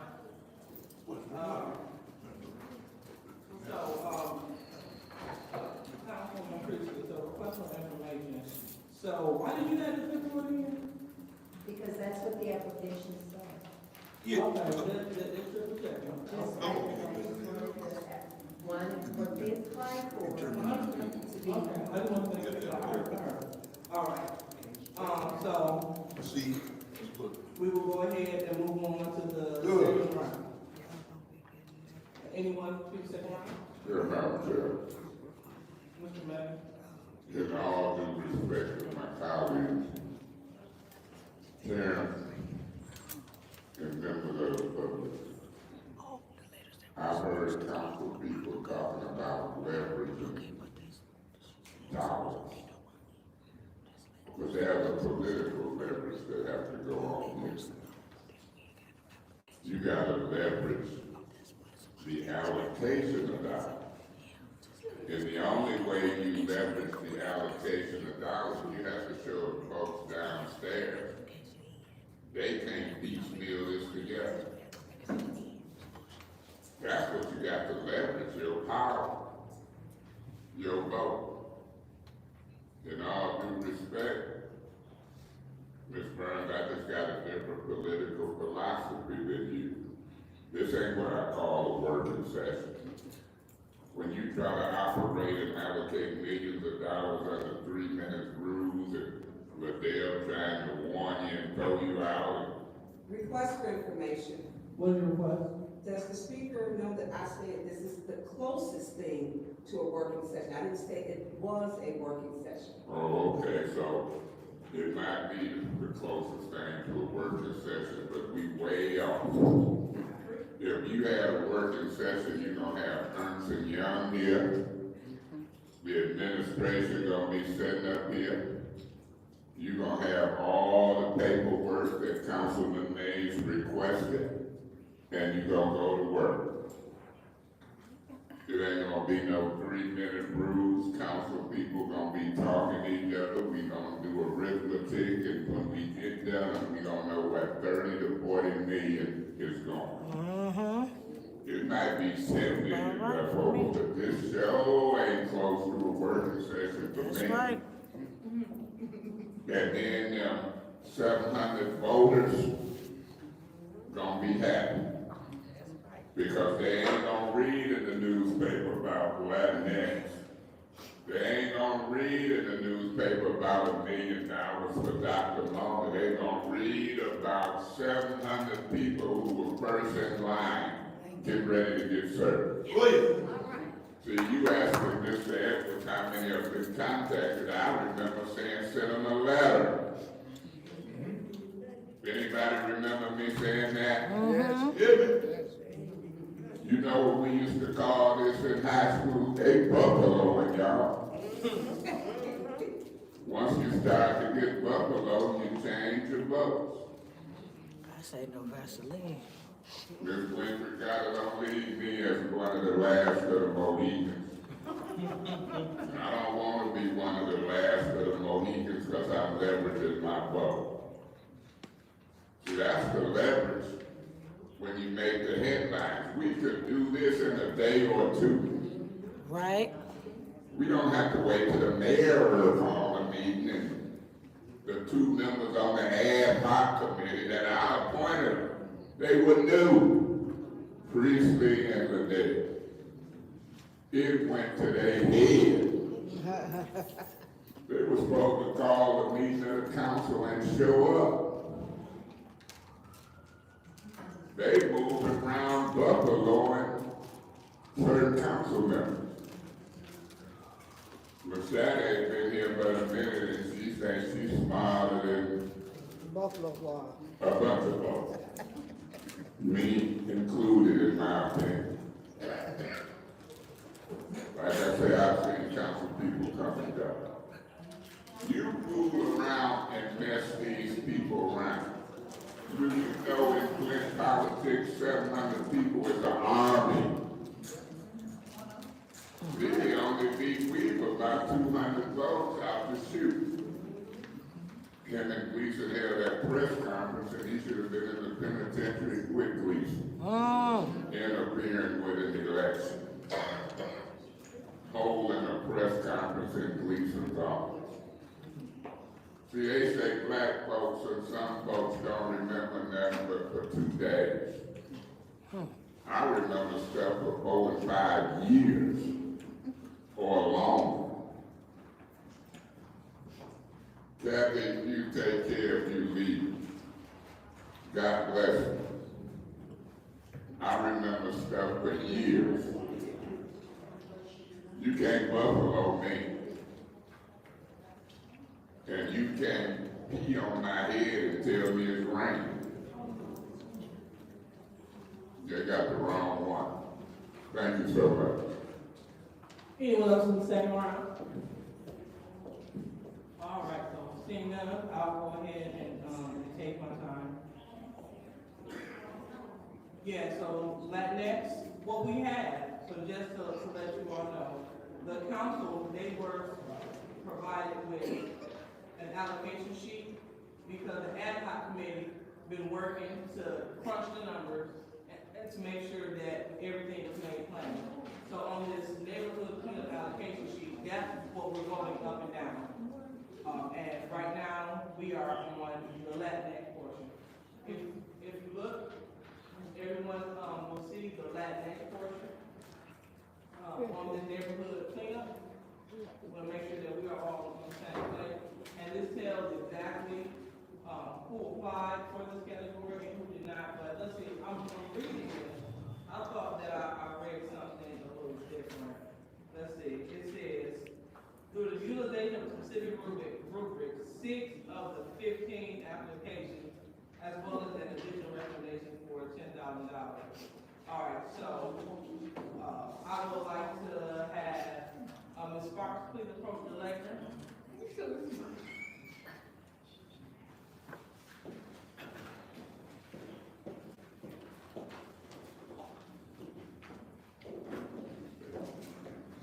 All right, so I'm looking at, it's part of resolution 304, but it's not what we've been discussing. So I just want to make sure that I have an understanding of this. It says through the utilization of rubric 6 of the 15 applications, as well as an additional recommendation of $10,000 for all non-council boards. plus $50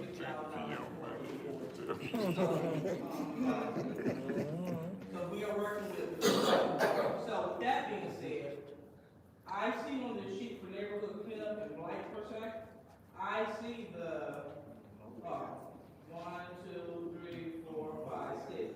So why are the other 9 not listed? I'm sorry, I missed that question. Why are the other 9 organizations that apply in the category neighborhood cleanup, per the resolution staff review, why aren't they listed? Yeah, so why don't we have them?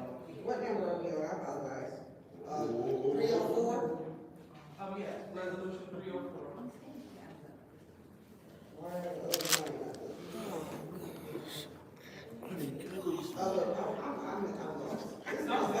It's fine. So I think I brought the confusion. So this is what happened.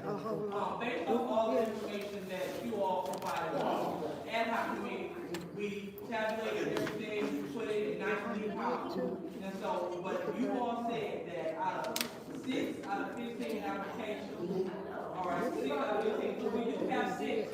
Okay. So where are the other 9? They're not on resolution, but moving forward. Okay, so here. These are resolutions that were written for us, so. Point of information, Oh, those are on, I don't know if you, did you realize that? If you looked at 230310, they're on that one. That's why they're not on, I don't know why that next said. Oh, okay, I'm sorry, yeah. The reason why Latinx was separated is because they don't need a fiduciary. The other 9 are under the fiduciary of the hub. Okay. okay, all right, so thank you for bringing that. Okay. So you said that where the other 9? 230310. All right, 2310. And what other? The other 9 organizations. I'm trying to see, They're listed individually under that. they're listed individually. So the missing 9, I can find the missing 9. Tell me where I can find Not the all, I don't think all of them. That's my point. Let me, wait a minute, I have them. Yes, they're all there. The other ones are on 230310. Okay, so it said they approved 6, and 9 is not here. Excuse me, the ones that are on the sheet are in resolution 23. That's not what I'm asking you at all. I'm asking for where are the other 9 organizations that apply per this summary? Because this is only half the story. This is who the mayor selected, who the community selected, and the community organization selected. Who are everyone that applied? Whether they were approved or not, they're on that Excel sheet, so we didn't apply it on here so that you can see that. Okay, so yeah, so that's kind of important, and that's what we need to see. We need to see, again, everyone that applied. Everyone that applied. We need to see that. So it looks like we just have to, add to this, but we need to make sure that we have everyone in front of us so we can go through everyone equally. I don't want to pick and choose favorites. Okay, and so, I'm the last person, thank you, Mr. Gray. Okay. So, since I am the last person to speak, we will go and go for the vote.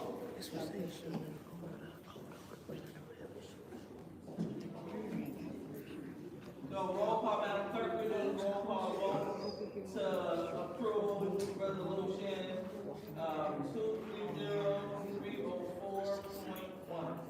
Roll call. Ms. Burns. Yes. Mr. Shea?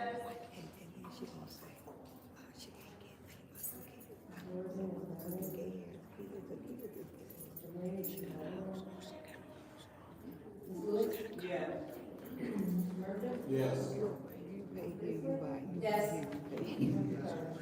I abstain, based on the fact that they will not be doing cleanups in the 5th ward.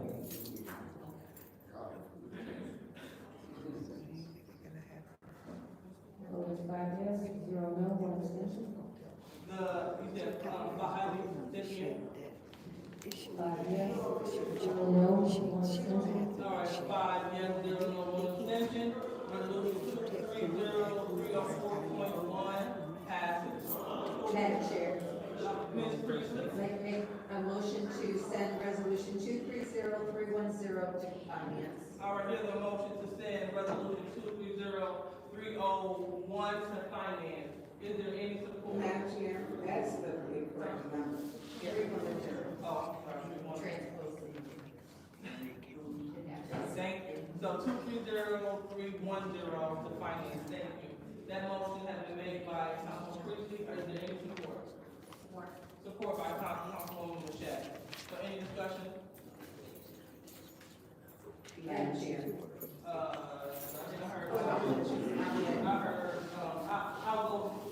Because there's so much work to do on this resolution, I think it's better to do it in finance rather than tonight since it's already 10 o'clock.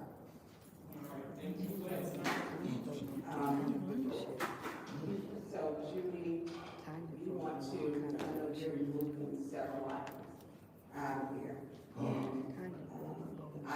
You are removing, are going to probably be the same ones that I was removing. Because that's what I think you removed. I want to go ahead and get it done. But so you want to are you making an amendment to move it back to finance? That was your motion, yeah. Okay. I almost want to amend your amendment to go ahead and, I want to go down and we go back. But I get what you're doing. Yeah, yeah. There is, yeah. All right, So, I'm not done, Madam Chair. Oh, thank you. So, in this one, which is in the back, one of the reasons it's in the back is I know to remove, she said the $10,000 for each council board for direct light. She not removed the tool shed from Ward 4 because she said it wasn't being used. And I think remove Cyrus Park is getting $50,000 also. So there are 3, I know to 3 that would change. And so to move this back to finance or to do in discussion tonight, I'm ready to get this done. If it's one that we're doing and we're saying to remove those things to get it done, I'm not going to come back to finance. I want to go ahead and get it done. We can vote it up, but I think that's what it is. Vote it up, vote it down. So I want to vote it up, vote it down, and just be done with it. It's not that hard to say what we are removing on these at all. So I want to make an amendment to your amendment to remove the $10,000 for each council, for each council member. No, I want to keep that. Yeah, I don't know, point of order, I guess. Through you, I don't know that you can make an amended motion or amendment to a resolution if it's being referred back to committee. Okay, we'll go ahead and follow the process then. Because I do want to remove some of these, and we can take that money and give it to some of the other organizations that have applied. Okay. And to spread it out. Okay, thank you. okay, anyone else like to speak in the first and final? Yeah, Madam Chair. Mr. Mayor. To you to Ms. Edwards and Ms. Green, I want to do a basic approach. They are really the only 2 here. I want to say for the record, Plan B, if I was mayor and I called a meeting on ARPA funds, I would be here. Yep. I'm gonna be here with my staff. I'm gonna be here with Ernst & Young, and we gonna get down to the nitty gritty. I'm not gonna have a city attorney tell the folks we can't amend the agenda to put my motion that can disappear like cash for ghosts for 15 million in home improvement. We gonna find that resolution. I know it's Halloween. It can't be dressed up like Frankenstein. I hope it ain't dressed up like a pumpkin. But that resolution should be here. Ms. Evans, you know where it's at? No, I have no idea. You think it's lurking in the haunted house somewhere? It's Halloween, it could be in the haunted house. Trick or treat. Mr. Evans, do you know that when a council person asks the legal department to draft a resolution by charter, it should be drafted? If that's what the charter says. You say if, you say if, I know what the charter says. Through you, Madam Chair, to Ms. Green. This is $10,000 in a ward. For the council? Yeah. Yes. And in the first ward, who gonna dictate what happens with that $10,000? Each council person has the right to decide what they want. That's the language. No shit. Yes. Who drafted it up? Can you show it to me in writing? Is it in? So you can show me in writing where each ward gonna get $10,000, a total of $90,000, and you can show me in writing and point it out to me where it say each council person will determine what to do with that $10,000.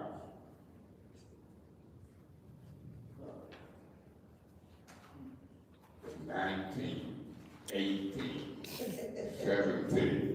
If this is the closest we done got to a working session, Mr. Moore, I would sure hate to see us far away.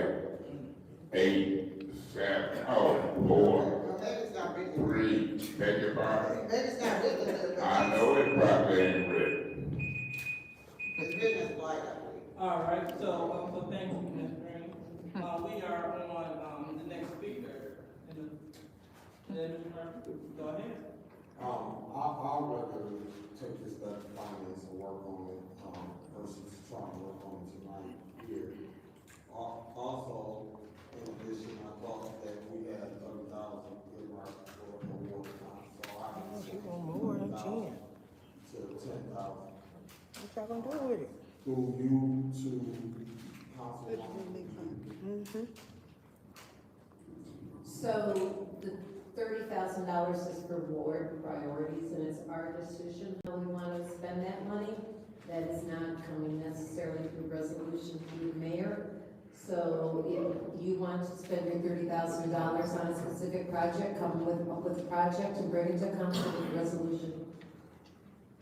Okay, thank you. So I wanted to clear that up because I was thinking we already had about 30,000. So is this 10,000 in addition to the 30,000?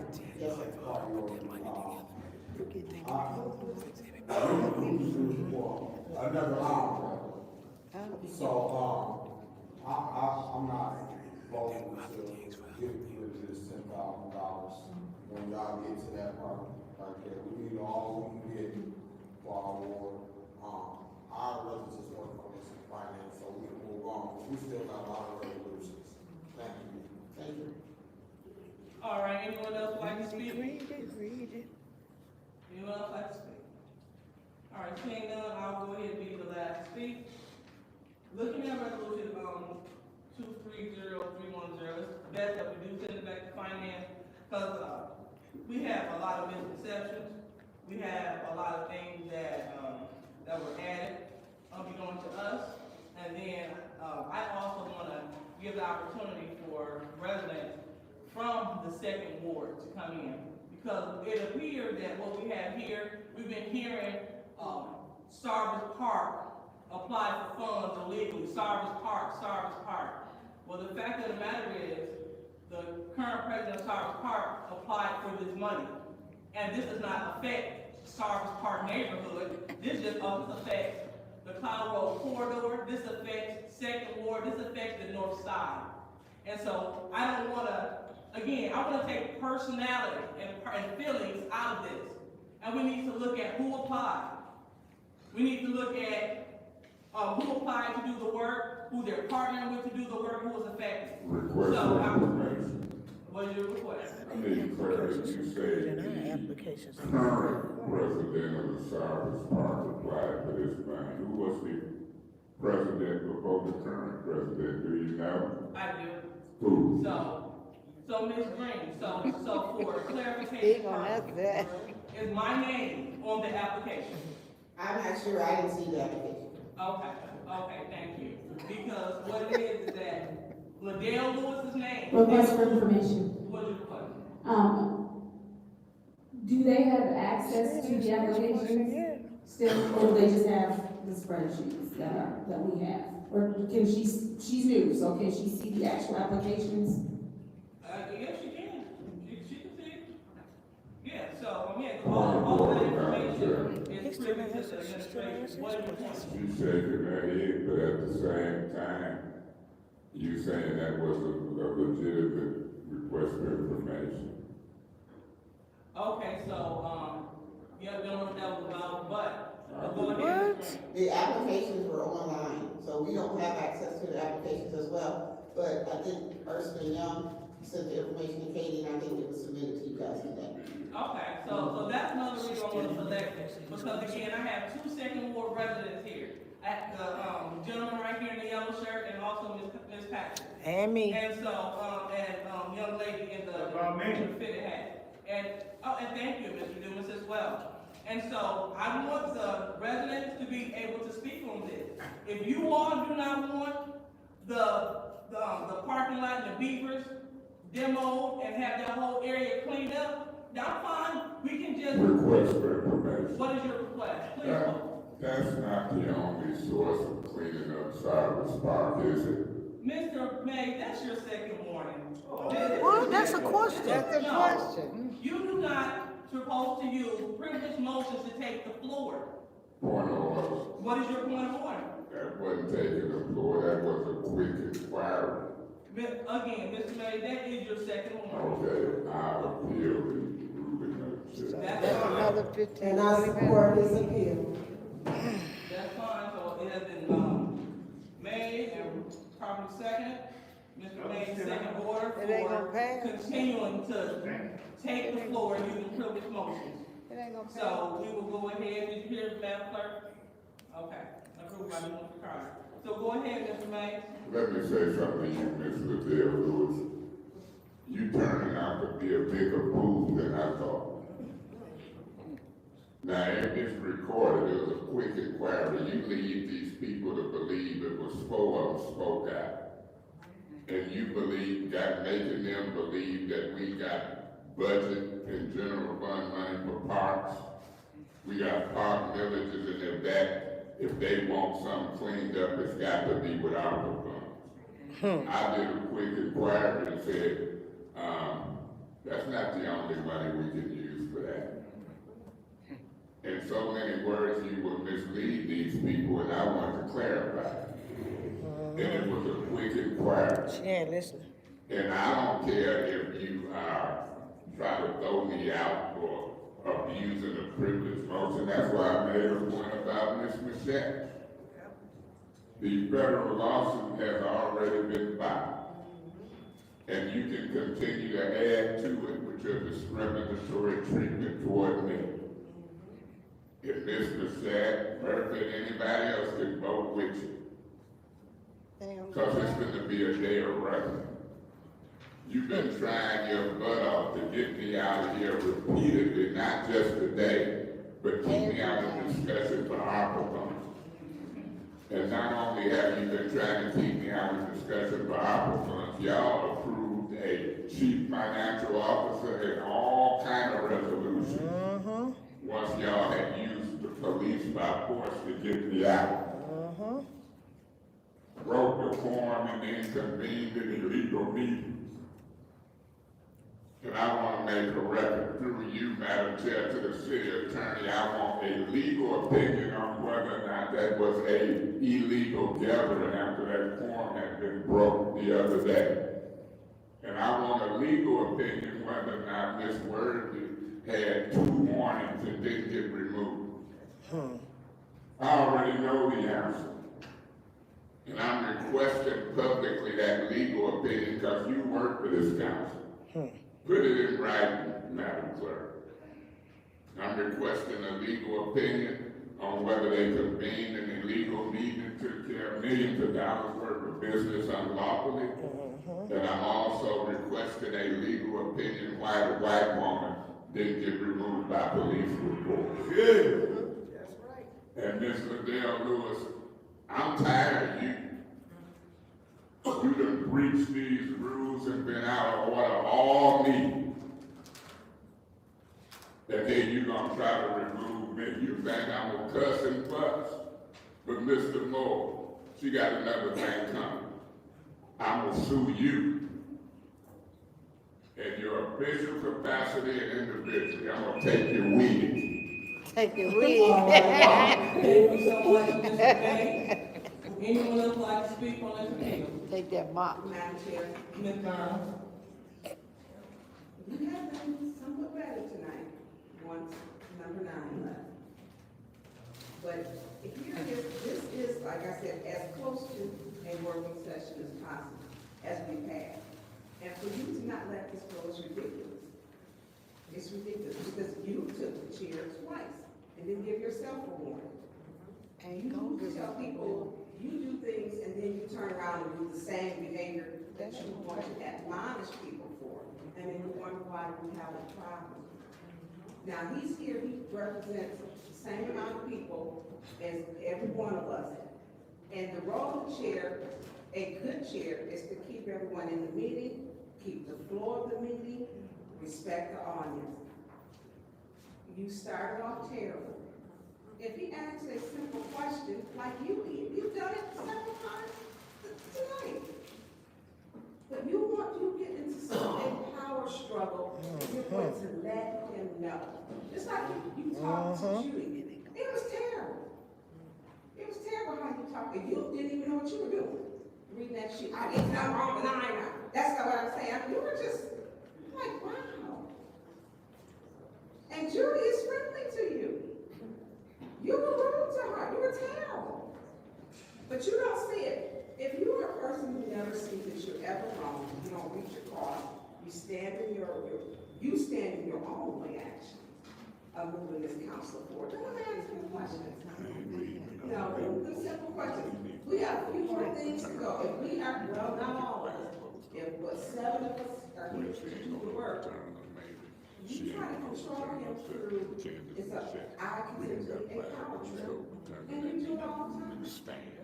And you say snarky things, and you grab it out loud, you give looks, and You don't get 5 votes. it's not good. Now, everybody gonna be happy with these arguments and how everybody vote. I'm not. It's certain things that I want, and I will take, I will explain as usual why I don't vote for certain things. I'm not worried, because I want to move some of these things forward. And if the ad hoc committee and other council members had showed up to those meetings, we could have did it then. It's your fault to keep everyone in the meeting, not to put them out. You so quick to throw everybody out and make people just want to just go off on you, and that's your energy. Your energy is bad. It's terrible. It's awful. And it's shameful. Let him speak and ask him questions. You did it. You did it. And no one was rude to you. And you were aggressive when you were talking to Jude. I didn't like it. I didn't like it. You were aggressive and rude.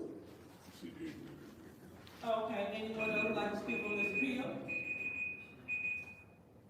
Yes, Madam Chair. Ms. Montecalvo? Here we go. Here we go. I had said, wow, Councilwoman Lewis, she's trying to chair a little fair now since the councilwoman in the 9th Ward is gone. Yeah, I mean, you were doing well. I don't know, I guess I just don't know. I don't know. I just don't get it.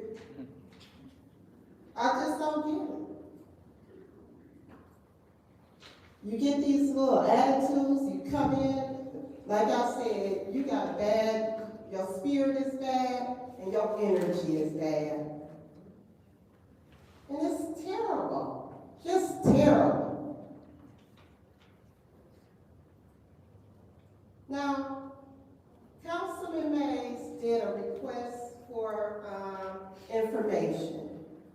and he made a point. He made a valid point.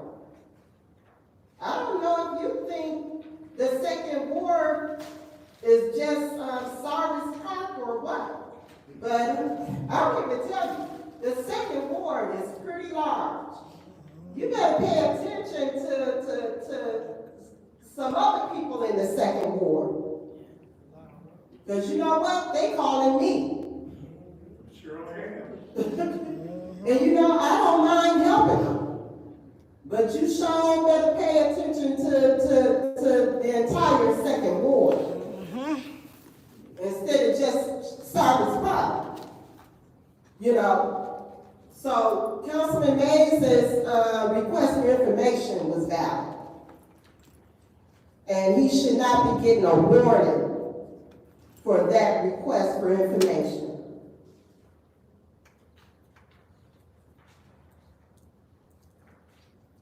After this vote, I'm going to be leaving because I can already tell this meeting is getting ready to go downhill, because if you continue with that attitude with me and talking condescending, it's going to be some issues in here.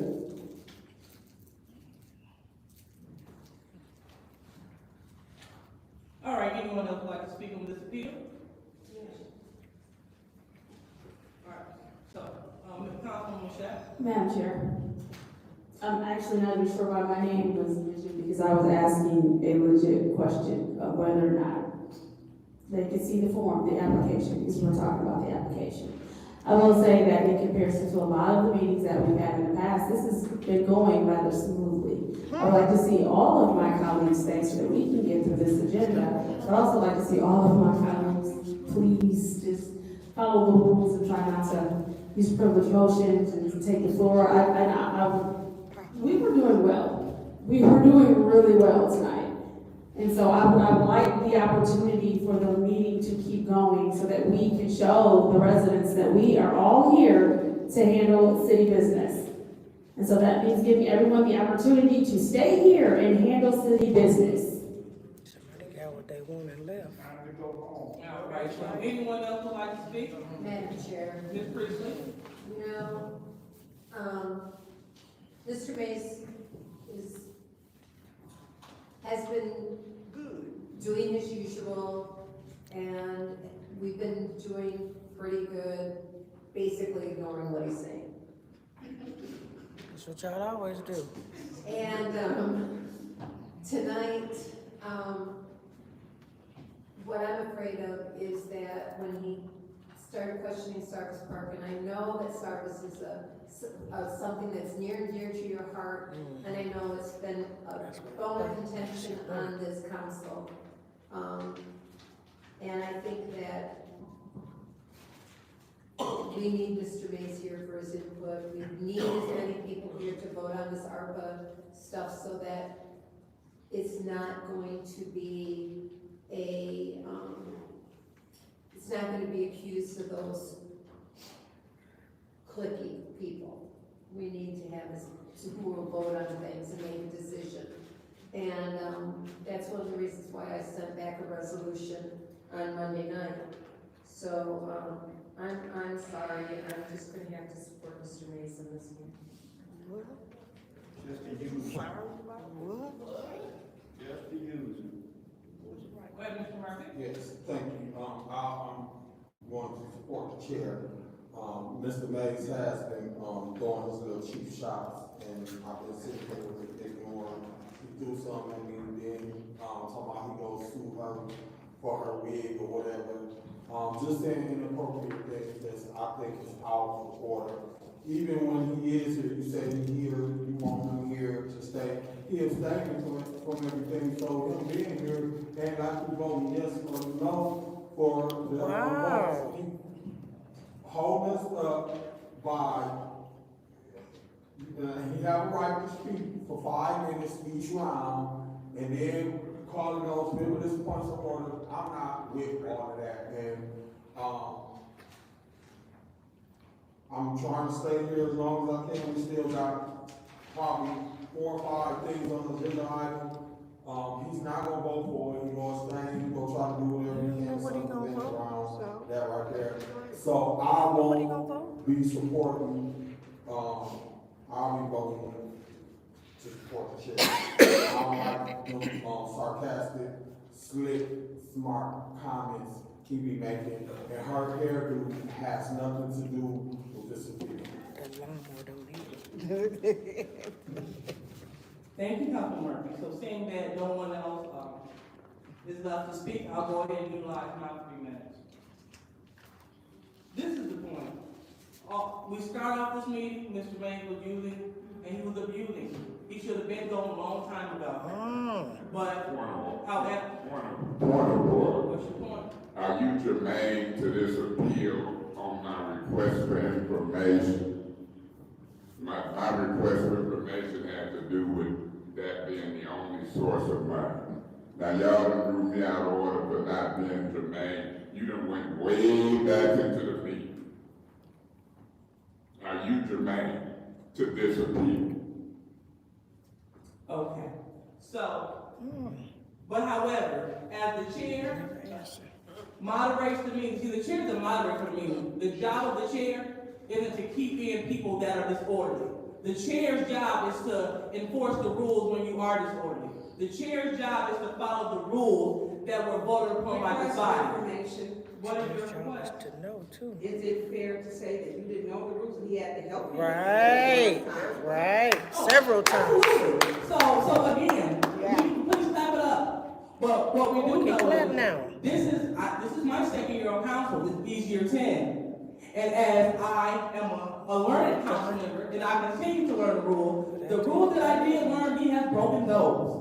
And so we don't want to continue to interrupt the meeting. We don't want to continue to use privileged motions, incidental motions, incorrectly to legally take the floor.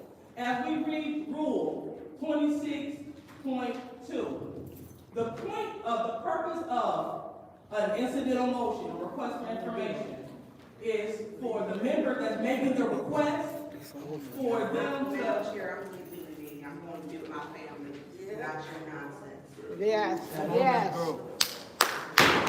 Meeting is adjourned for lack of quorum, and You got 5 you You got 5 people up there. Yeah. What 5? She got 5. She ain't got down Ms. there. Burns just announced she's breaking quorum. Just like y'all did. I pulled up with your nonsense. And so, the meeting is adjourned, and for lack of quorum. You all have a great night. She ain't say nothing to either one. But she got what she wanted, got on down there, lady. And once she got it, she left. It's like with no quorum. He got 5 here right there. No, he ain't, that ain't the 5th.